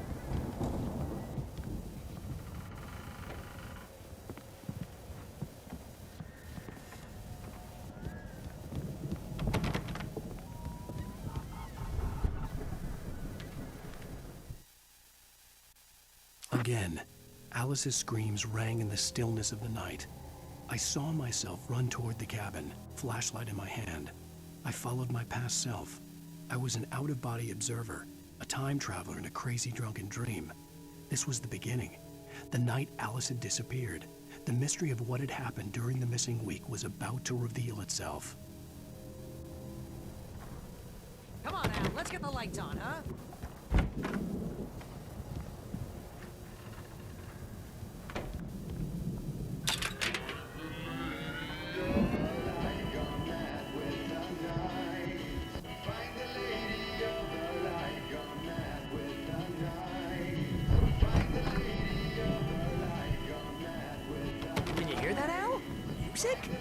Of course. We need to find where it's coming from. That's the message the Andersons talking about. That's the whole reason we're here. Lady of the Light? Oh, that's gotta be... What's-her-face? The crazy lamp lady from the town. Cynthia Weaver. Right! Must be.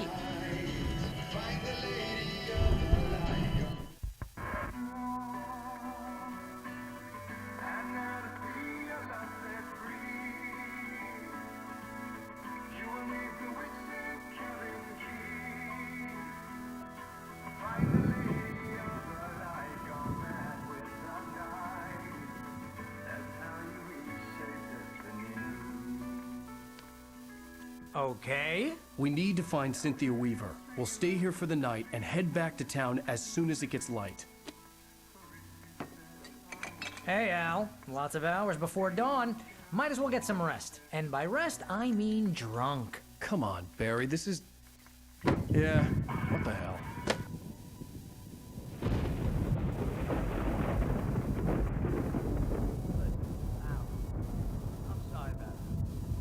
seriously, because I know we don't get along, but we're gonna find her, right? And even though you're a crazy bastard, I'm gonna stick by you, no matter what, ever, Al. Sure, like a brother. I'm a writer, goddammit. Correct.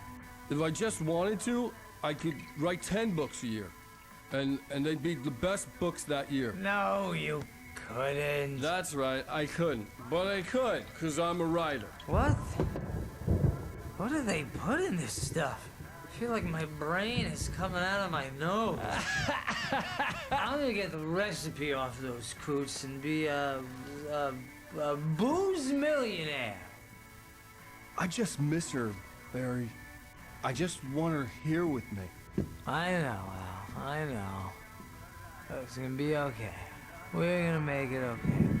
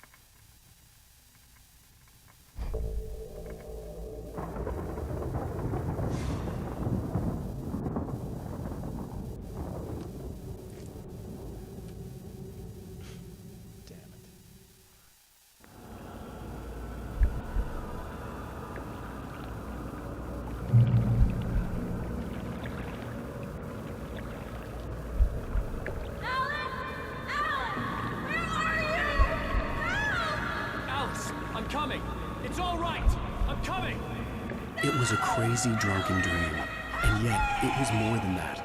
It was the truth, a suppressed memory unearthed by the Andersons' moonshine. I was there, an out-of-body observer. This was the night Alice and I had arrived at Bright Falls, the night Alice had disappeared. I had a chance to find out what had happened. I remembered being surprised to see the cabin dark. Alice would have never turned the lights off. I remembered thinking I caught a glimpse of her form underwater, sinking into the darkness. Beyond this lost memory, there was nothing. I had to follow the footsteps of my past self to find out what had happened that night. Diving after her was the last vague memory I had of that night. After that, the next thing I could remember was waking up behind the wheel of the crashed car and finding the first pages of the manuscript.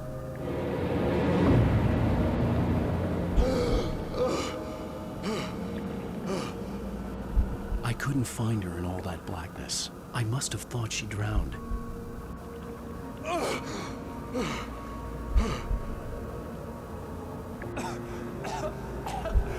Alice! Jagger had Alice, and so she had me. Alice!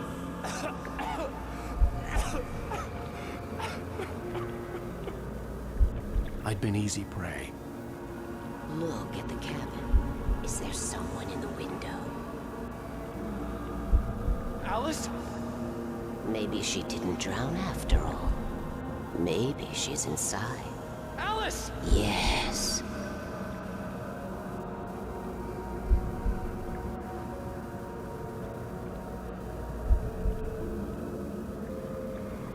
The dark presence had touched me. She had dug her nails into my brain and used me, made me her puppet.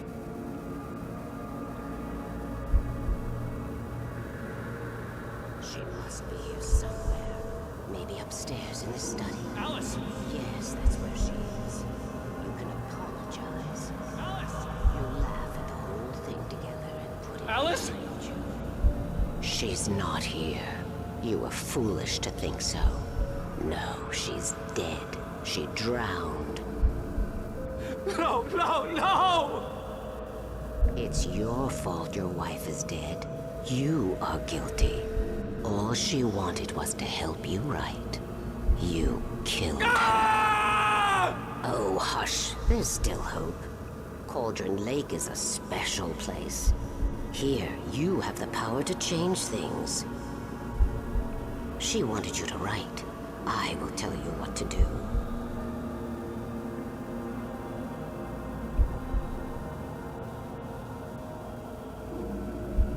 You can write her back. The story will come true, and all will be well again. She had Alice, and the manuscript was the ransom for her.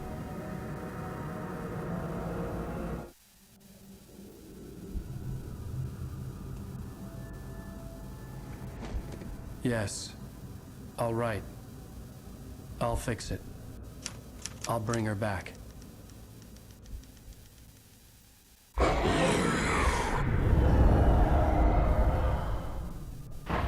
No. I wrote it.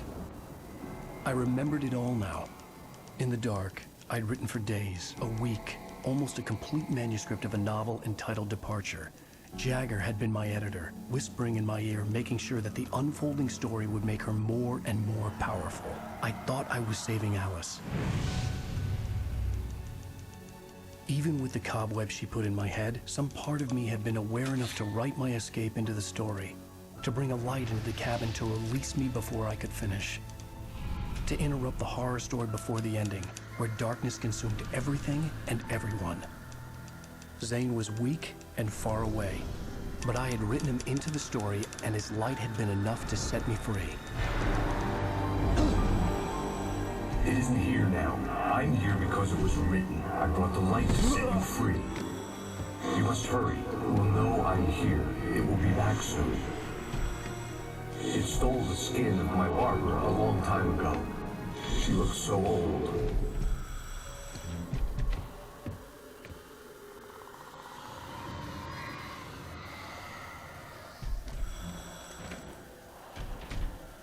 I had woken up, confused and groggy, my mind consumed by darkness and fear. All I could do was to escape.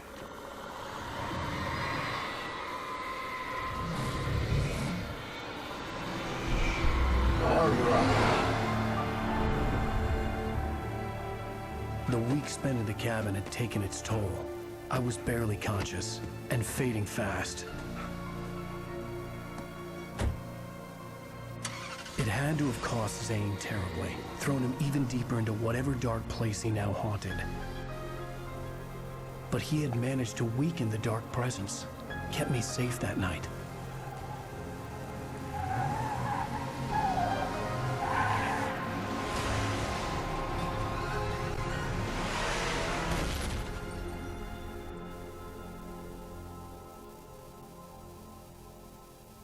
I wrote it.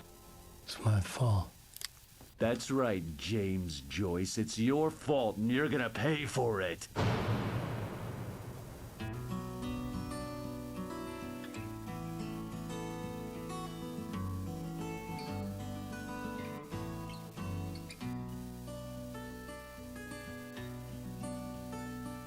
There's an old town road with mystery of Tom the poet and his muse, and a magic lake which gave a light to the words the poet used.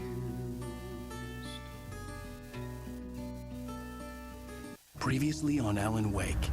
Under the influence of the dark presence, I wrote a horror story that is coming true. Jagger had been my editor, making sure that the unfolding story would make her more and more powerful. Some part of me had been aware enough to write my escape into the story. Together we can create something absolutely wonderful.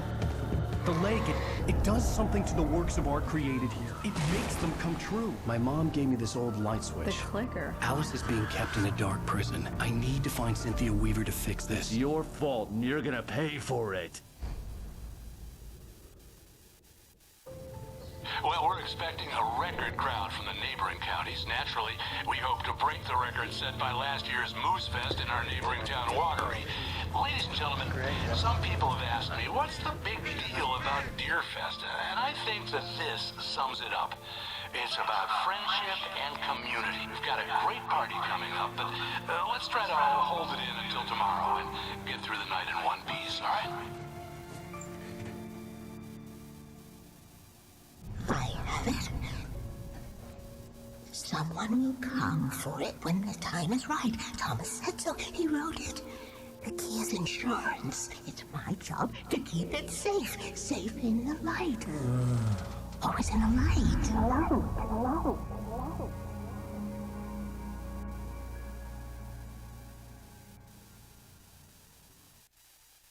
All the manuscript pages were gone. The FBI agent had taken them. I think my tongue just took a crap in my mouth. Ugh. Oh, wait, we're in jail now? Oh, Al. Al, this is not good. That about sums it up.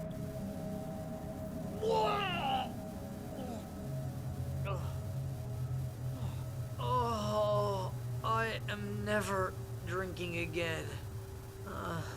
I need to talk to Weaver. She's the one in the song. The Lady of the Light. What, the crazy lady? Ugh, whatever you say, Al, but we're stuck here. They're not gonna... interviewed Wake. I had some reading to do first, Sheriff, and let me tell you, it was an interesting read.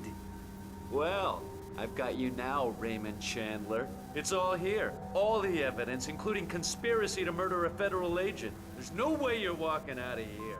You hear me in there, Bret Easton Ellis? Huh? Agent Nightingale, I want to talk to your superior. Well, we all want things, Sheriff. I wanted my... Look, that's not possible right now. Agent Nightingale, I insist.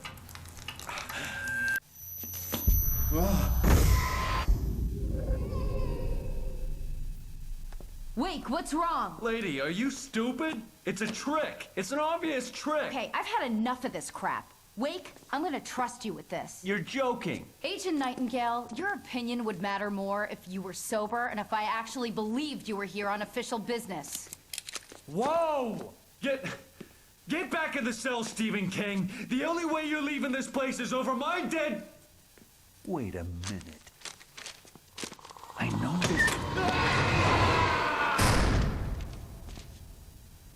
Oh my God! Light. We need light. It's the only way to fight this thing. In my office. I've got your things there. Follow me.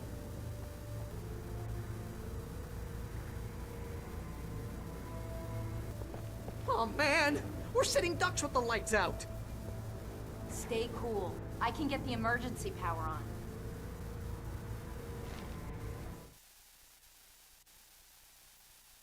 Nightingale tried to make sense of the manuscript.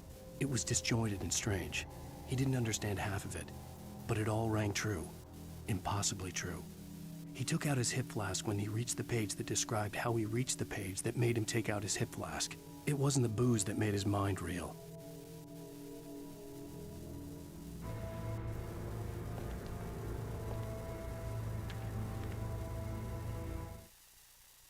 Nightingale felt the situation veering out of his control, but the gun at least felt steady in his hands.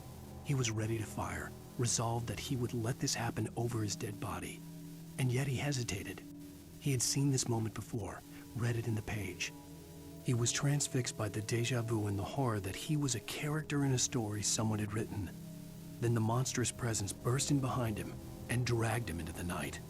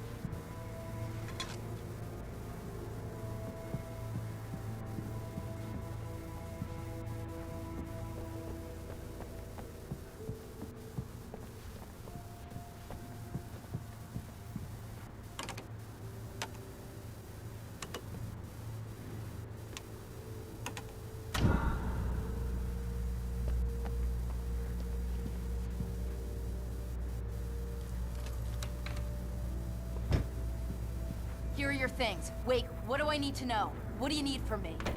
They can be hurt in the light, only in the light. And I need to find Cynthia Weaver. She can help me stop this. Light. Check. Cynthia. She lives in the old decommissioned power plant. I can get you there pretty quickly in the rescue chopper. Come on, let's get back to your friend. Wheeler, I I need you to stay here. What? No. We're going to fetch our ride, but I have friends who need to be warned about this, and I can't be in 2 places at once. I need your help. Well, okay. Here's a list of people and phone numbers. I need you to call them and tell them you have a message from me. Night Springs, okay? They'll know what to do. Night Springs? Like the TV show? Gotcha. Oh, hey, that radio guy is on the list. Maine. Who's Frank Breaker? He related to you? My dad. Hey, is this like a secret society? Can you do this? You'll be safe here. The backup power's on. These guys need to be alerted, just in case we don't come back. You'll come back for me though, right? As soon as we get the chopper ready. Thanks, Wheeler. I owe you one. Okay, let's go, Wake. Through the back. My hangover wants a pizza. You think there's any way I could order one out?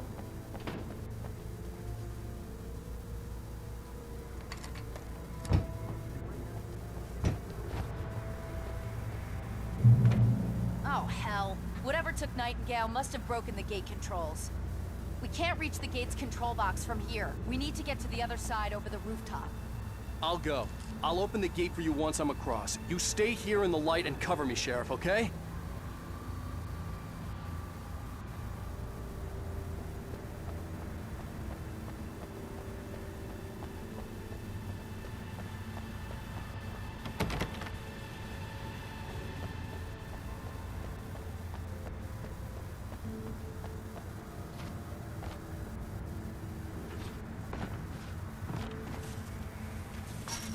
I needed to reach the rooftop to get to the other side of the broken gate.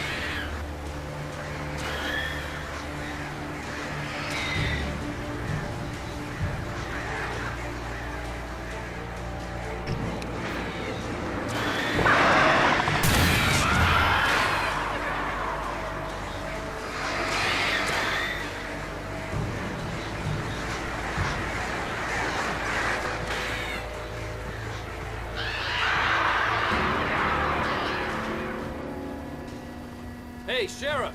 Your password. Night Springs? What's that all about? It's a stupid joke we have. That Bright Falls is the original inspiration for the TV show. This town can get weird at times. Never this weird, though. You need to bypass the damaged control box. What am I, an electrician? Hold on!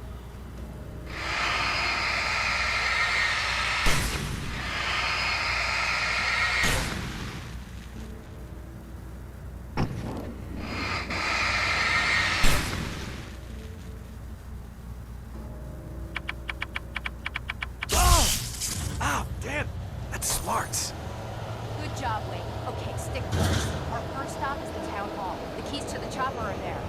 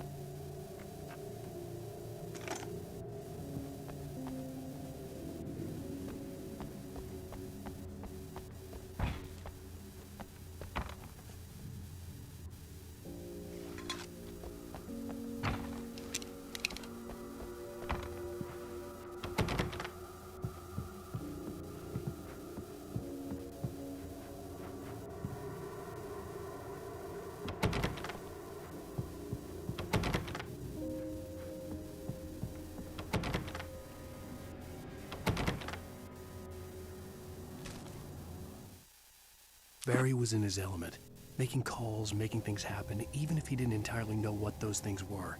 He wouldn't let the hot sheriff chick down.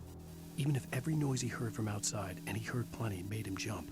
He had only paused to text Al a message, told him to hurry up. Suddenly, Barry froze in mid-dial. A window broke somewhere in the building, and then the lights went out.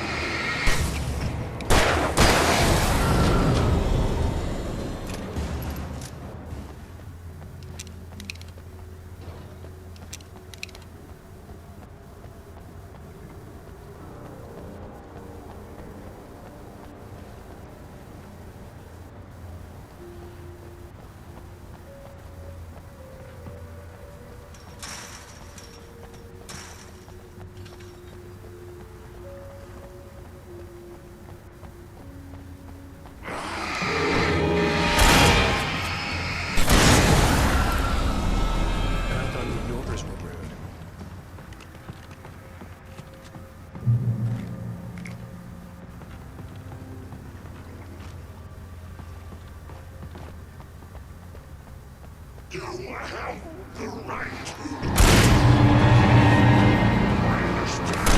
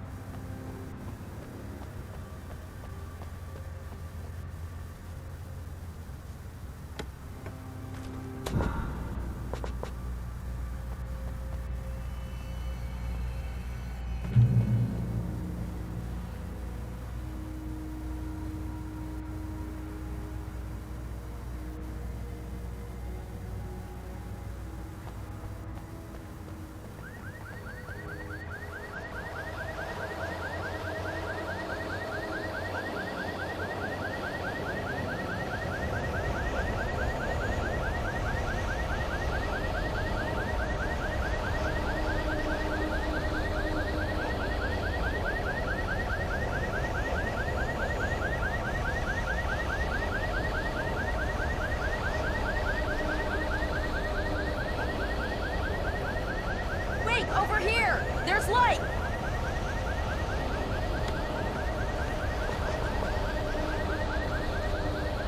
I have the key. Watch my back, Wade.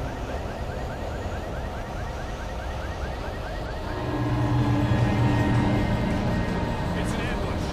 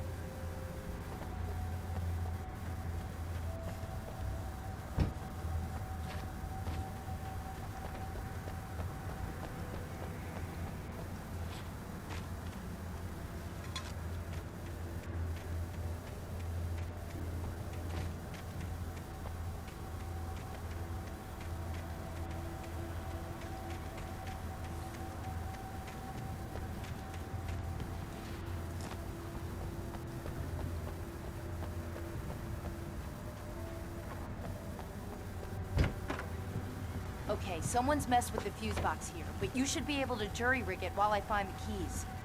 I already got electrocuted once today. How about I look for the keys and you get burned for a change?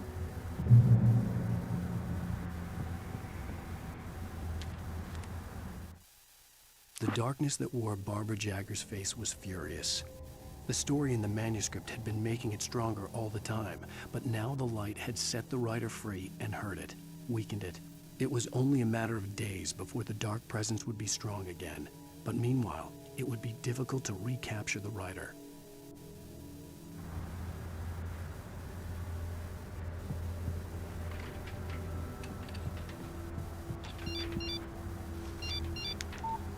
The message was from Barry. He was getting worried at the station. He wanted us to hurry.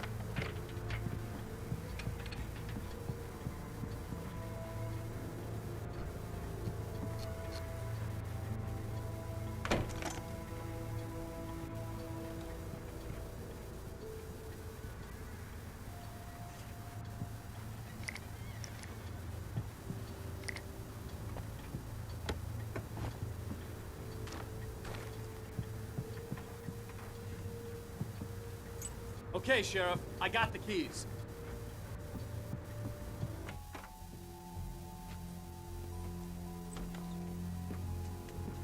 Barry? Why isn't he inside?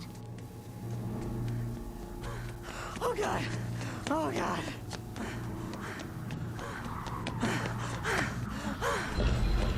Barry! Look out! Barry, move!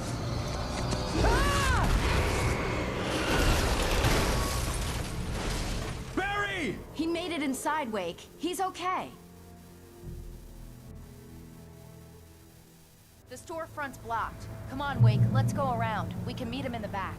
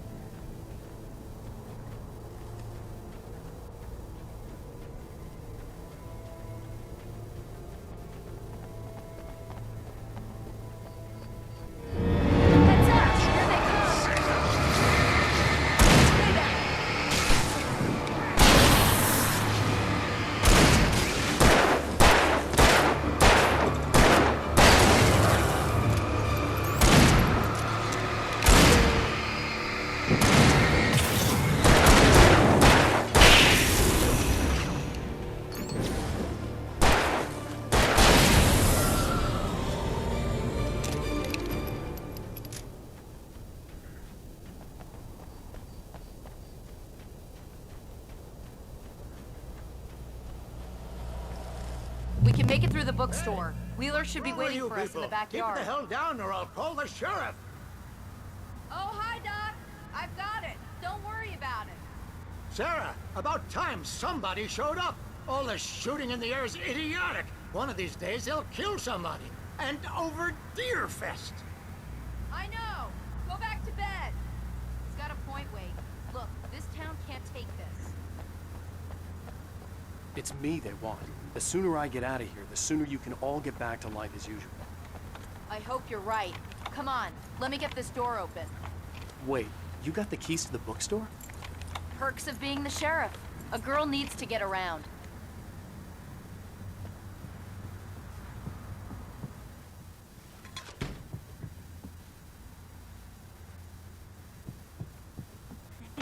They're really taking advantage of your presence here, Wake. I heard they're selling a lot of your Alex Casey books. Right now, I'm not a big fan of my own writing.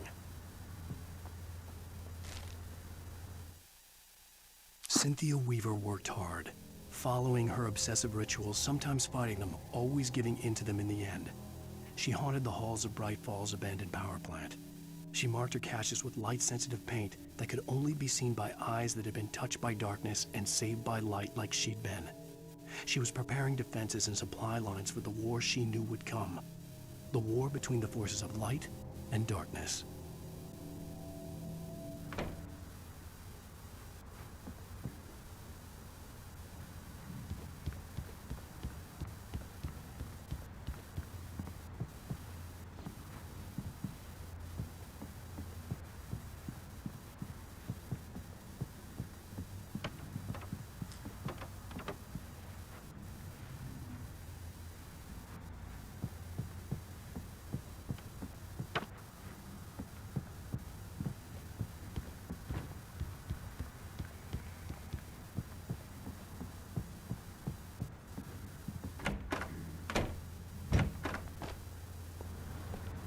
I don't see Barry.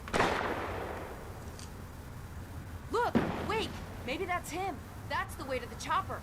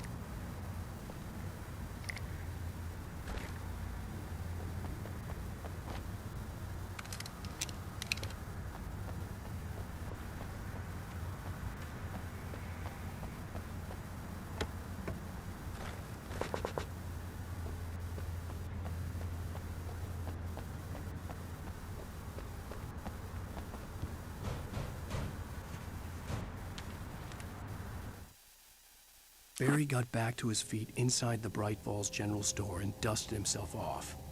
Right next to the cans of baked beans was a locked case filled with flare guns, and yet here was a conveniently placed barrel of crowbars. Barry's smile widened as he realized that this was the classic movie scene where the hero had to gear up and arm himself to the teeth. Barry threw himself into the role.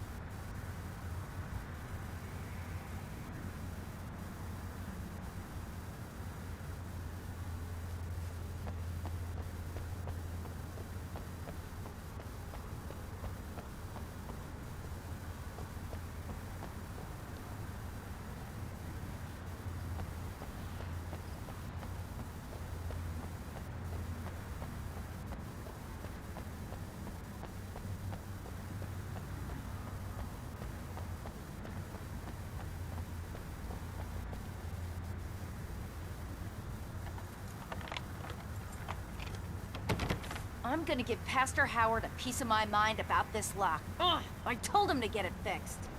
Physical labor. Let's take a break.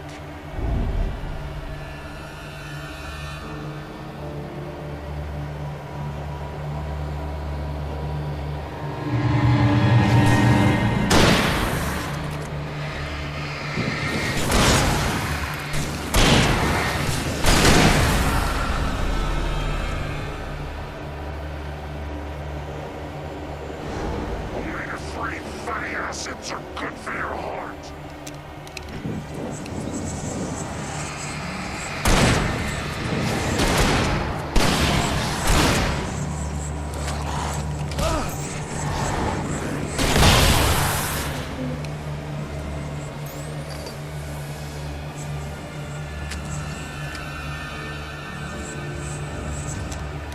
Right there.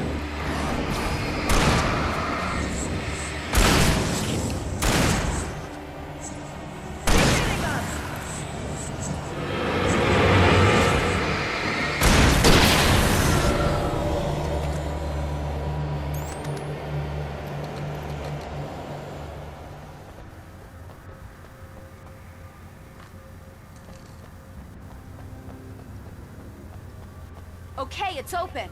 Let's go, Wake.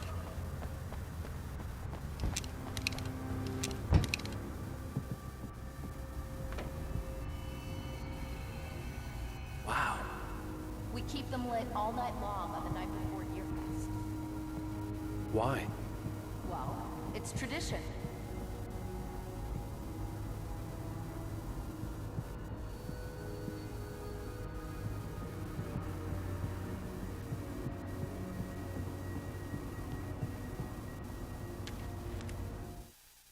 For it to be free, the Dark Presence needed the writer to finish the story. Again and again, the story let it get frustratingly close to the writer without letting it capture him. It was bound by the events depicted in the manuscript, but it could pursue the writer indirectly, put others on the task, and stop those who would help him.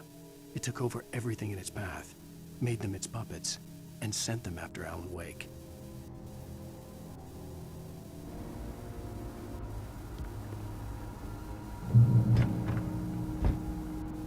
We're almost there. We'll have to go through the basement to get to the parking lot. Yeah, there's no way going through the crypt will turn out to be a bad idea.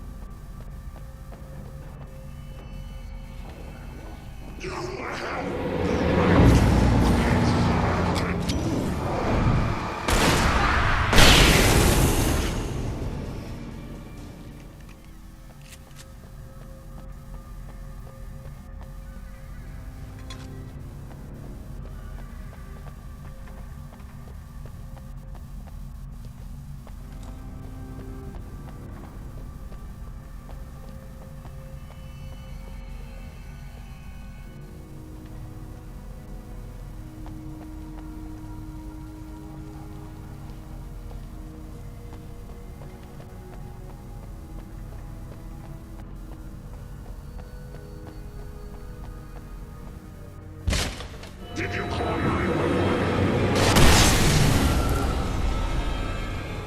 Guess that one saw the light, huh? You didn't like that one? A tough audience. Well, I got plenty more. What are the Christmas lights for? Protection, man. Like garlic against vampires.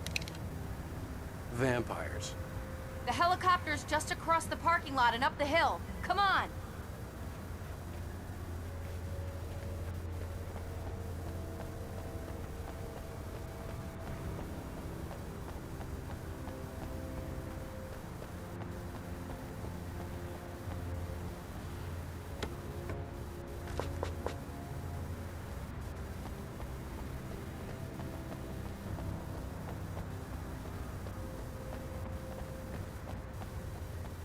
The Bright Falls General Store is now my favorite place in the entire world.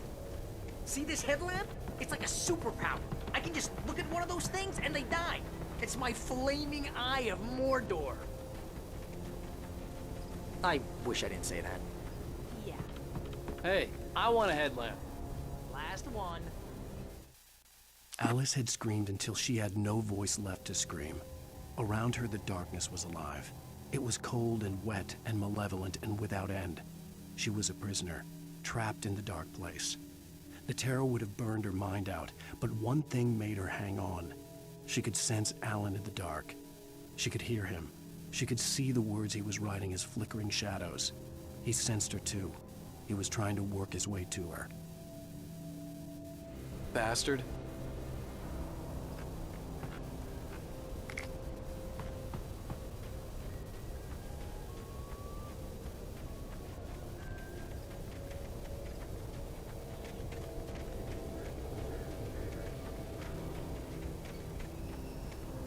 Someone throws a damn school bus at your head and you're about to take a helicopter ride with someone who may or may not have a pilot's license. You are cleared for departure.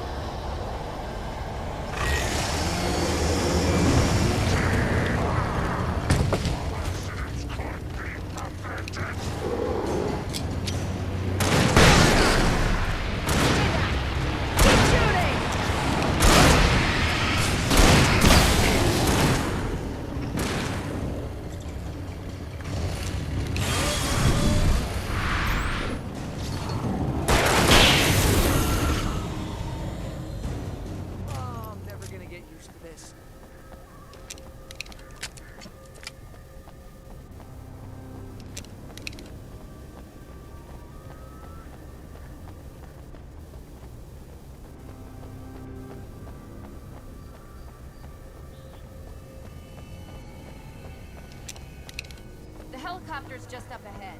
I'll need a while to prep for takeoff. Don't take too long. I want to get out of here.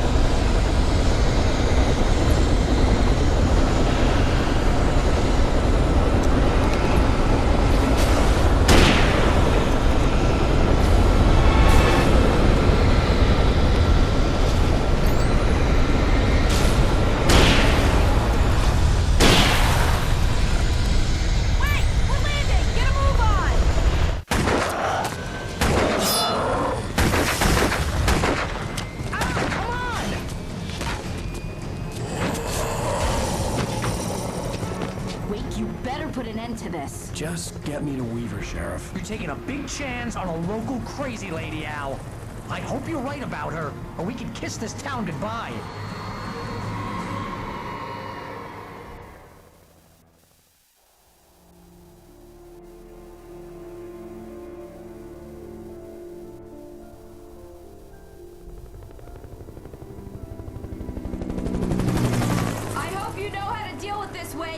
I guess you New Yorkers are used to rough situations like this. Right. The city's a war zone. King Kong, mutant alligators, and Alex Casey shoots the place up every weekend. Look, I never even carried a gun until a couple of days ago. Well, my dad used to be a cop there. Tells some pretty wild stories. Stuff like this? No, just normal bad stuff. Kinda like your books, Wake. I used to tease Dad that he was just like Alex Casey. You've read me. Oh, sure.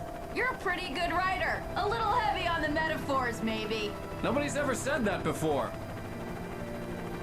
We're coming up on the power plant. See the lit building over there? And that's the dam further up the river. I can't land here. I'll take her down the road across the river. Just get me there, Sheriff.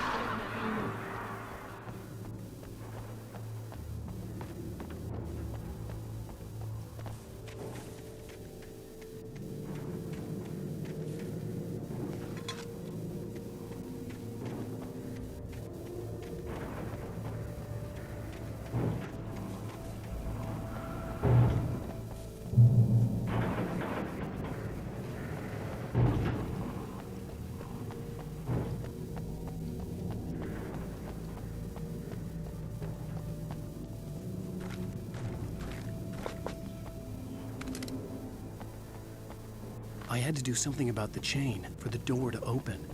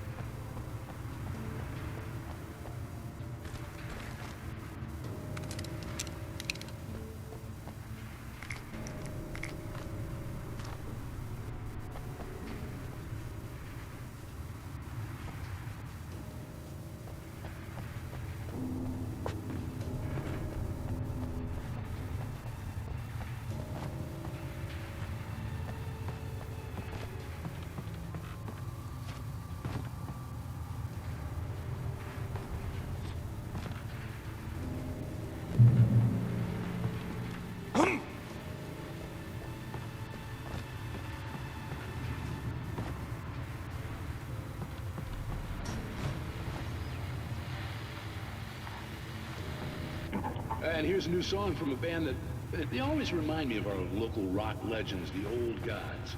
I couldn't tell you why. I guess it's just, one of those things. Anyway.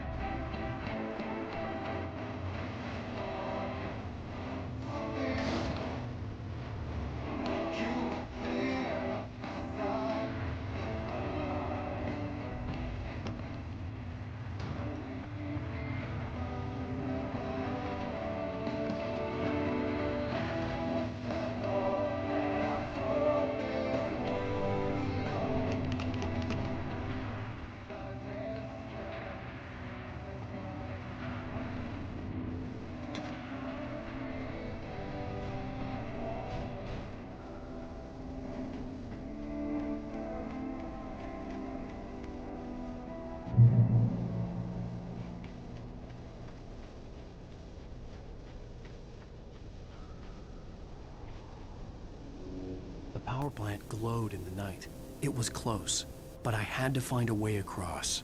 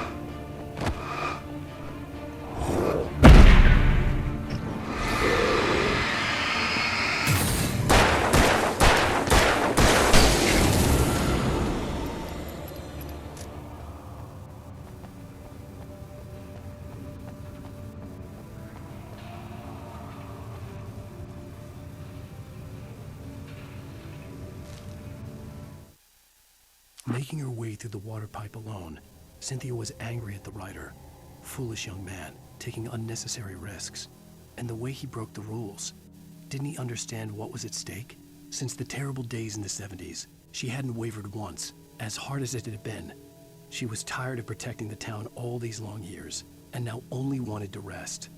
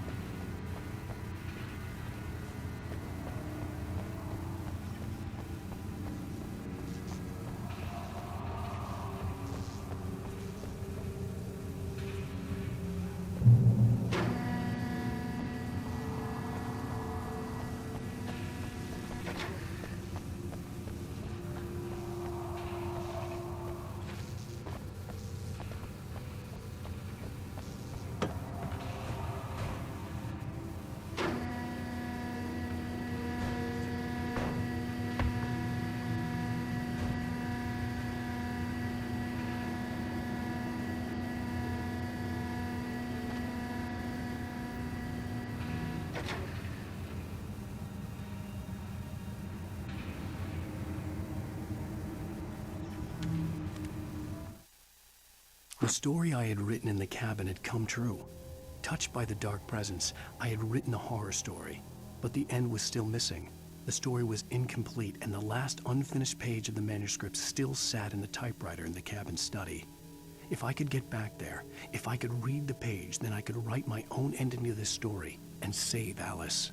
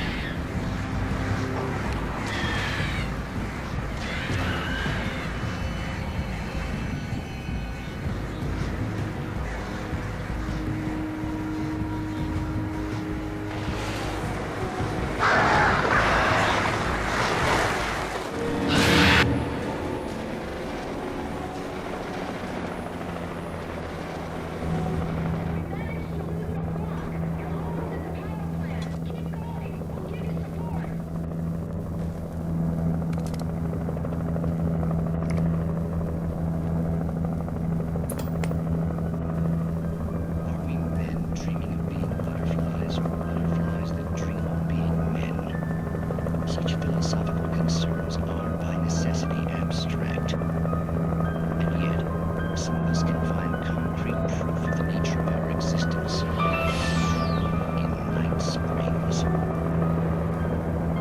Tonight's episode, an absence of creativity.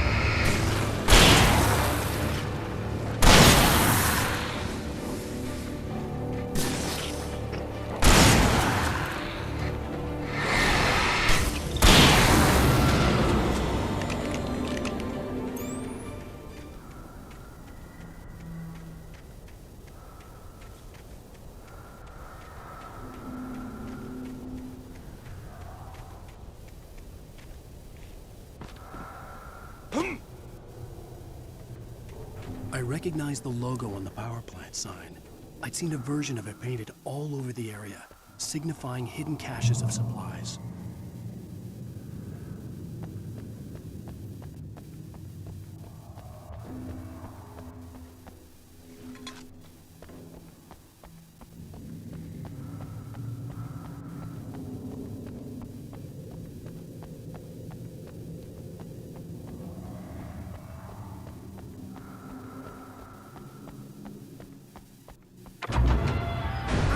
Hold it right there! Miss Weaver! Cynthia! I'm a friend! Prove it! You knew Zane! Thomas Zane! You're the Lady of the Light in the song! You can help me! About time! Young man, I've been waiting a very long time for you. It's in the well-lit room. Excuse me? What you'll need to drive the darkness back. The well-lit room is at the dam. I built the room to keep it safe. Will it help me find Alice? Will it get me back to the cabin? Fine, let's go. I can get my friends to come back with the helicopter.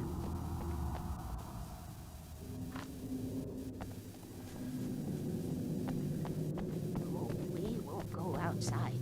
Never at night. That's rule number 1. You've been breaking the rules, young man, and where has that gotten us, I have a secret route, a lit route, old water pipe. Something was damaged at the transformer yard. It's moving. All the reserve power. Without it, the pipe will go dark. The power to the yard must be cut. Let me guess. You want me to do it? Young man, you're the one who likes to break the rules. I can't be outside in the dark.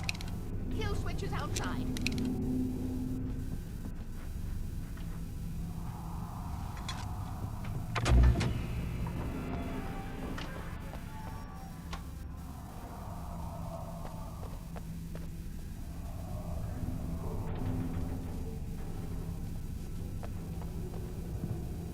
Hurry!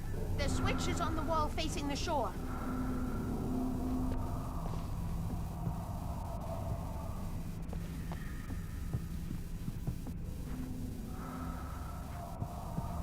I cannot take you to the well-lit room if the lights in the pipe go out. You must go outside.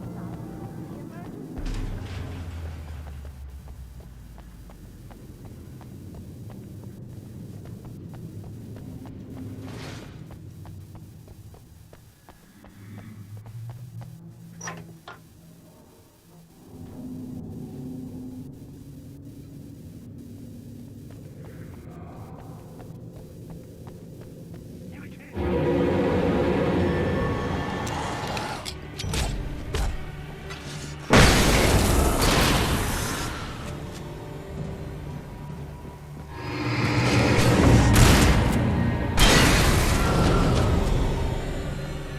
Weaver had sent me to cut the power to the transformer yard. I was willing to do grunt work for her to get her to help me. I hoped Weaver was dependable. I'd stumbled into this crazy world a little over a week ago. She had been living this insanity for decades.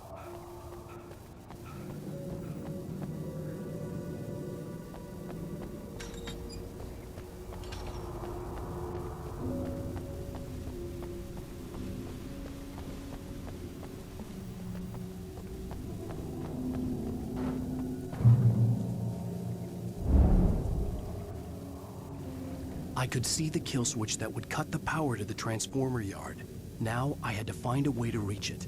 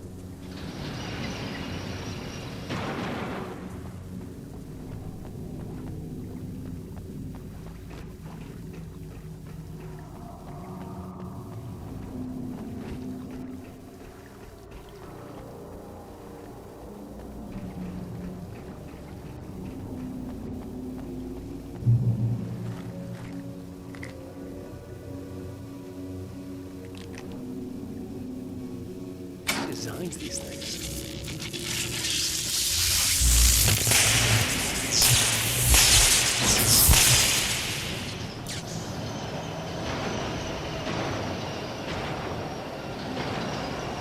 The transformer yard went dark and dead. Weaver's water pipe passage should now be good to go.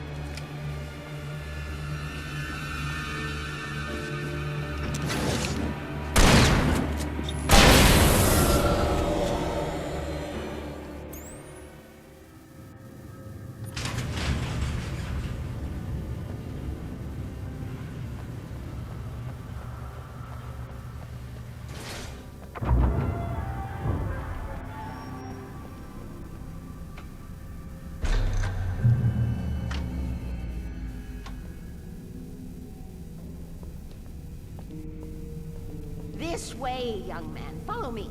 Come, come. The pipe's empty now. We're ready to go. This way. We need to go. I knew them both, Tom and Barbara. I had such a crush on him. Such a beautiful man. I was jealous. There was a part of me that was maybe a little glad when she had the accident. And then Tom started writing and woke the darkness up. He tried to bring her back, but you can't do that. There are no free rides like that. I'm starting to realize that. In that case, young man, perhaps you're a smarter man than Tom was. Which looked like her, but it wasn't. Barbara was sweet. He didn't understand until it was too late. He tried to undo it, wrote himself, her, everything he'd ever written out of the world. Oh, he was so famous. And afterward, no one knew. Oh, Tom. He left only one thing behind in case it happened again. Insurance. He trusted me. Or perhaps used me a little. Tom knew how I felt. Knew I wouldn't refuse him. I built the well-lit room and put it there. It's been waiting for you. We are characters trapped in a story you have written. And none of us will survive to see the end of it if the darkness isn't stopped. She'll twist the story to her own dark ends. How do you know all this?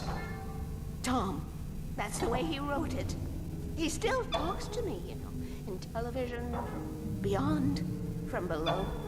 We have both been touched by the darkness, young man. He saved us both with light. The darkness stays with you. Leaves us stay.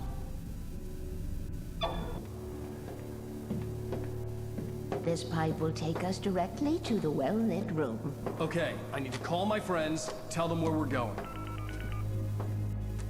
Hello? Al! Barry, we're headed to the dam in one of the pipes. Meet us there. Okay, I'll tell Sarah. It's Sarah now? Whoa! No! For the sweet love of...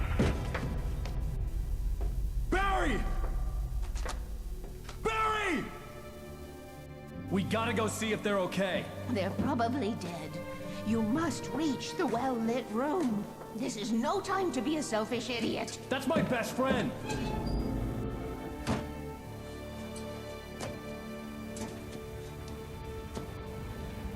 Well, be a fool. I'll use the pipe. I'll meet you at the dam if you make it.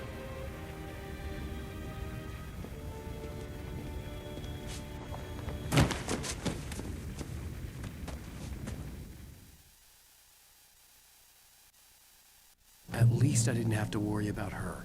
She knew how to stay safe.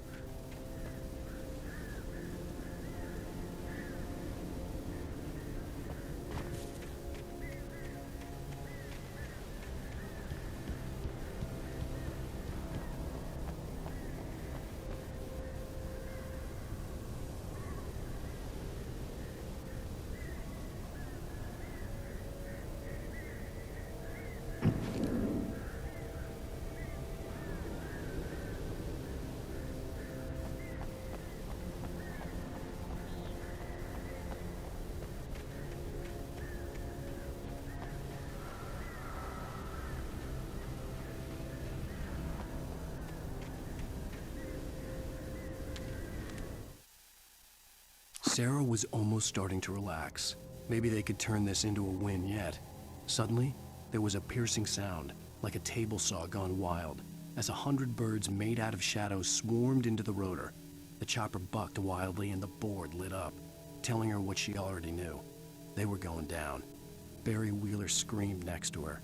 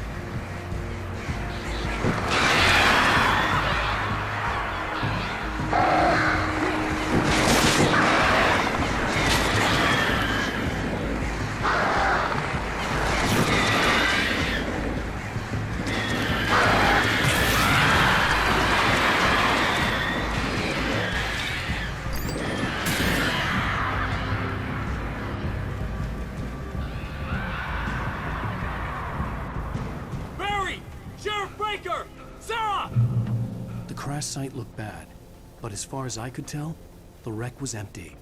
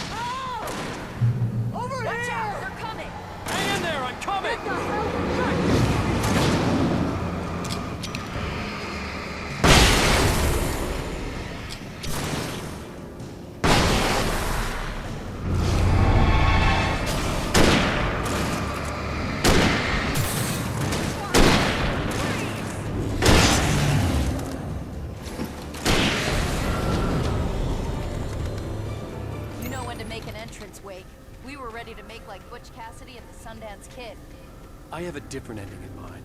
Yeah, I'm fine. Thanks for asking. I knew you'd be all right. How's that? The flaming eye of Mordor?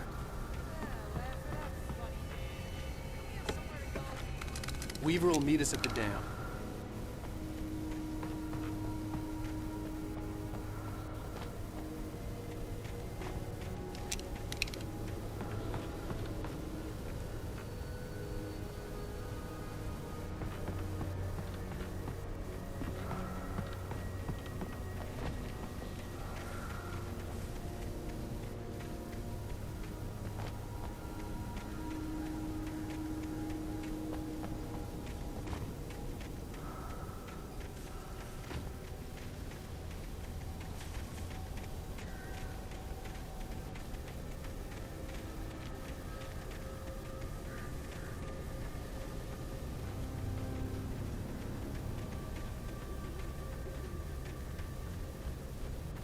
When you spend most of your night running uphill while a crazy bunch of demon hicks try to take your head off with an axe, you know your helicopter crash landed in Night Springs.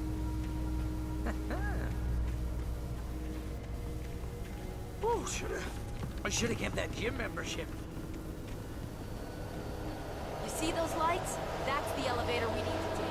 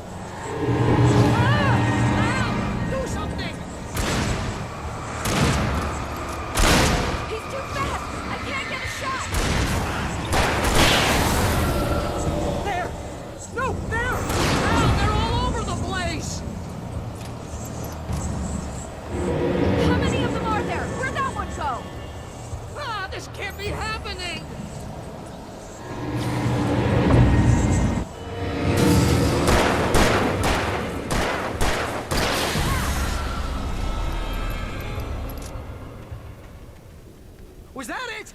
Are we safe? That was... wow. I think we're okay. Hey, Al, I got a bad feeling. Let's keep our eyes open. But Al, we're safe in the light. Wake, call the elevator. I'm keeping watch. I think I hear something moving around.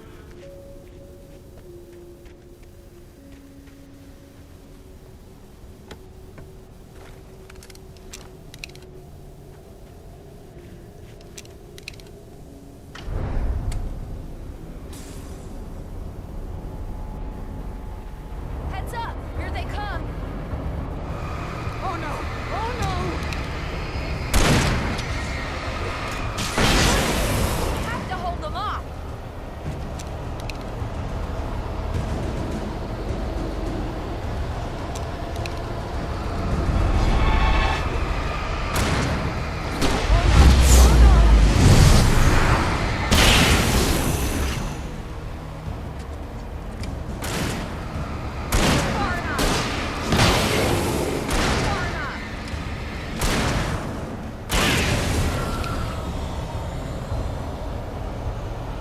I swear this is the slowest elevator in the world!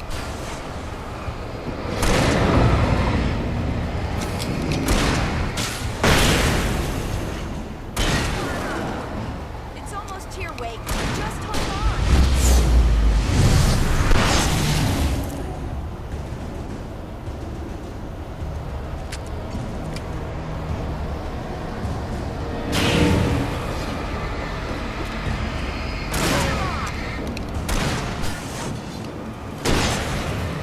It's here! Al, let's go!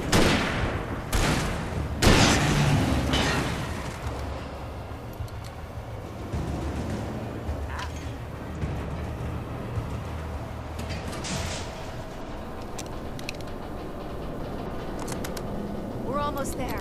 There's an entrance into the dam at the top. What's the plan, Wake? Well, Weaver's crazy, but she's got something Zane left behind. Something to fix this. Could you be a little more vague? Thomas Zane? Seriously? Might as well be Paul Bunyan or Bigfoot. Yeah, well, he was real.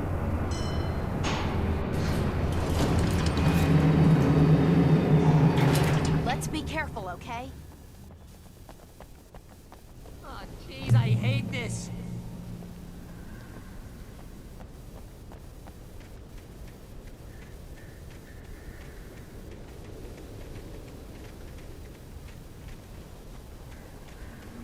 Okay, wait. There's a button over there that opens the door. I think something's broken. Hold the button down so we can get in.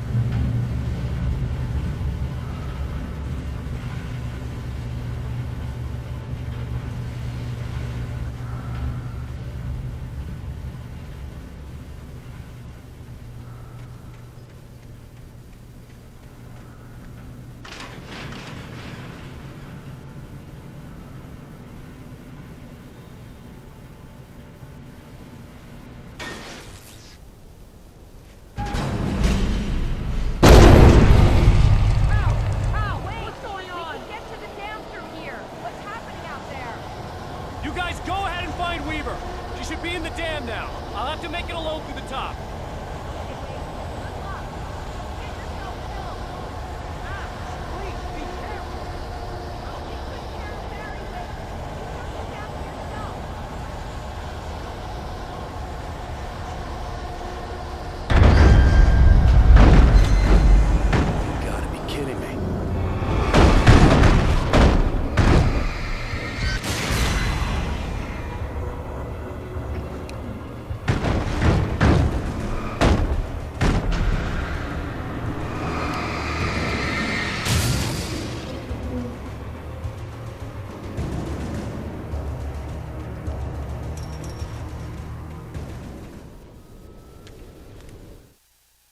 Thomas Zane knew he had to remove all that had made this horror possible, including himself. That was the only way to banish the dark presence he had unleashed and now looked at him through the eyes of his dead love. But he also knew that despite his best efforts, it might someday return.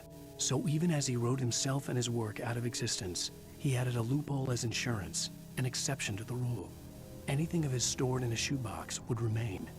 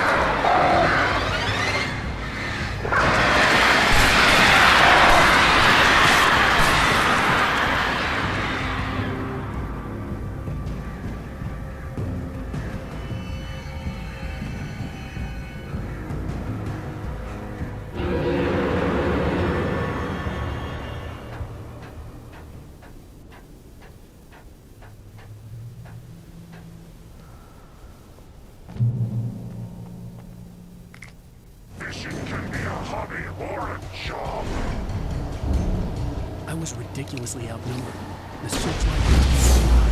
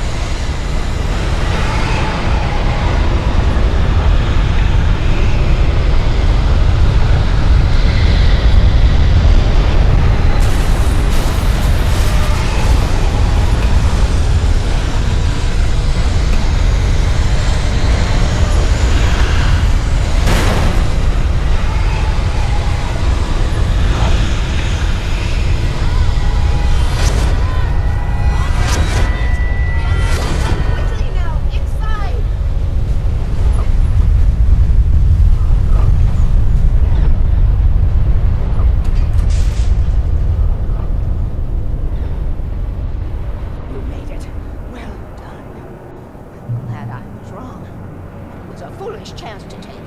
Don't worry about the noise. We're safe here. I have looked after the well-lit room for many, many years now. There's no shadow in the wonderland. The hour is fail-safe, and all the lamps are numbered and changed regularly based on their make and model. Right.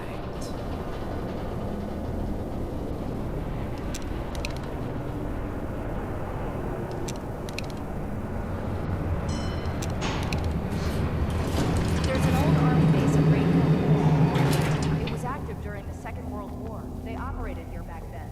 They must have built this. Yes, they did. It's my place now.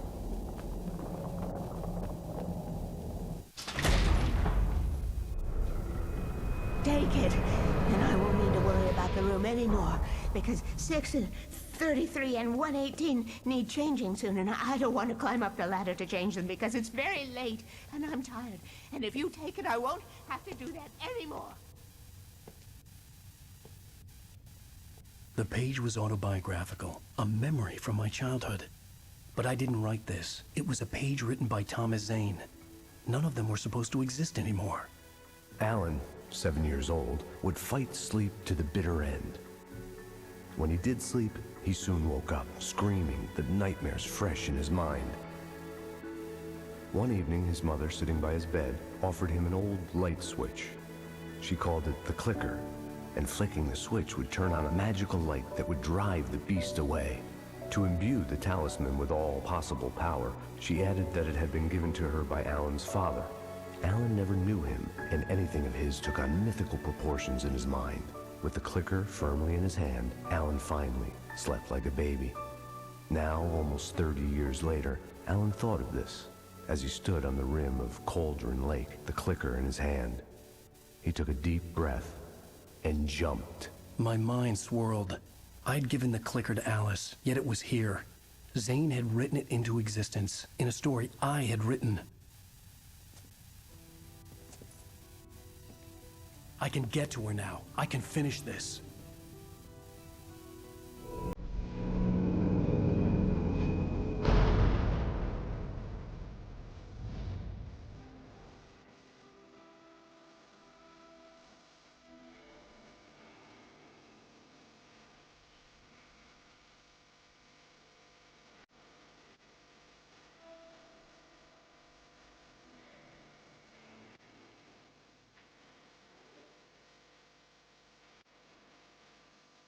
Previously on Alan Wake, I wrote a horror story that has come true. Thomas Zane did the same in the 70s. You will go no further. If I continue like the Dark Presence wants me to, the story I'm writing won't save Alice.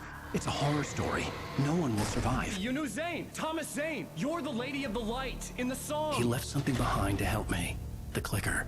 Alan thought of this as he stood on the rim of Cauldron Lake, the clicker in his hand. He took a deep breath and jumped. I can get to her now. I can finish this.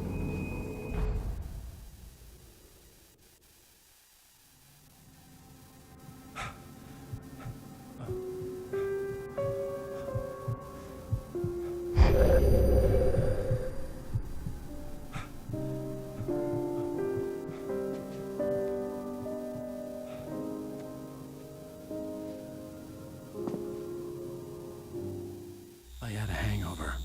My head was about to explode and the light hurt my eyes. I needed my sunglasses and painkillers to dull the pain. In one of my finer moments of self-deception, I swore to quit drinking.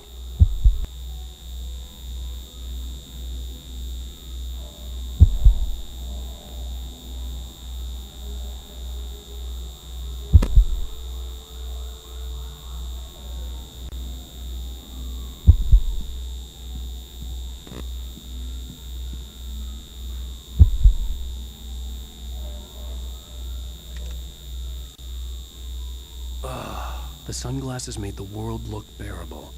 Now I could keep my eyes open without feeling like a vampire in the sun.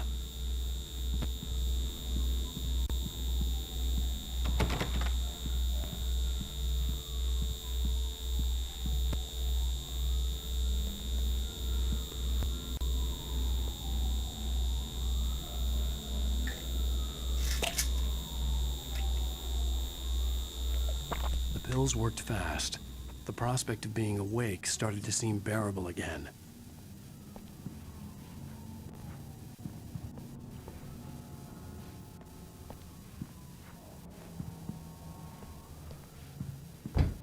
There was a message waiting for me on the machine.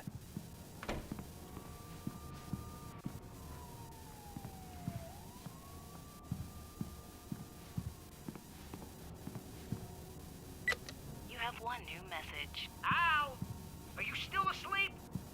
Wakey, wakey! You should have your show on your TiVo. If Alice wasn't too mad to record it. Yeah, she called me earlier and really chewed me out. Yeah, we went a little overboard last night. But parties are a part of this business. Al, look, I'm saying this as your friend. She's not doing your career any favors by trying to run your life like that, okay? I'll talk to you later, Al. Watch the show.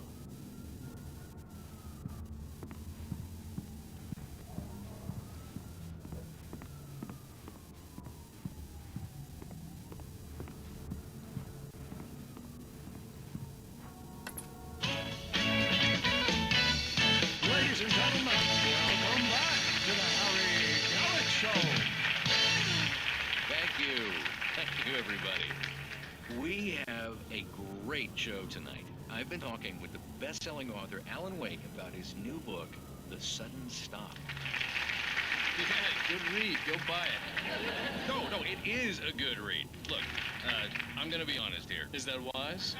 No, but I'm gonna do it anyway. I got people who give me the lowdown on books. I'm a busy guy. But this one, I actually read from cover to cover. I mean, I'm a big fan. Wow, thanks. Now, this might be a spoiler for those who haven't read the book yet. Based on the sales figures, the 2 people out there who haven't read the book yet. But this last book is all about the death of the main character, the hard-boiled New York detective, Alex Casey. Now, there's been a lot of outrage about this. Why the hell did you kill Casey? What the hell were you thinking, man? Good riddance. No, seriously though. 7 years and 6 books is a long time. He was a gloomy guy to spend all your working hours with, and it was a good run. But it's time to explore new things. My next book will be a departure from the old for me. You selfish bastard, always thinking of yourself. Well, you've certainly given us a lot of entertainment over the years. And now that you mention it, Casey was a gloomy guy. Never had much luck with his love life with the ladies. Was that autobiographical in any way? Yeah, no kidding. Casey's lady friends tended to die on him. With Casey, it was all about his pain. No, nothing autobiographical about that. I'm a happily married man. My wife is my muse. Well, congratulations. That's great to hear. So, how's the publicity tour been treating you? Good. Great. But I gotta say, I'm glad to be back home in New York.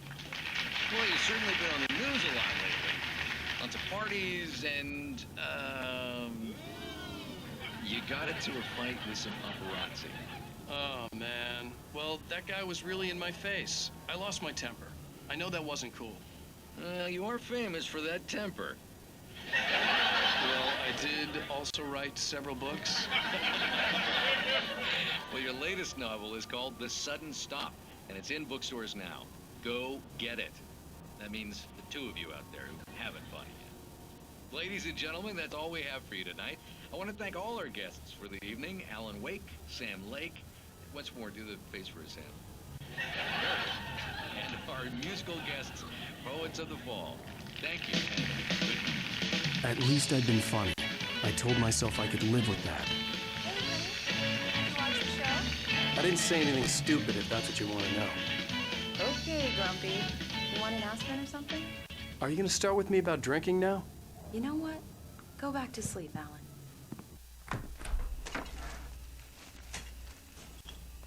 What? Now you can't even talk to me? Well, this morning I was angry because you said you'd be home at midnight and you showed up at 7 a.m. and passed out in mid-sentence. Now I'm over it. Are you angry? This goddamn tour. It's gotten out of hand. Oh, honey. It's almost over, right? We can get back to normal, and you can start writing again. I'm sorry, honey. Alan, you're not thinking straight. Just take a shower and go back to bed, huh? Yeah, you're right, honey. I'm sorry. Once this is over, let's go away together. A vacation. Just you and me. Some peace and quiet.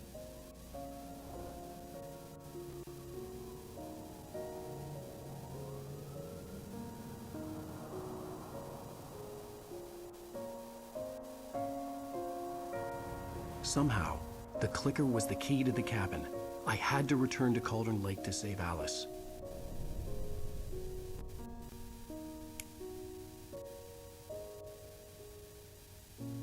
I'm going back to the lake to finish this. I'm going to write an ending to the story in the manuscript on my own terms, to make it all right. Why can't you just write it here?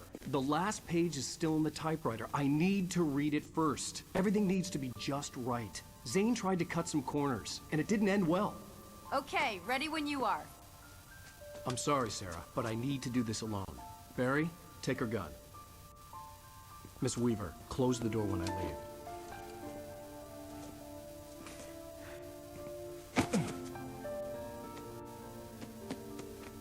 Good luck, Al. See you later.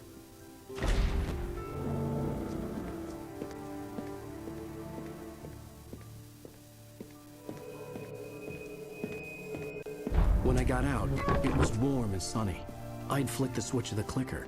Had it done this? I didn't stop to question it. I had to take advantage of the sunlight to get to the lake. On Zane's page, I'd stood on the rim of Cauldron Lake, about to use the clicker. That's where I was headed.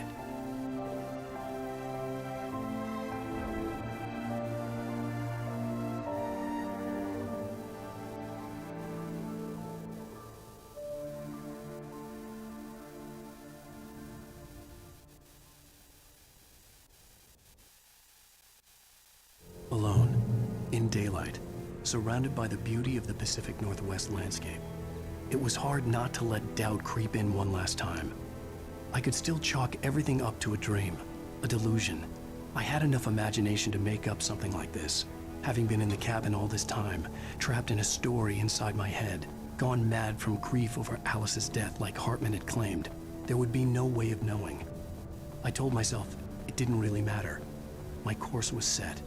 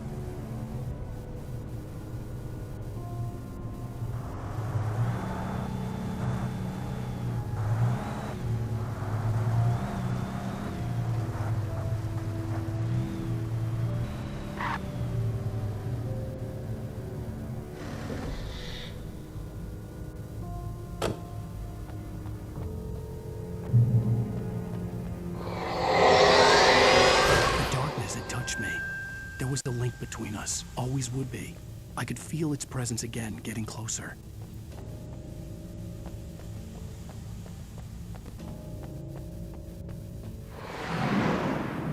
I will kill your wife.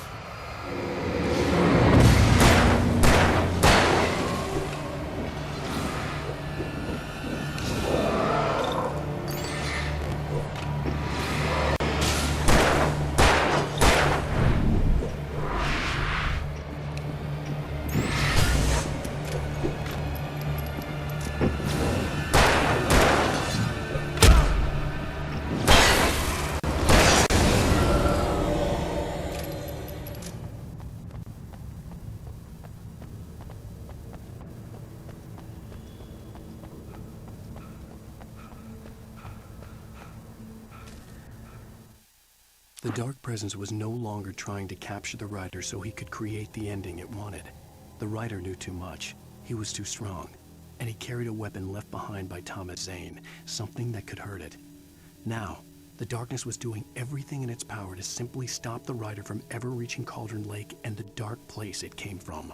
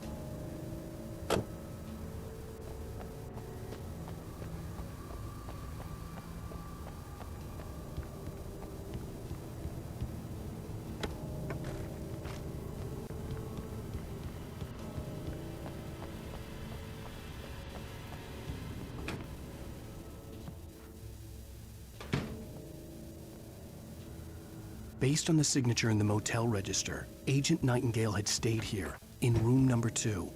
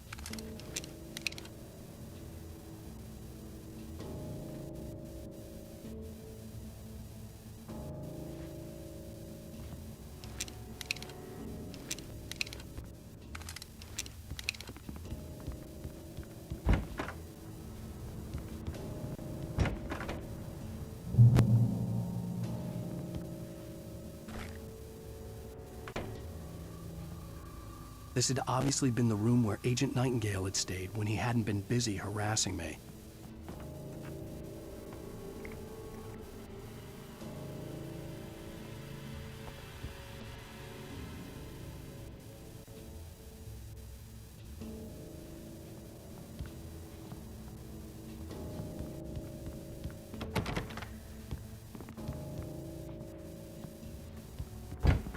Look after yourself and your...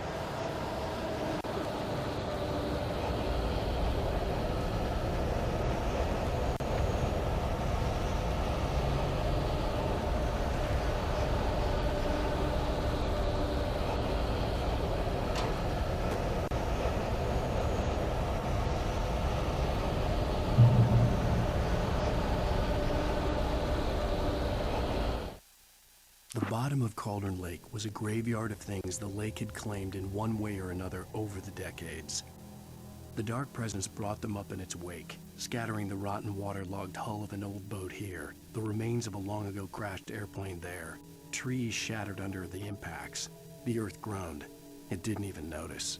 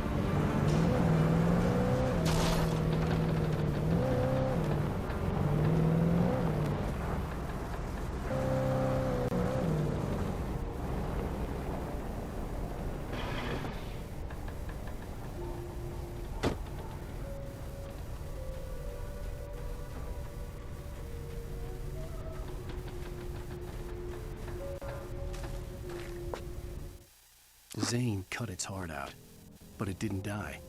The thing that wore Barbara's face kept crooning sweet nothings sugar-laced with poison. He put on the suit, untied the monster from the chair. The thing in his arms thrashed weakly, but he held fast. He stepped outside, off the pier, and into the dark water, a sinking pinprick of light descending toward a bottom that never came.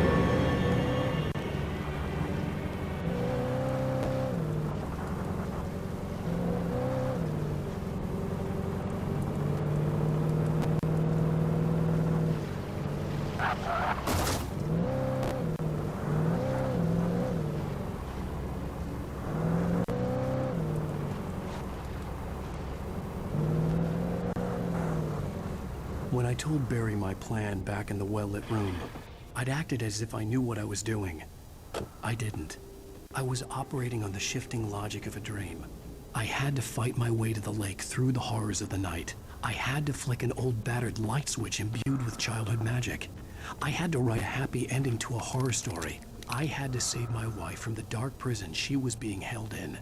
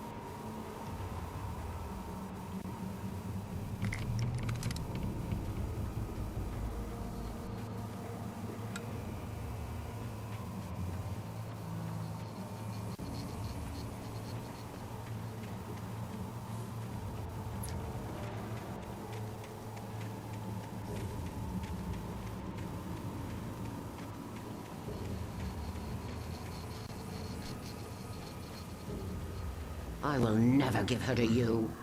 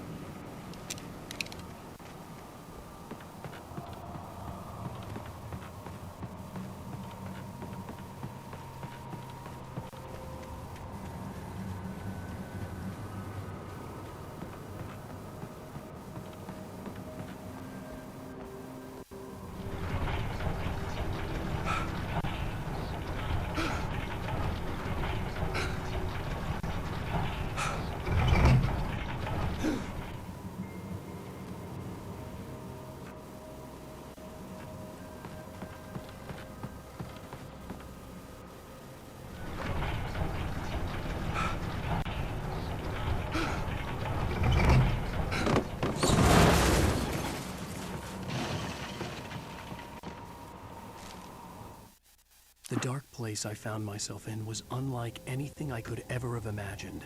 It wasn't solid. It flowed. It was conceptual and subjective. For someone else, an artist in another field, it would have been very different. I could sense the story of the manuscript all around me, the words and ideas floating in the air, poised to become real.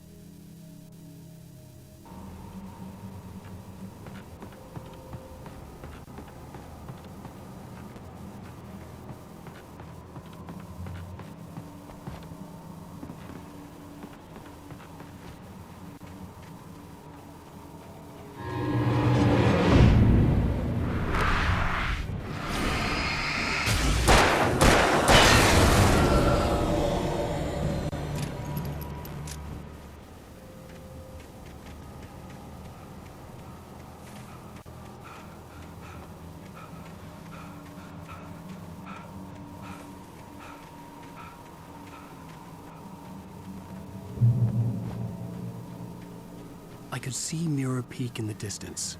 That's where Cauldron Lake was.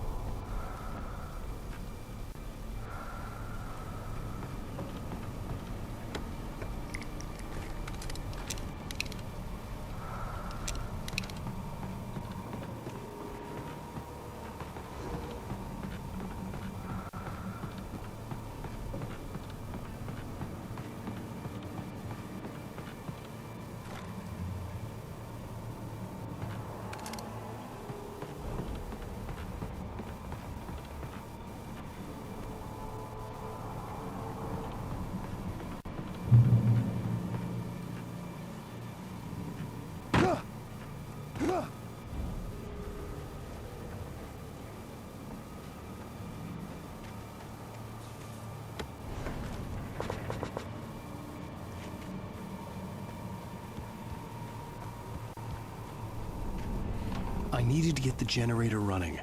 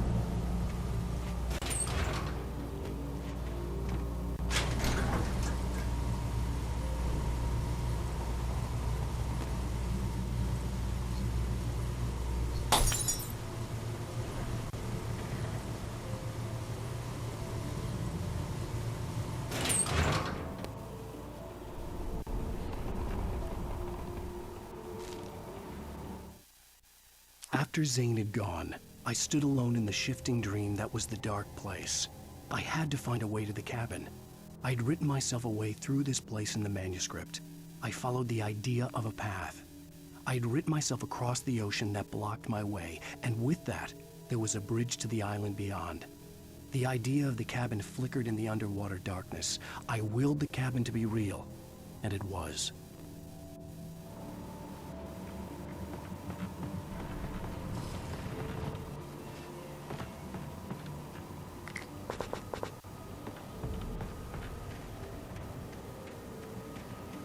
Turn back now.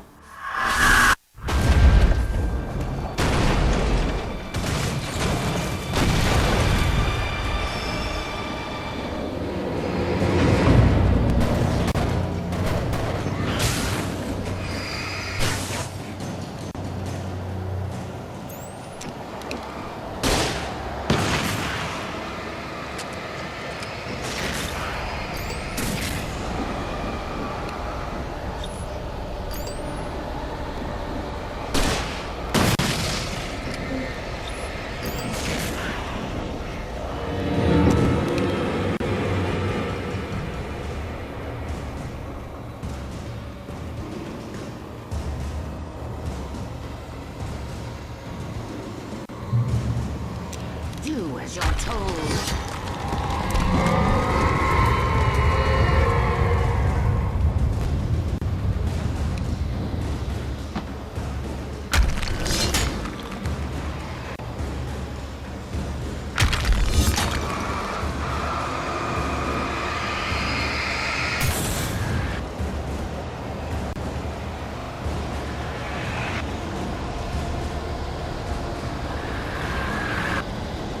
has never loved you.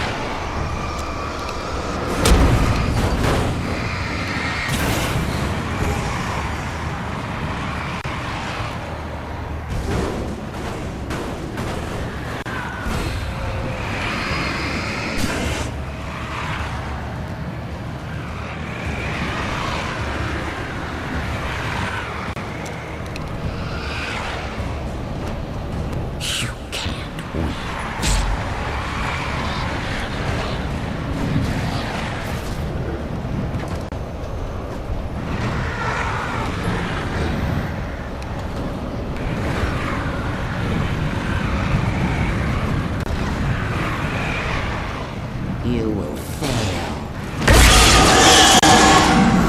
It's all in your head. You're making this up.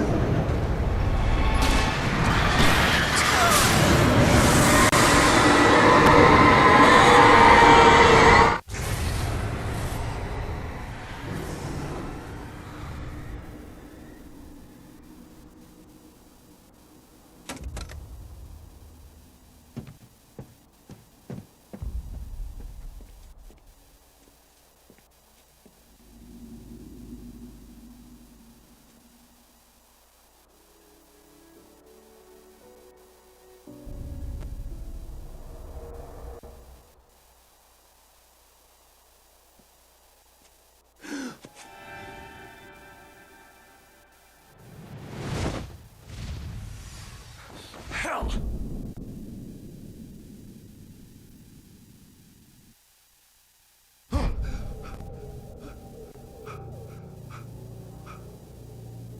Shh, baby. You were having a bad dream.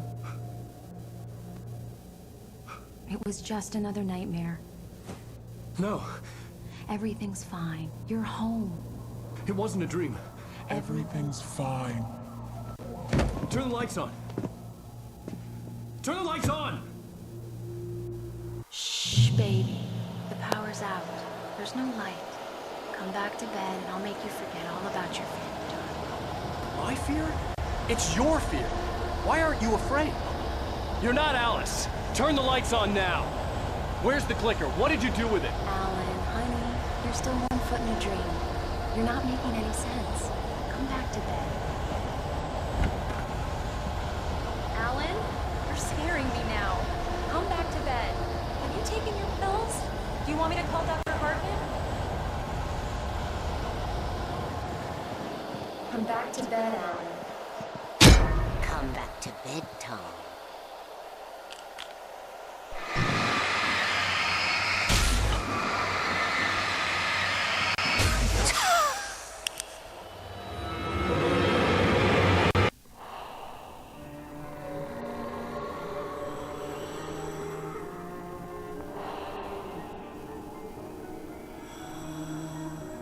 You must find your way to the cabin. It stands in your way. It won't let you pass. It has no heart. It's filled with darkness. You must fill its heart with light.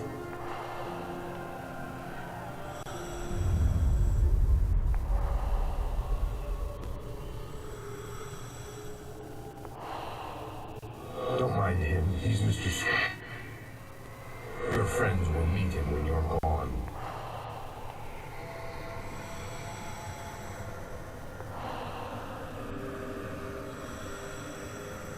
Where's the clicker?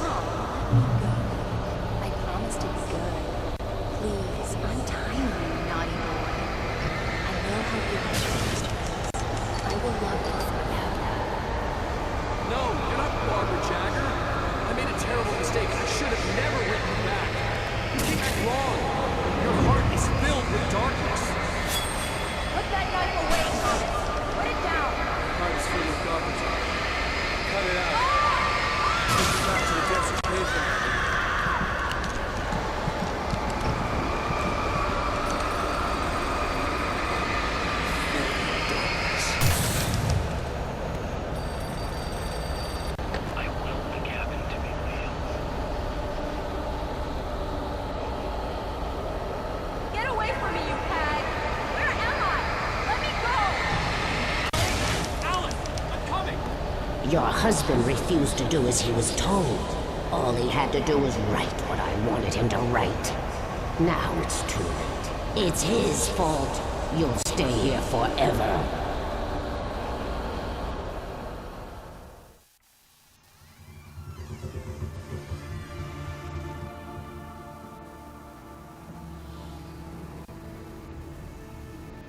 Now you will never get her back.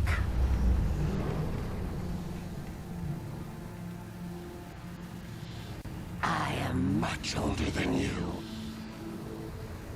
Older than your first work of art. I will find a new face to wear. Someone else to dream me free.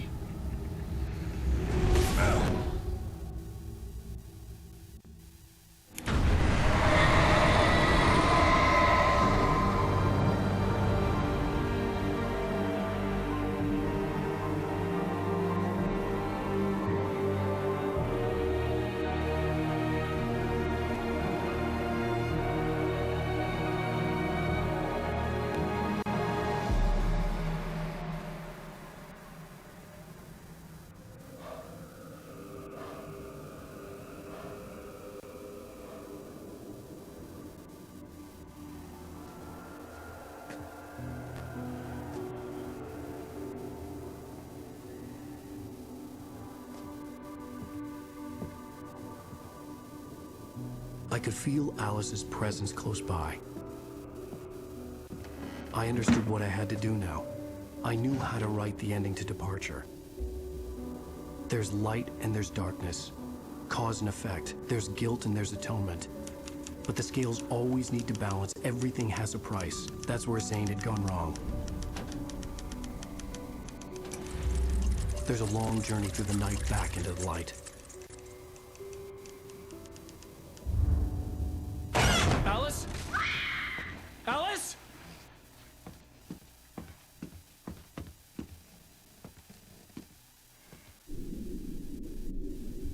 Oh no!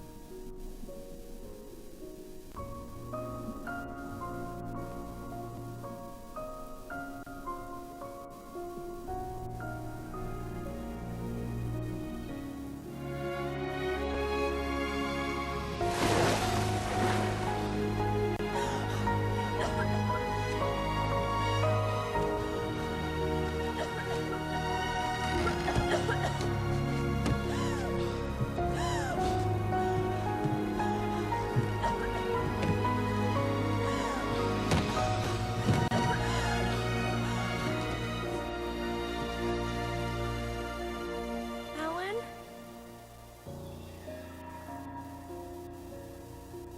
Alan?